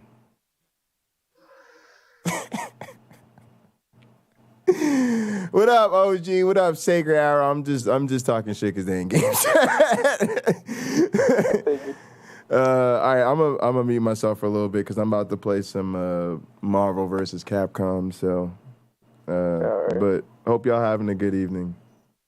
I'm trying. It's storming. This fucking lightning just struck not that far from my house. Are you safe inside gaming? You should be all right. Hell yeah. All right. I got monsters. I got food. I got electronics. I'm fine. That's what's up, bro. All I need to survive at night, like I did last night. Shit. Last night I stayed up all night just for the update on GTA. Oh, there was an update? What's the update? A new summer DLC. What's in it? There's new cars, guns. You get to be an IAA agent. Oh, for real? There's missions you can do. They're not that hard until the last one. What's the You shall feel our wrath. Kneel before your God. I've met a lot of gods, Ultron Omega. Hold on, Not this shit even in my just top the game just came through on me. The Marvel vs. Capcom. I'm doing a story mode, but that's just crazy. I'm gonna have to check that out. But yeah, It's actually not that bad. I'm gonna mute myself so I could focus on button mashing. Oh yeah, you're good.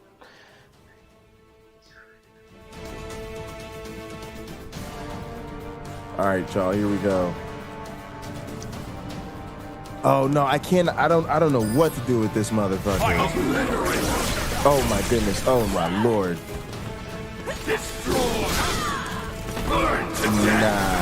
Nah. I don't even want to get into this shit tonight. Nope.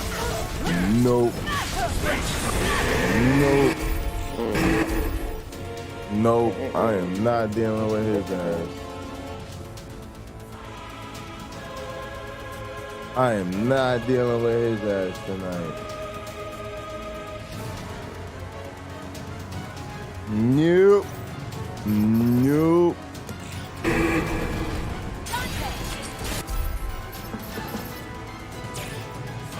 We go into arcade mode so we can fight and chill. Blessed be he said there's too many bad vibes here. Oh, I'm sorry.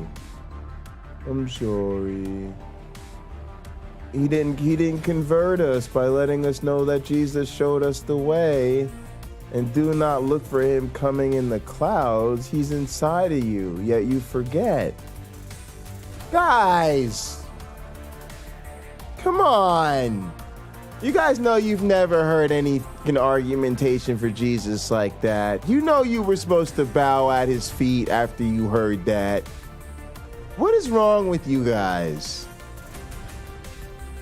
This is what people are talking about. How are you not convinced by an argument like that?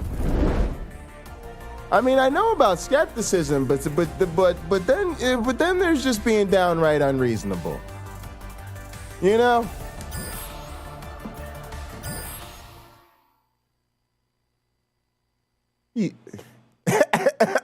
Cameron's like, did I consent to him being inside of me?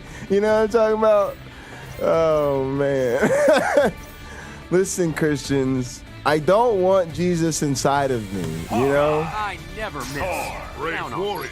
I'm taking randoms. I'm fighting as randoms against randoms in an arcade battle, okay? I'm Hawkeye and Thor with the soul thing because I literally picked random so I could work with different characters, okay?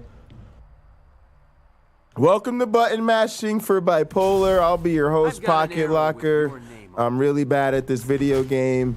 But hey, if you press exclamation point charity in the chat, you can donate money to a good cause.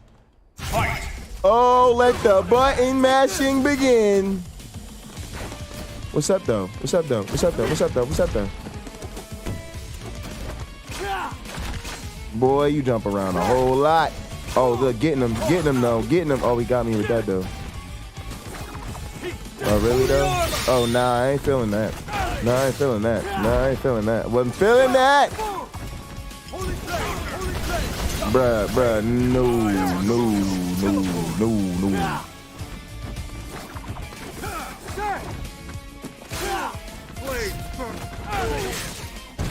Whoop, whoop.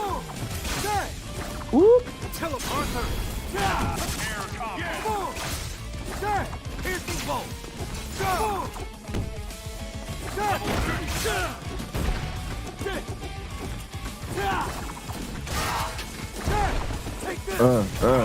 Yep, what up though? Nope.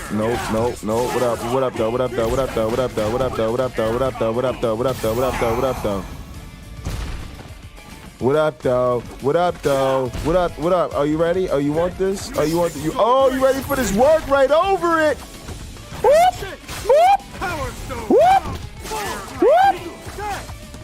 Oh, come on now. Oh, what you really got though? What you about though? Come on, come fight me. Stop being a coward. Stop putting me. Nah, I ain't with that. Oh, damn, good shit. He got me with that. Nah, I ain't with that. I ain't with that. Get it. What you gonna do? Nah, I ain't with that. Nope. Ooh, he got me with that. Ooh. Whoop. Uh-oh. Ooh, you done fucked up. Now. Oh, shit. Oh, what? Are we gonna try to come at me with a comp? Nigga, what? Though? Hold up. Oh, nah, you done. You're burned. Oh! Bundy wins! The king cannot let himself be defeated. Hamanda ata raka dede baka sanda ata ambo osa kata rite eke banda ata rike didi ashata. Woo! Make a nigga want to speak in tongues up in this piece. We are button mashing. Will be left standing. Bye, YouTube punk. You'll be missed. I love this. I don't think that's what anybody's talking about, but I'm about the soundtrack and this game. This game is my vibe right now. Defenders, Thunderbolts. I'm into it. It's fun. I got my arcade stick going. Oh, it's so much fun. Jay, you know what I almost called this stream, y'all? Tomorrow I'll call it the next gaming stream. Stuck at the mall. Somebody gave me that idea in chat the other day. Stuck at the mall. Jay's stuck at the mall right now, y'all. Except I own the motherfucking mall, because the mall's the goddamn internet. I'm taking that shit over, and I'm at the arcade, because it's my motherfucking spot in the mall, and I ain't gotta wait for no sweaties at the motherfucking game. I'll be like, get the fuck up off the game I'm playing right now. Get the fuck up out my way. Nah, you don't got next. Nah, you don't get on this shit next. Nobody gets on this shit next. There's no next. Nobody got next. I got now, nobody got next. Whoop. Whoop. I'm sorry, Hawk. I'm a huge Hawk fan in this game, actually, but Hawk. Nah, ooh, that wasn't good. Ken, don't take that. Don't do that. Don't let him do that. Don't let him do that to you. Oop. Get out of there. Gotta get out of there. Nope.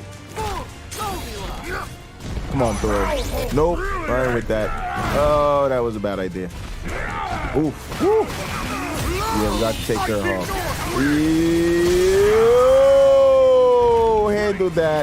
Handle that. Oh, left him laying there. Bodied. Whoop.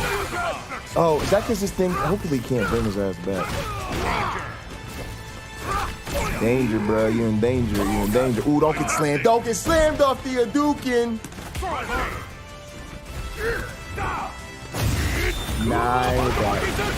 Oh, he caught me with that because it was a throw. Shit.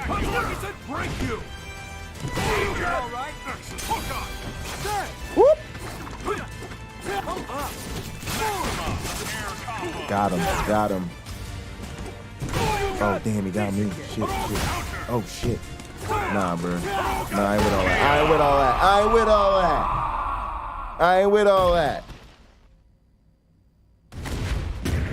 Always on the mark. Whoo, Bundy's on a roll. Somebody stop him. Oh, shit. What is going on with the wood here? I used to put on my shoes.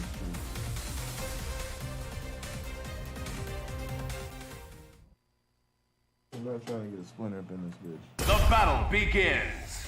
Uh-oh.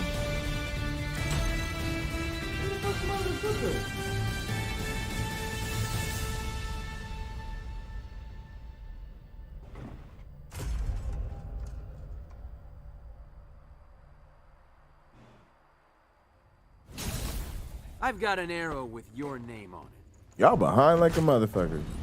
I see it on the stream. I want you, body and soul.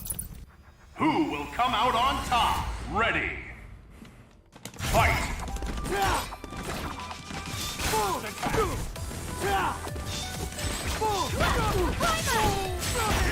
Nah, hold up. Who you think you're dealing with? Who you think you're dealing with?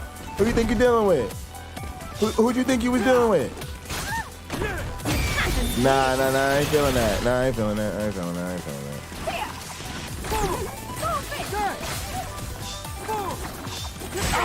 I ain't really feeling all that. Yeah, I ain't really feeling that. Come on. Come get this. Come get this work, though. Come get this work, girl. Come get this work, though. You got a big booty, but come get this work. Come get this work. Whoop. Nah, I ain't feeling all that. Oh, shit. Ghost Rider? Nah, I ain't feeling all that neither. Come on. Come get this. Ooh, counter that. Let's go. Cancel that. Let's go. Whoop. Nope. See you. Let's go. Come on. What you got though? Nah, nope. What? Where you at? We ain't ready. You ain't ready. You're in danger. Nope. Get out of here. Get out my way. No, I'm not feeling that. Nope, not feeling that. Nope, sorry. Come on, ain't about to get this wrong. Ooh, shit. Oh, shit. All right, here we go. Third time.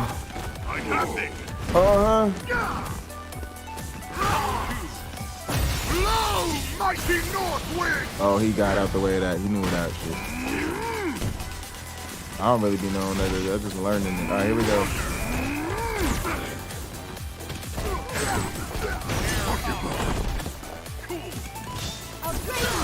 God damn it.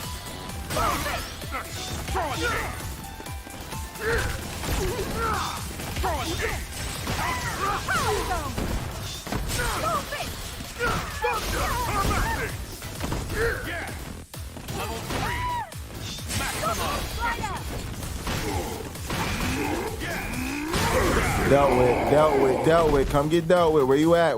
Come get dealt with. Oof.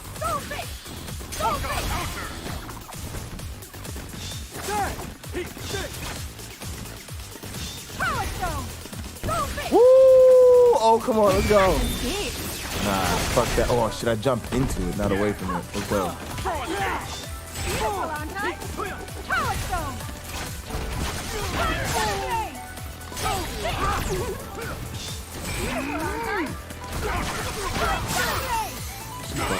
You fucked up. Let's go. Yes. Let's go.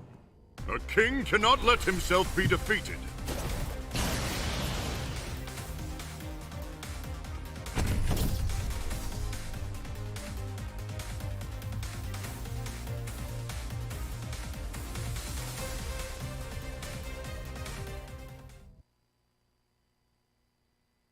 Who will prevail?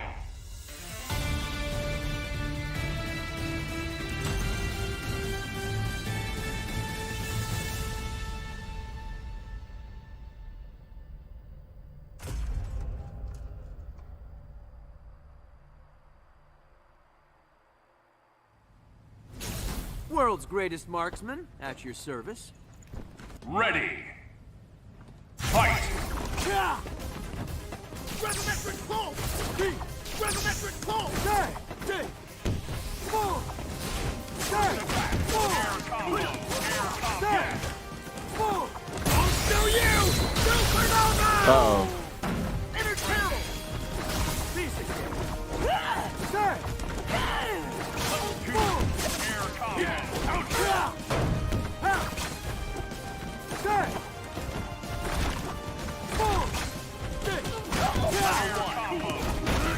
Oh, come on, let's go.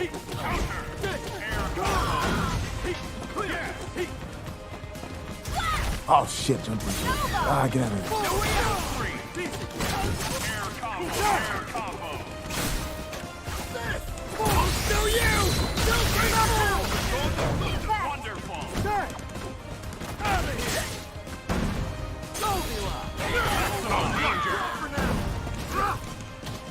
I gotta learn how to follow that up.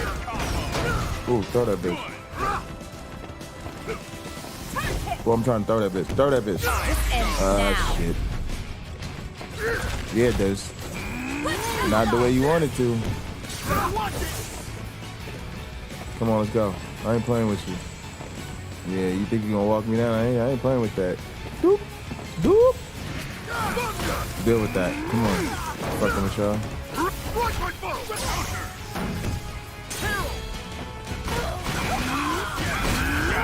Let's go.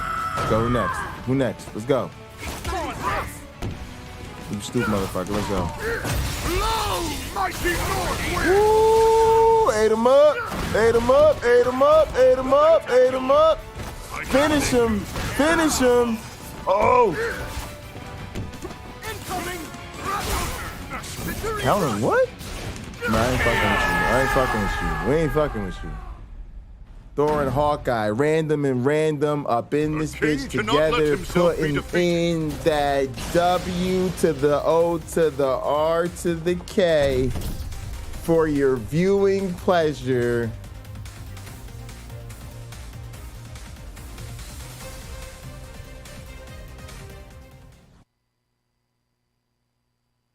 Believe. Fight. I'm about it. Let's go. Let's go. Let's do it.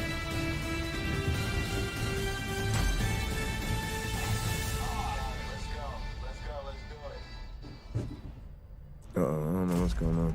We'll see. Everything's all right. Avengers, Defenders, Thunderbolts, I make any team better. You finally realize resistance is futile, Avenger. Who will come out on top? Ready. Fight. Curses. First air combo. Yes. Counter. Active force. Magic strike!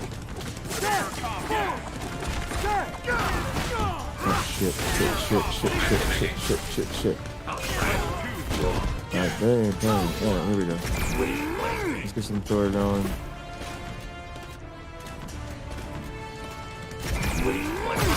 Nah, fuck with that. Fuck that. Command you, dog!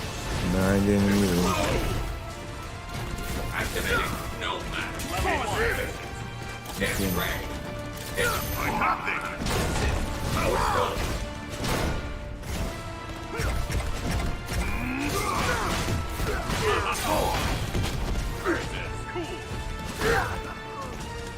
I have this.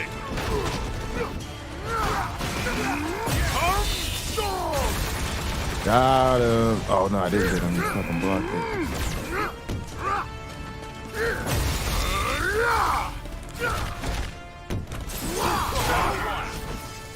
Get ready. I have this.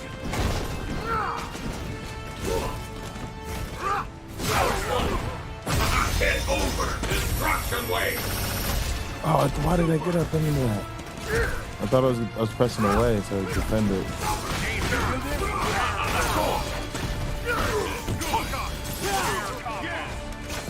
Go. Shit.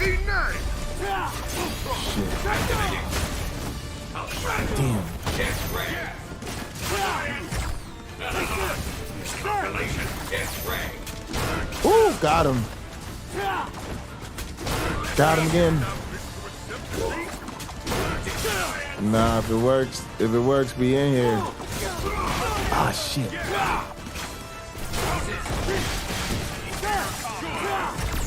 It's Ray. Let's go.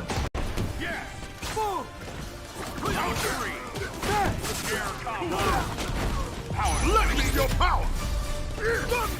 Oh, damn it. Damn, what is he doing? I got you. What was that?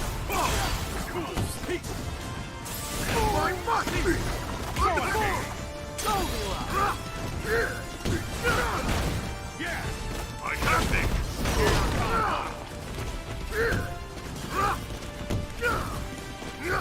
Shit. Let's go. The fucked up shit is when I run through this, it's gonna end up putting me with that fucking boss that I have no idea how to beat again. So I'm gonna have to look into that shit eventually. But I probably ain't even fuck one with him right now. I'll probably just do some more matches or start over with some new characters and shit. I just want to have fun for a little bit.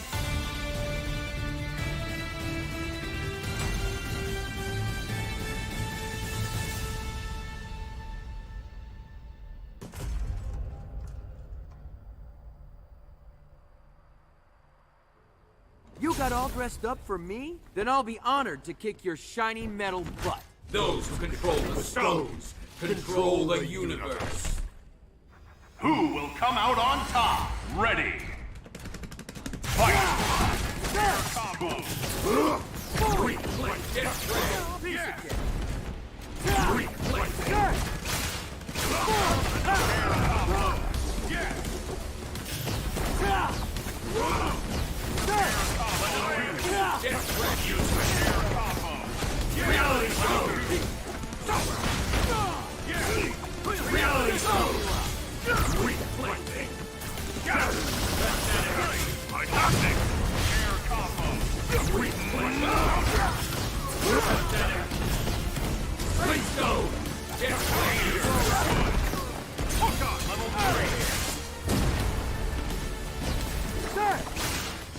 Activating Nomad. It's Ray.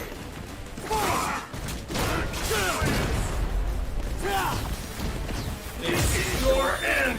I'll obliterate you.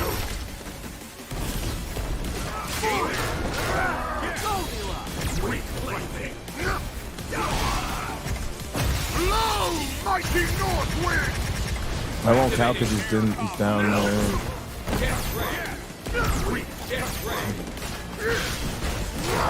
Let's go.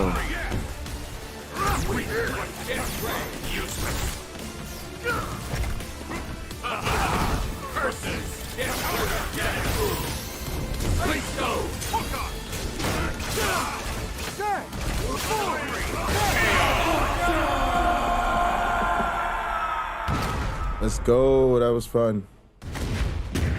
Always on the mark.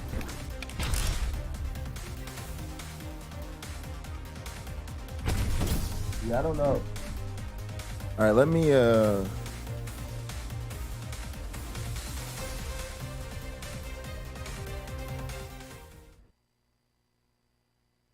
Battle without limit. I was trying to see my timing real quick on my camera. It looks okay on my end, I think. I'm gonna try to pause this real quick and just take a second and switch over and look at it. But I'm trying to make sure that I don't screw up the game. Like I pause it. Yeah, it's at the boss battle. I don't screw up the game. Pause it. Yeah, at the boss battle. It looks good. It looks good. I just wanted to see how the settings looked. Thanks for bearing with me. I want to see how the settings held up. Thanks for bearing Yeah, we look good. We look good. I did a test stream before I went live, but I still wanted to check the timing of my camera. And it's a little bit hard to tell sometimes when I'm in the corner there or in a smaller part of the screen. All right, let's go back to our gaming scene, our fighting scene rather.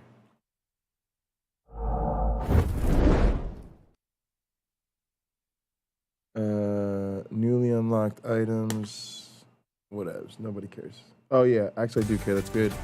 All right. Do battle, I guess. I don't know what this is. Maybe we'll just get single battles or something, or I don't know what we're gonna do. Let's see. Where do we want to go?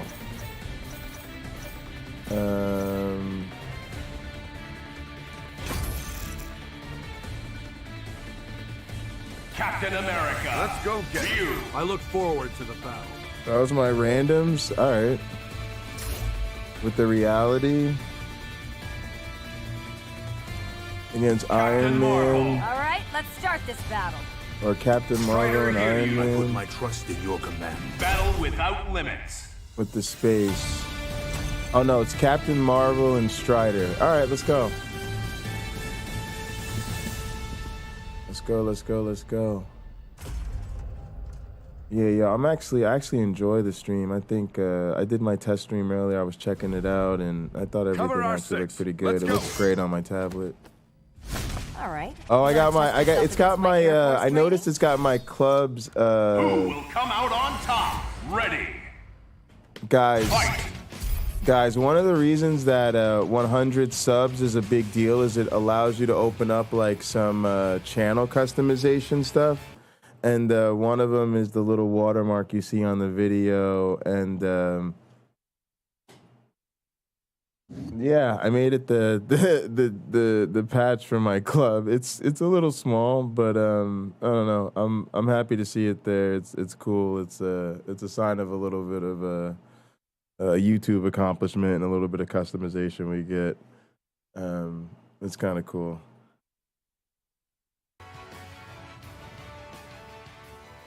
I just noticed that. All right, she fucking my shit up.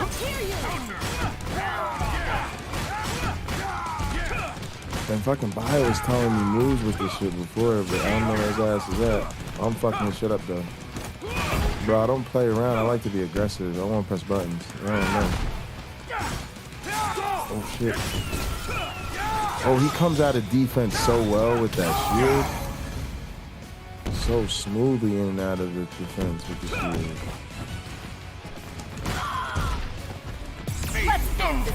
Nah, it's not. No, it's not. What up though? Oh shit. Nah, what up though? Come on, get me the fuck out of here. What up though? Ooh, and I timed that shit coming out of that. Come on, let's go. Come on, let's get it then. Let's get it 2-on-1. Let's go. Captain America ready to go. Can I just keep continuing? Like, more people, more justice. I will fight. This nigga was ready.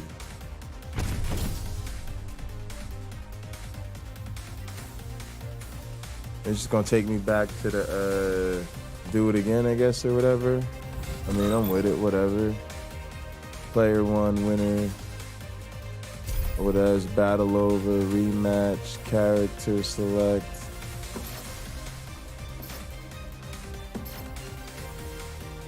I guess we go character select. Oh, like we in the arcade, right? Then we just keep taking on new people, but I'll just keep going random. Just sit back and watch old Rocket handle this. Yeah, I'm with it. This is fun. It's just because I'm just trying to explore different characters, have some fun. Good old arcade style. I don't know who I want to main or anything like that yet. First, I've got a lot of people in my head. X, the Rocket Raccoon, even Ryu, Come at me with all Hulk, your power. God, I'm really not sure yet. Get in my way, and I'll put you down. Arthur.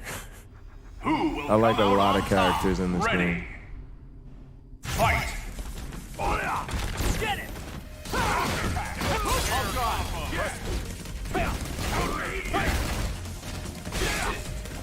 Probably just start trying out different combinations eventually and learning their moves. I think I'm gonna start with X actually, because I was learning some of his moves in the tutorial. But there's tutorials for everybody, I think, so. Damn, I fucked this up. No.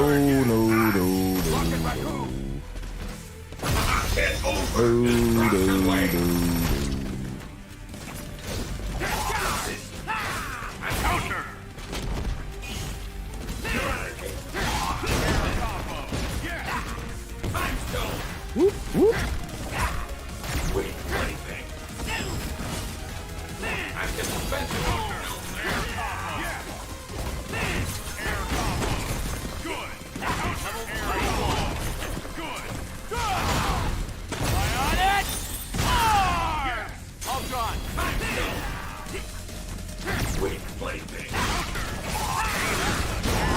I love this raccoon.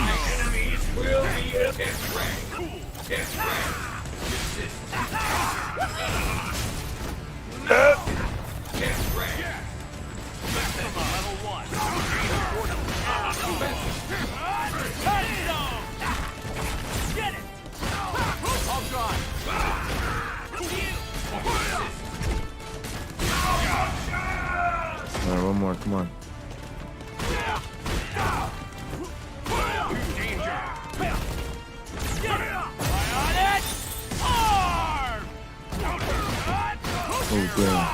Oh, damn.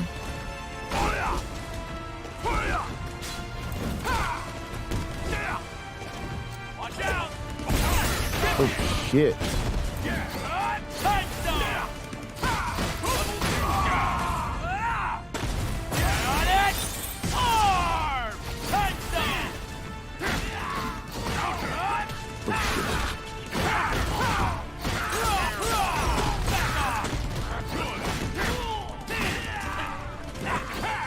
Let's settle this now! Watch out! Oh, he got me with that? God damn it. That's good shit. I actually want to do that rematch. I'll run that back and then change characters probably.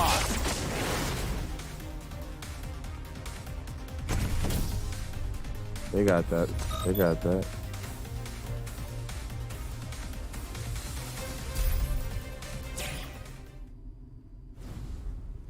Good night, Cameron. Ready. Fight. Appreciate you, man. Thank you so much for all your help, Cameron. Miscalculation. Oh yeah. Oh yeah. Oh yeah. Oh yeah. Nah, y'all getting the smoke this time. Oh yeah. Nah, we in here. Come on. Well, I knew he was about to hit me something. Oh, with the movement on his ass. Come on. Because I already know when I get in here with Bio's ass, they're going to be moving around like a fucking jackrabbit. That's how them niggas are in GTA.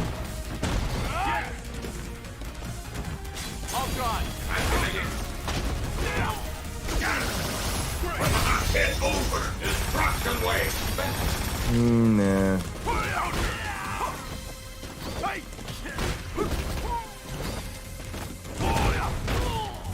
Ooh, with the throw.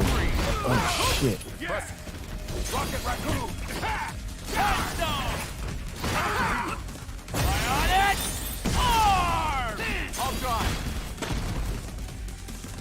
about to be done. I don't know why he kept calling you in. You're not a good team partner.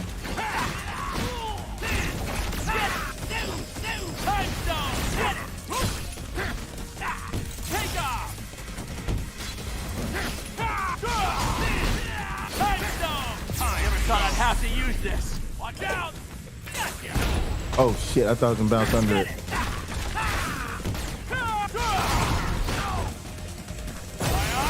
Shit.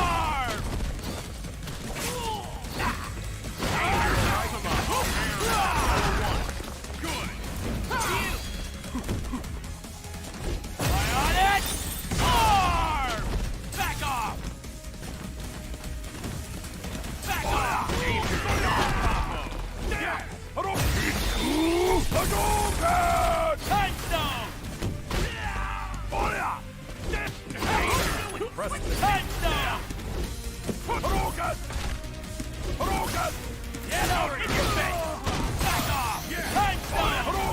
Get it! Back off! Watch out! Watch it, raccoon! Get it! Time stone!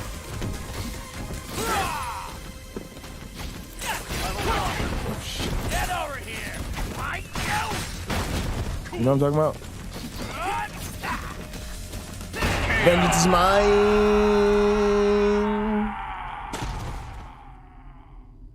He who has the best toys wins. All right, I gotta go heat up my oven real quick.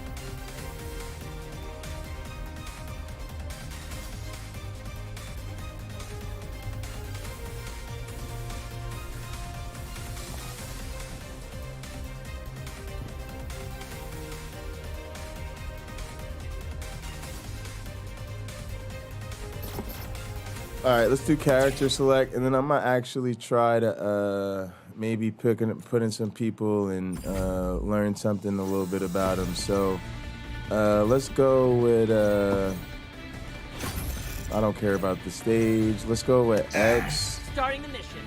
Let's go. Oh, I unlocked this new one, so we'll go with that. And I want to go with X and maybe, are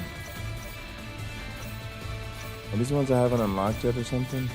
I was thinking about Hulk, like, so I have a smasher, a dasher, and a smasher. But then sometimes I was thinking about going to little dudes. I could go with the weird one like Ghost, or I was also thinking about fucking Chun-Li. Chun-Li's a badass in this game. But I like this guy. I like this guy. I'm telling you guys, I don't know. I like so many characters. Frank, give me a smile. And I think I like Soul. And then I'll go against randoms because I won't. So it's like I'm just going up against whoever.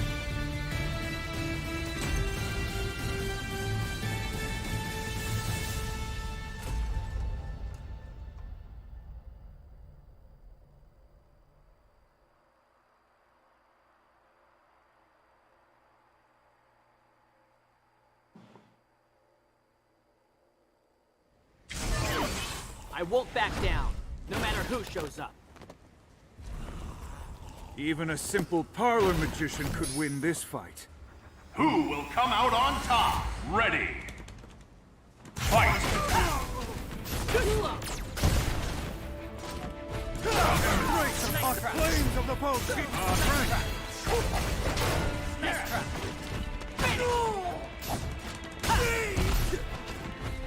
Too slow! Yes! Level 2! Finish! Level 2, yes! Settle down! Rising fire! Rising fire! Let's go to town! Yeah! Hold on! And it's... Oh my goodness. Good! Settle down! Wait, oh, I mispressed the wrong button. Agamotto will cut you this!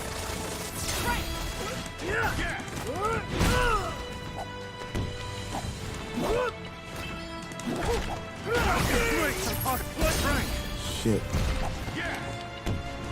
Nice shot! You want some of this? Nice shot!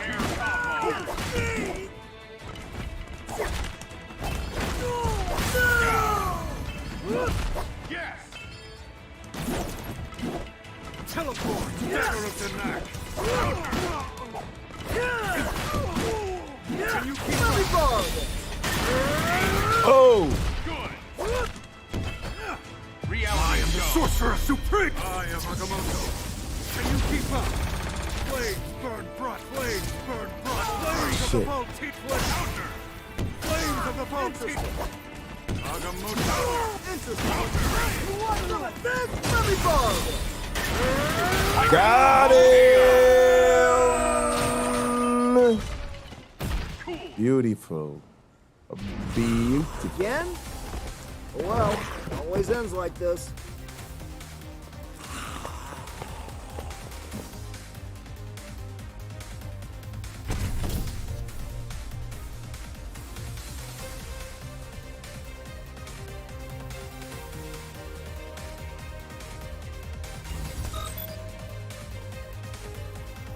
All right, all right, all right.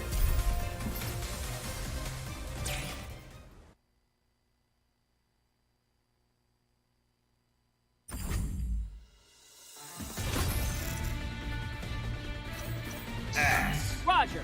Reporting for duty. Frank. Give me a smile.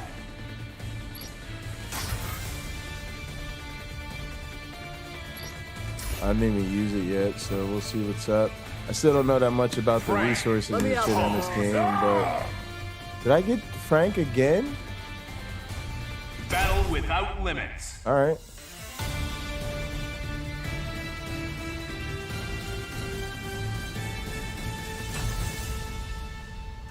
A mirror match is a mirror match.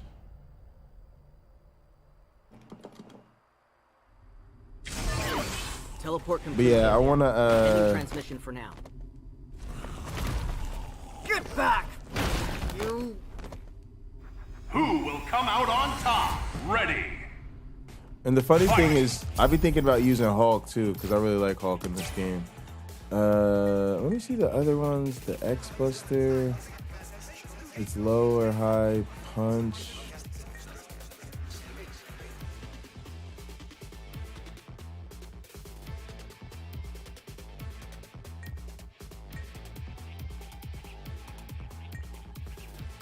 Sonic Slicer. Kick. Punch. And there's that boomerang cutter. And the Rising Fires, down punch. It's gonna take me a minute to learn these damn moves. Shit.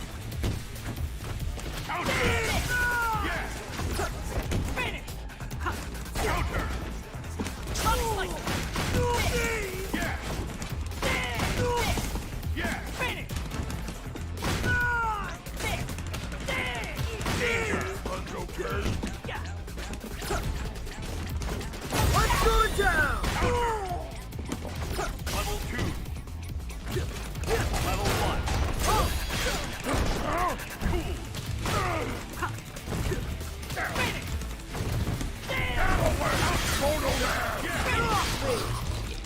Oh shit. Frank on Frank violence.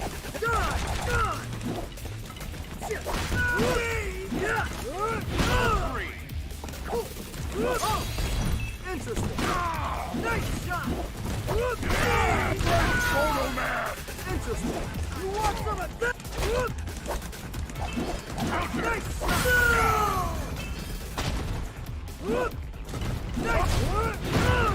Oh shit.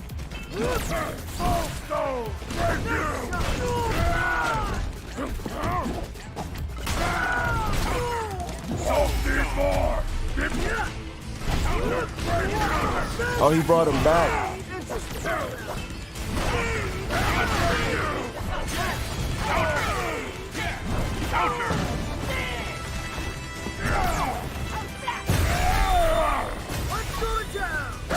The fuck is that? The fuck out of here!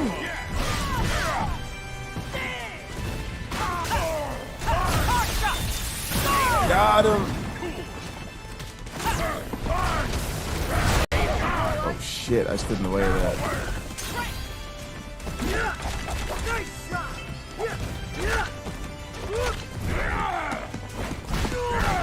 Shit. Let's get away from his ass. Let me borrow this. Damn it. Interesting.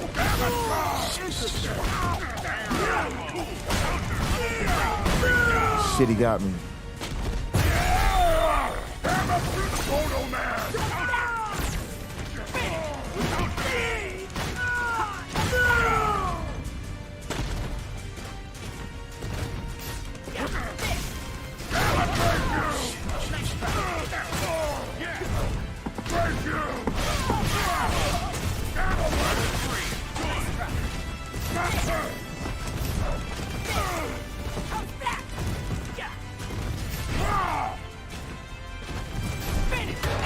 Got him. Oh my goodness, that was close. Look at how much life I had left. What's up, James Apperson? Good to see you, buddy. We are out here button mashing for Bipolar, celebrating 200 subs and 3,000 views.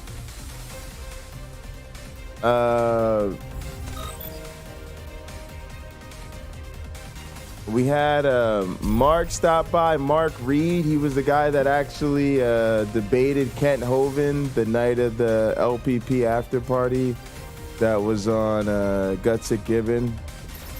That was pretty cool.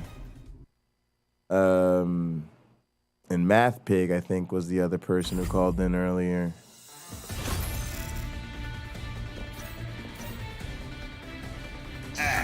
Starting the mission. Let's go. Frank. I've covered wars, you know. Gamora. Itching for a fight with us together. Only one team will be left standing. All right.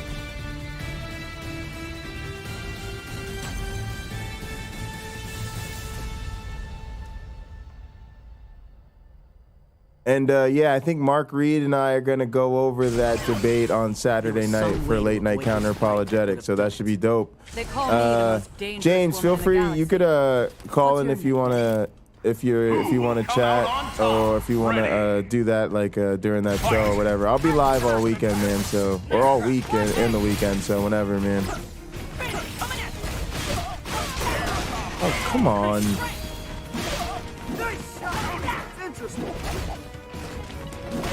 Interesting. Stop Gamora! Nice shot! Interesting. Nice shot! Yeah! Gamora! Slice and dice! Case the dog player! Good! Nice shot!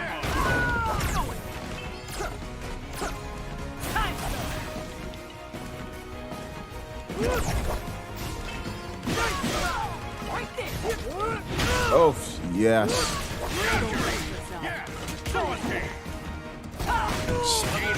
Shit.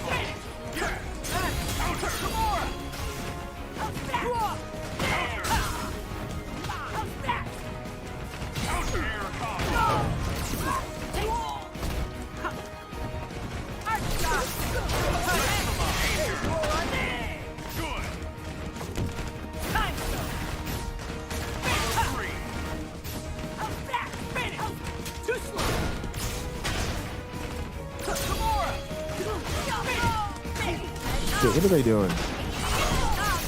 This is your end! Oh! Nice shot!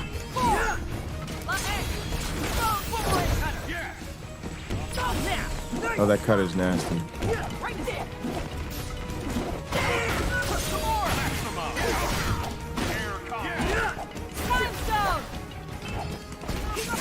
Shit.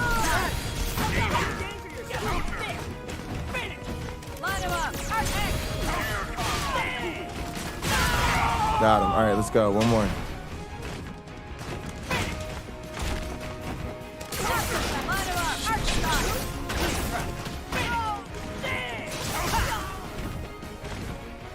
Whoop! Get up there.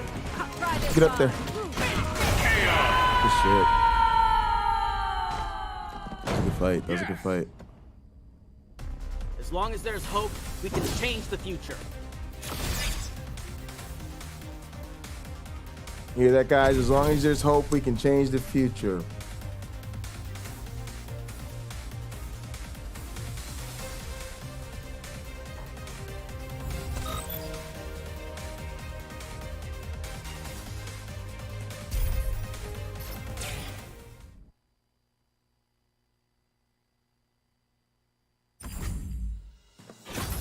We're gonna rock with our mains for the evening. Let's go. Frank. Oh yeah, there's a story brewing.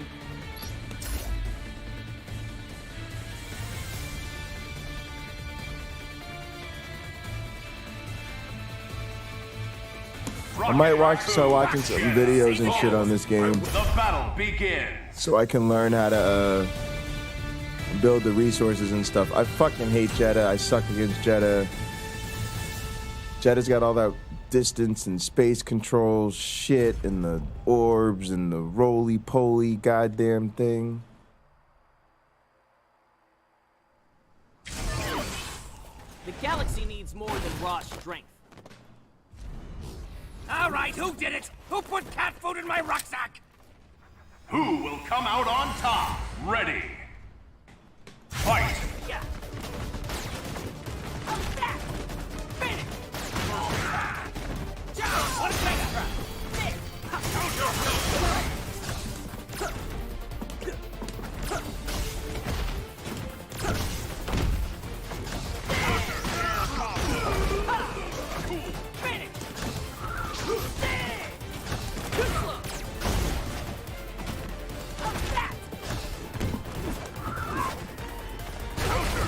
Shit.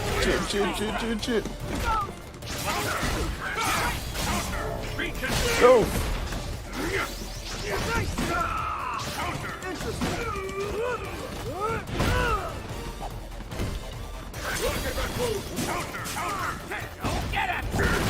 Damn it.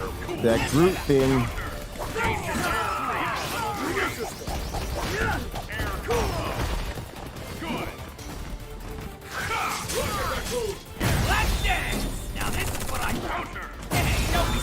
Whoa! What is that? What is that? What is that? Got a bad feeling about that thing. I'm trying to stay the fuck away from it. Is it gonna blow up?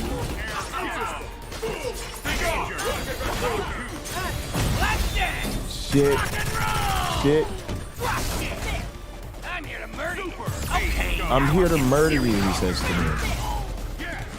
This nigga said, I'm here to murder you.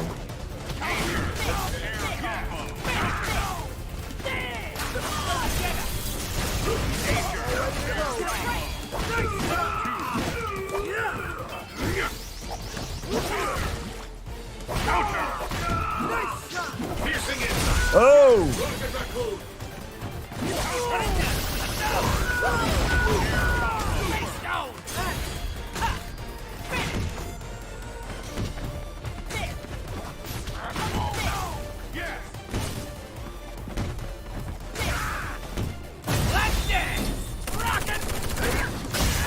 Got him. Got him. Let's go. Out the crouch. Out the crouch with the uppercut and the air attack. We can change the future. As long as there's hope, we can change the future.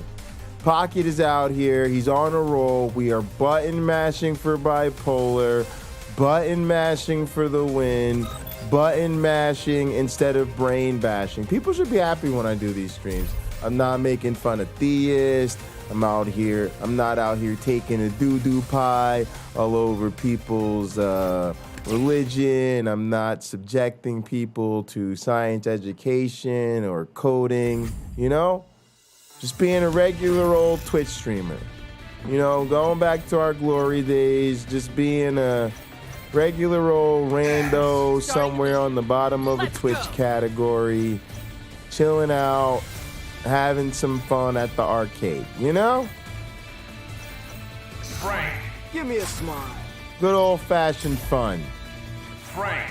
Let me out there, Firebrand. Only one team will be left standing. Oh, Firebrand looks like my guy. I mean, he fucks me up too, so he's probably fun as shit to play with. Man, this game has so many great characters. Yeah, I know I should be going with Firebrand just to trigger the damn Theist. Oh, and he plays the video games and he likes to play as the devil. He plays as this little red devil that's flying around. Oh, with the skulls in a pile. Yeah, that's a triggering one right there. Ready. Now I'm walking him down already. Oh shit, he came back. Yo, Frank is no joke. Oh, that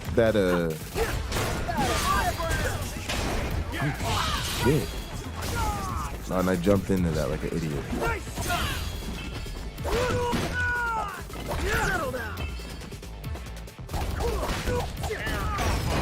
Come on, let's go.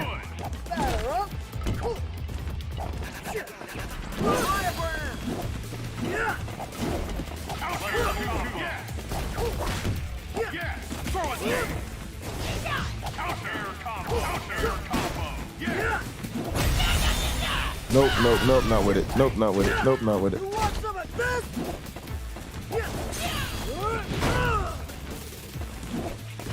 Nice shot! Whip away!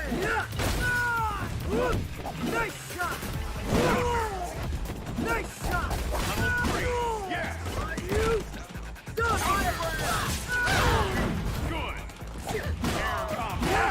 Good!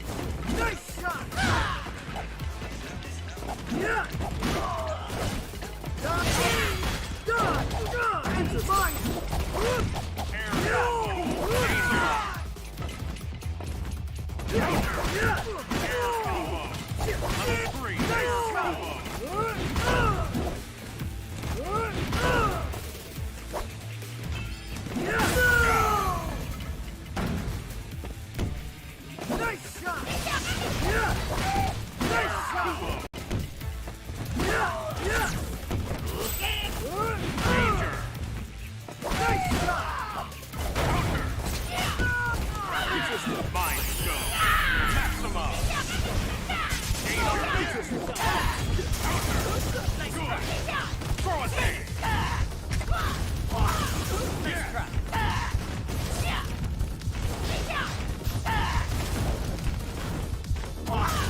Shit.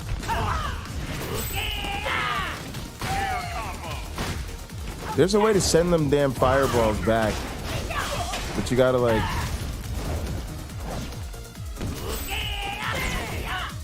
I forget what to do. You gotta like time it when it's hitting you.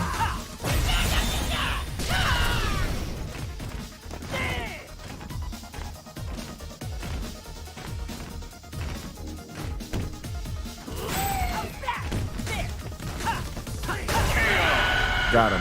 All right, little jab and little boxing. I'll be trying to think like a, you know, like a little boxing, like a little real, treat like a real fight. Get in, get out, get in, get out.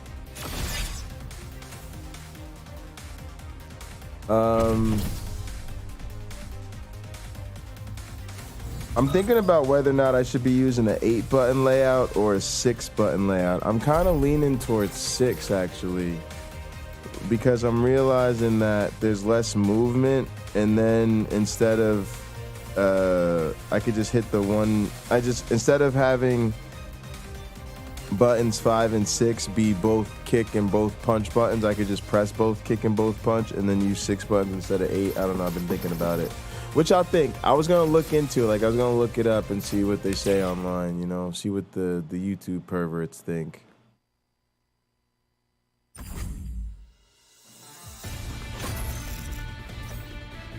Because I feel like in the end it's gonna be the less movement, the better. Roger, reporting for duty.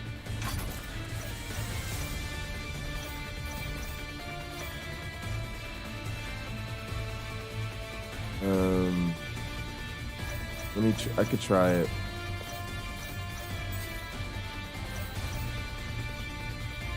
Frank. Let me out there, boss. Wait, what happened to my thing? All right, go back, go back, go back. Do that.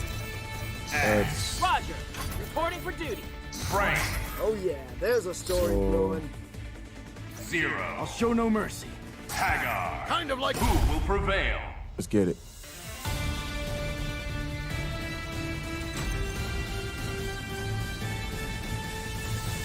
I'll look it up offline or something.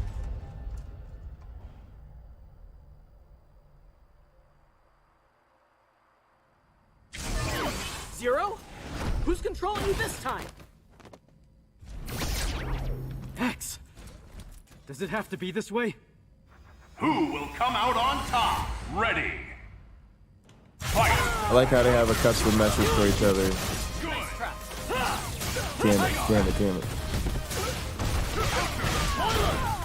Shit. Shit. Shit. Shit. Shit. Shit.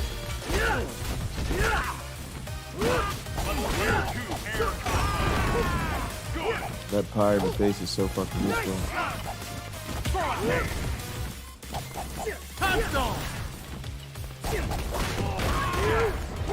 Nice shot! Let me borrow this! Oh, you blocked that shit? You ain't blocking the shit. Can you block that? Let me borrow this! Got him that time. Nice shot!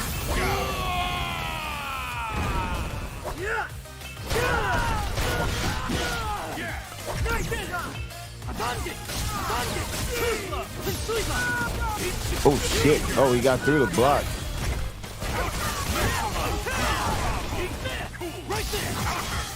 I'll win this now! What the fuck is he about? Whoa, this guy's wild.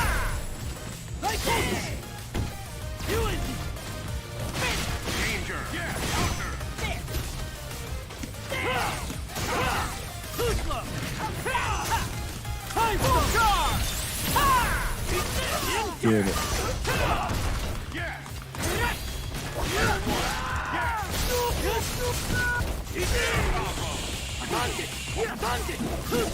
Damn it. Too slow is right. Holy fuck. Got it. Let's go. Let's go. Let's go. Good night, No Name. Again? Oh, you said night cam. Hey, James. All right. So yeah, I'm probably seeing that shit late. That's what's up. That's what's up. Yeah, Cameron Dip. James is in the house. Mr. Mayor, I won. So I get an exclusive interview, right? Is that how it works? Should be. Should be.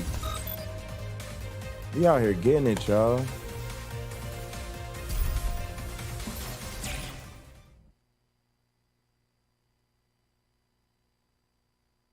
So nice and fast, too. Like, this is just that straight arcade feel. So nice. Uh-oh. Did my controller go out again? Yeah, good.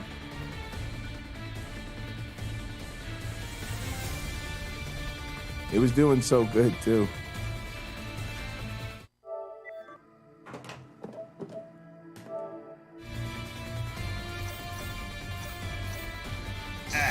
Roger, reporting for duty.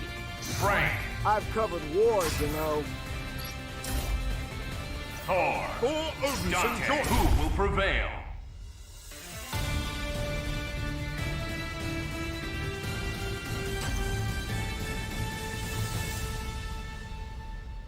Umbrella Laboratory Pathway.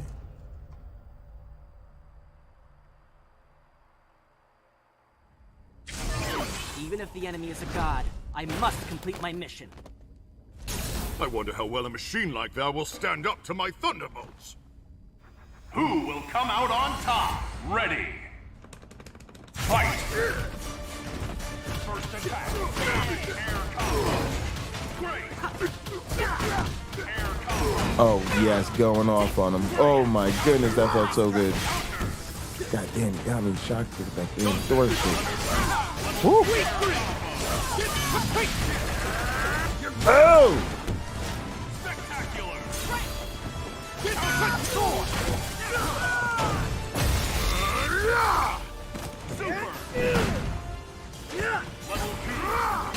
Oh shit, don't say too close to Thor.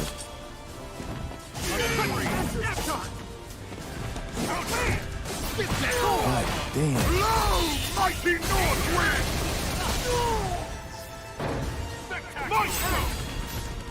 Oh, I had him from behind.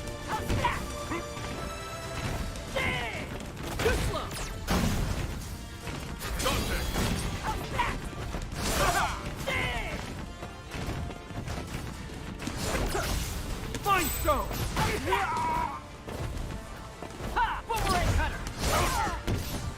Take boomerang cutter! Finish! Get back!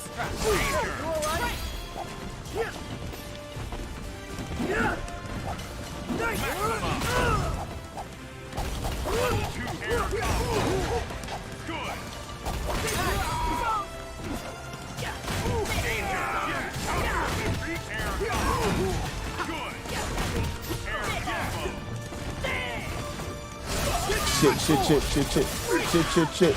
Ready! Look upon my might! Feel Thor's might! Oh shit. Feel my might! All right, buddy? Nice shot! Nice shot!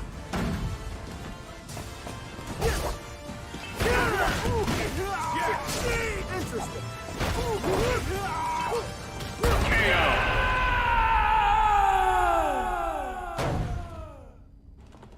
Changing levels on him. Again? Changing levels on him. Always ends like this. Changing levels on him.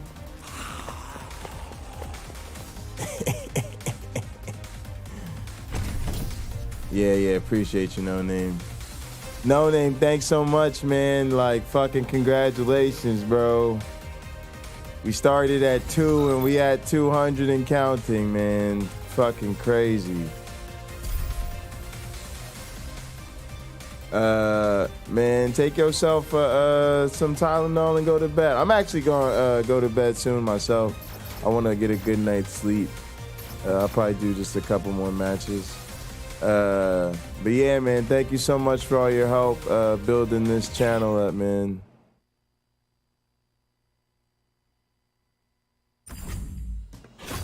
Let's go random. Let's go here. Starting mission. Let's go.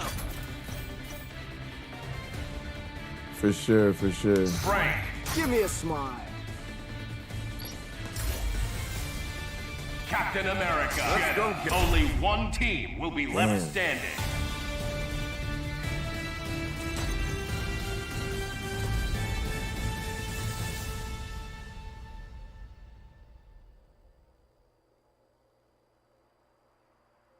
It's been a crazy couple of weeks.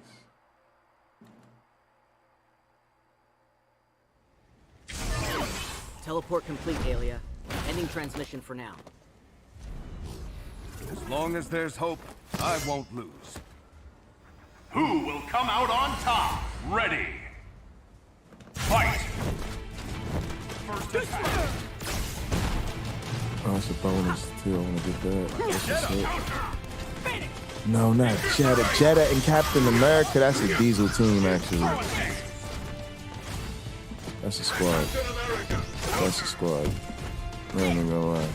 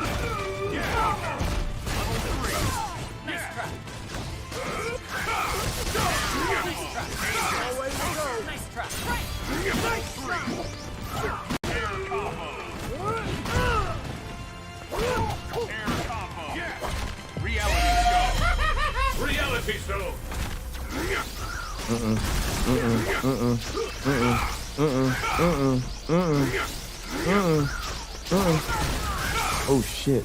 Oh shit. Ooh. Nope. Damn it. See, when this shit starts, it is so hard to get up on this motherfucker.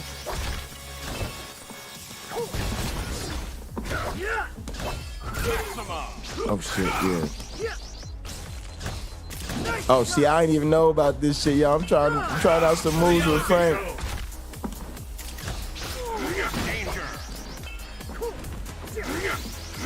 He can hurt you with his camera. Are you watching me? Oh shit! Woo! Come on. Let's get it. Damn it. Nice try. Nice try. Oh, nice. Full charge!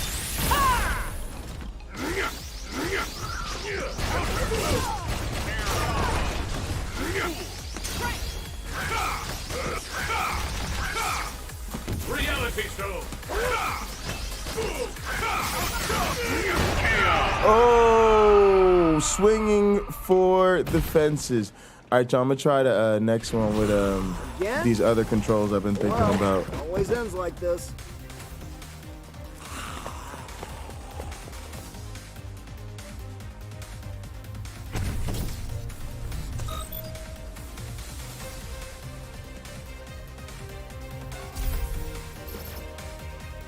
All right, let me actually try it from the menu just to be a little bit safer. Get used to not doing these things in match. Settings, controller settings. All right, what I want to try is saying Infinity Surge is this one. Active Switch is this one. Light Punch and Heavy Punch. Yeah, it could be this one and this one.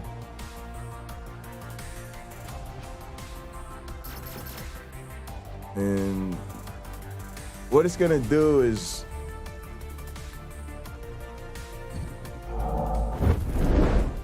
the idea is that normally what I was doing was I have my light punch, light kick, light and heavy punch, and then the switch partner here, and then the light kick, light and heavy kick, and the infinity thing here.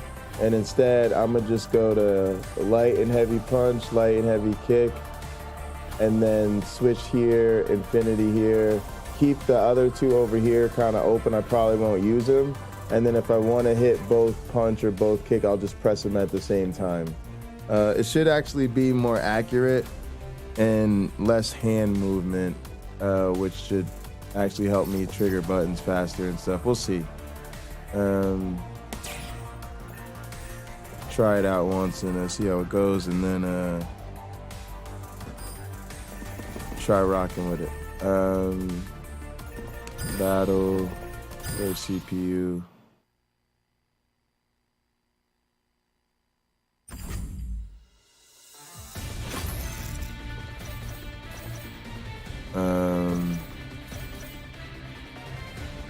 Let's see. Roger, reporting for duty. Frank. Give me a smile. Jeddah. I am the beginning. Only one team will be I guess it's kind of good that I keep getting Jeddah so I can get used to playing against this character, but man, y'all see, I be in these dog fights with Jeddah.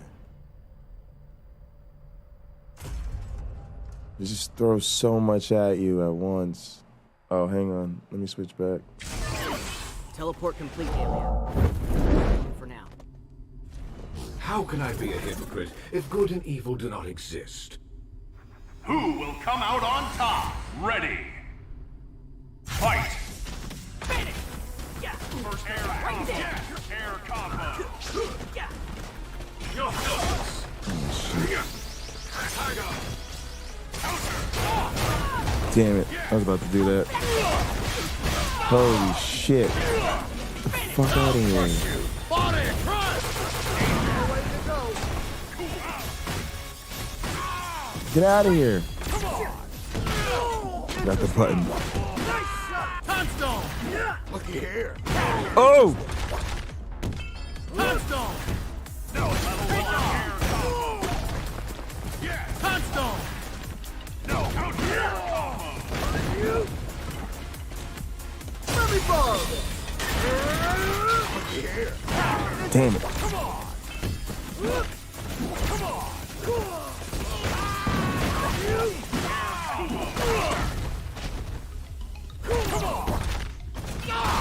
Damn it.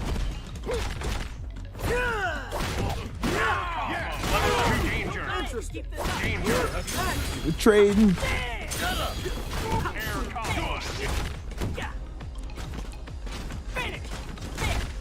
Trying to get close, huh? Shit.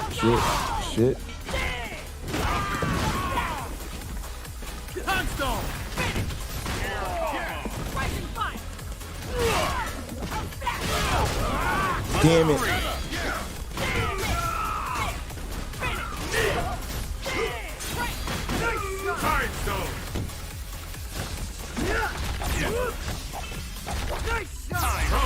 All the Tiger!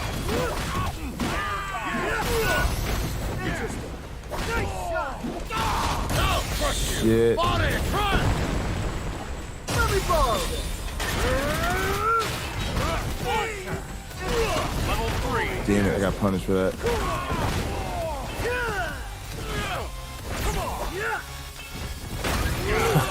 I suck him up with that fucking low kick. Damn it. Oh, damn it, I'm fucked. Fucking Jedi, of course.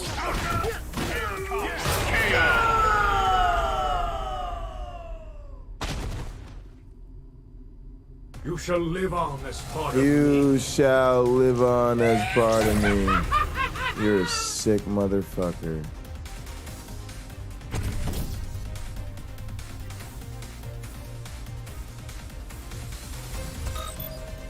Loser. Let's run that one back. I guess there's no way to settle this peacefully. Nope, guess not. Let's fight. My salvation is the answer to all. Ready. It's fucking Jedi, man.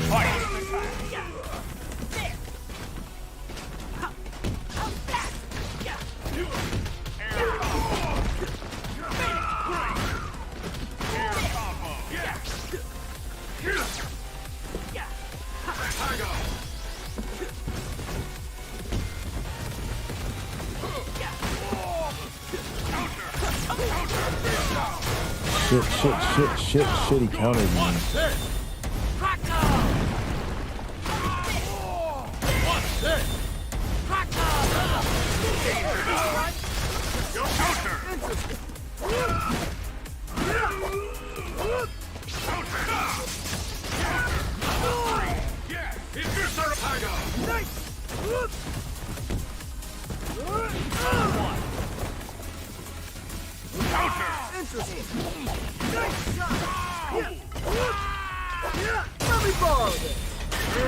Oh, we wanted him to fall down into it. That's happened a couple times. I didn't time it right there.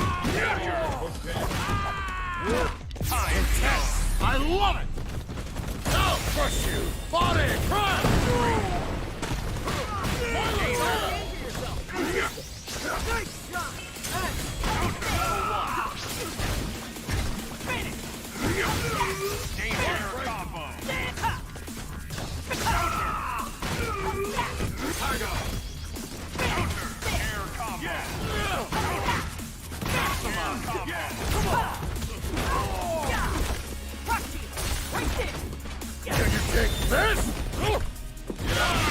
Shit, I let it go. Why'd I do that? I had him and then I let it go.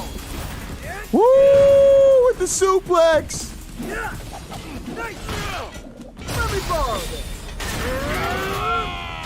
Got him! Oh my goodness, ran him through with it.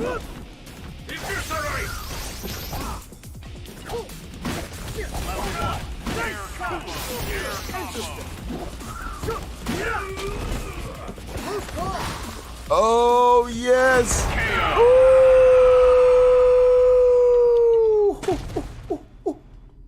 That felt so good. I got to do one more. Again? Well, always ends like this. Oh, that was fucking fun as fuck all.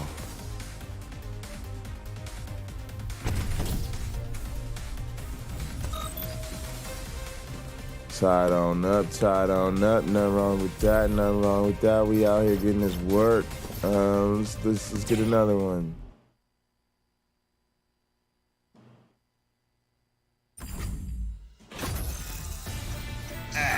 Starting a mission. Let's go. Frank. I've covered wars, you know. Arthur. Nemesis. Who will prevail? Oh, this is a team they got. Dope, dope, dope, dope, dope, dope, dope, dope.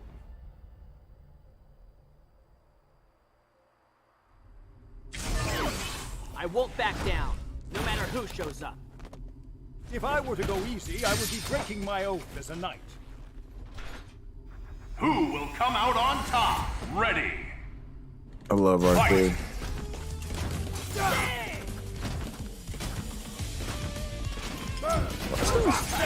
Oh, he just creates hella space and then just throws shit at you.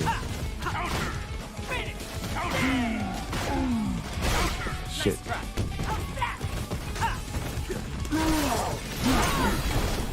Great double guard! Down there! Too slow!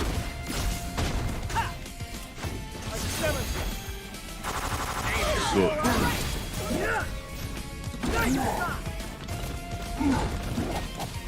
Level 2, level 1.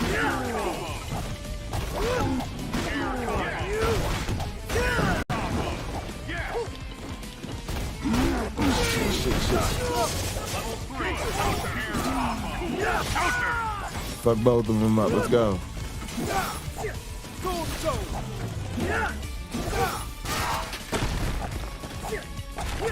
Oh, he's running around without his goddamn suit on? This is amazing. Arthur is the guy.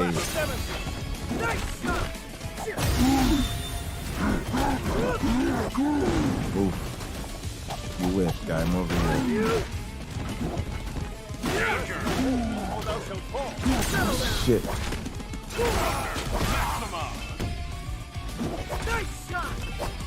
So power comes forth. Guardian bracelet. Oh.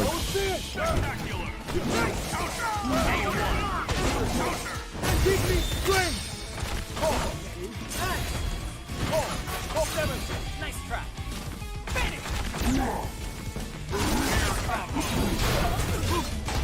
Down there. Stand back. Danger. Air combo. Fine. Time to suit up. Finish. Level 1.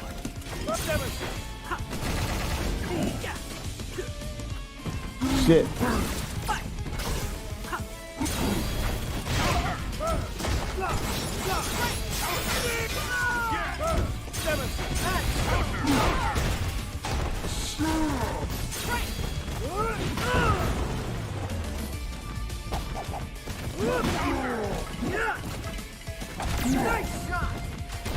Shit.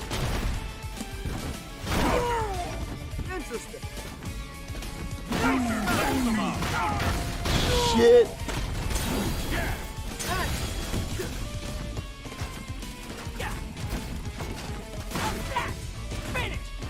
Great double guard.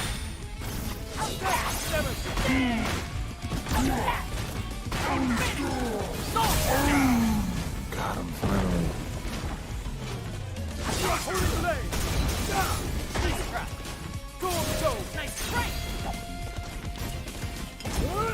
Got him.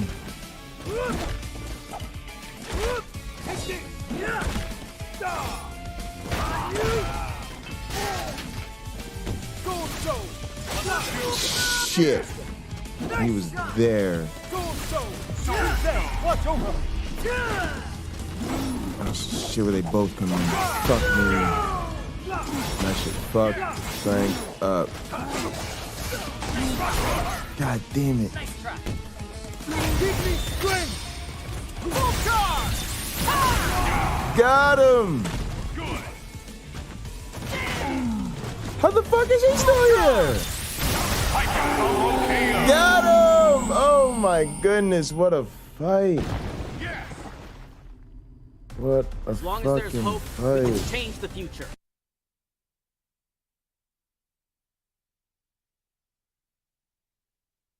What a fight. Hey everybody, I want to thank y'all so much. Thank you, thank you, thank you. I want to thank all of our viewers, all of our subscribers, all of our mods, all of my co-hosts, my advisors, my lab, my mentors. Special shout out to the mod squad, the ushers, my co-pastors and all of that. Can't thank y'all enough. All of our guests. Special shout out to Derek from Myth Vision, Gutsick Gibbon, Doug from Pine Creek, Nate and Danny, LPP, Bible Research Tools. Where would I be without you? Thank y'all all so much. We'll keep at it. I'll be back tomorrow. 11, not 11, listen to me. 1 p.m. Eastern, Science Time with Cliff. I'll be live after that later on in the day working on an educational video. We'll just keep on going from here. Thank you all so much. I'm so grateful for all of you. And so excited, so excited to see what's to come. In the name of the Darwin, the Dawkins, and the Christopher Hitchens, science bless you all. Poof.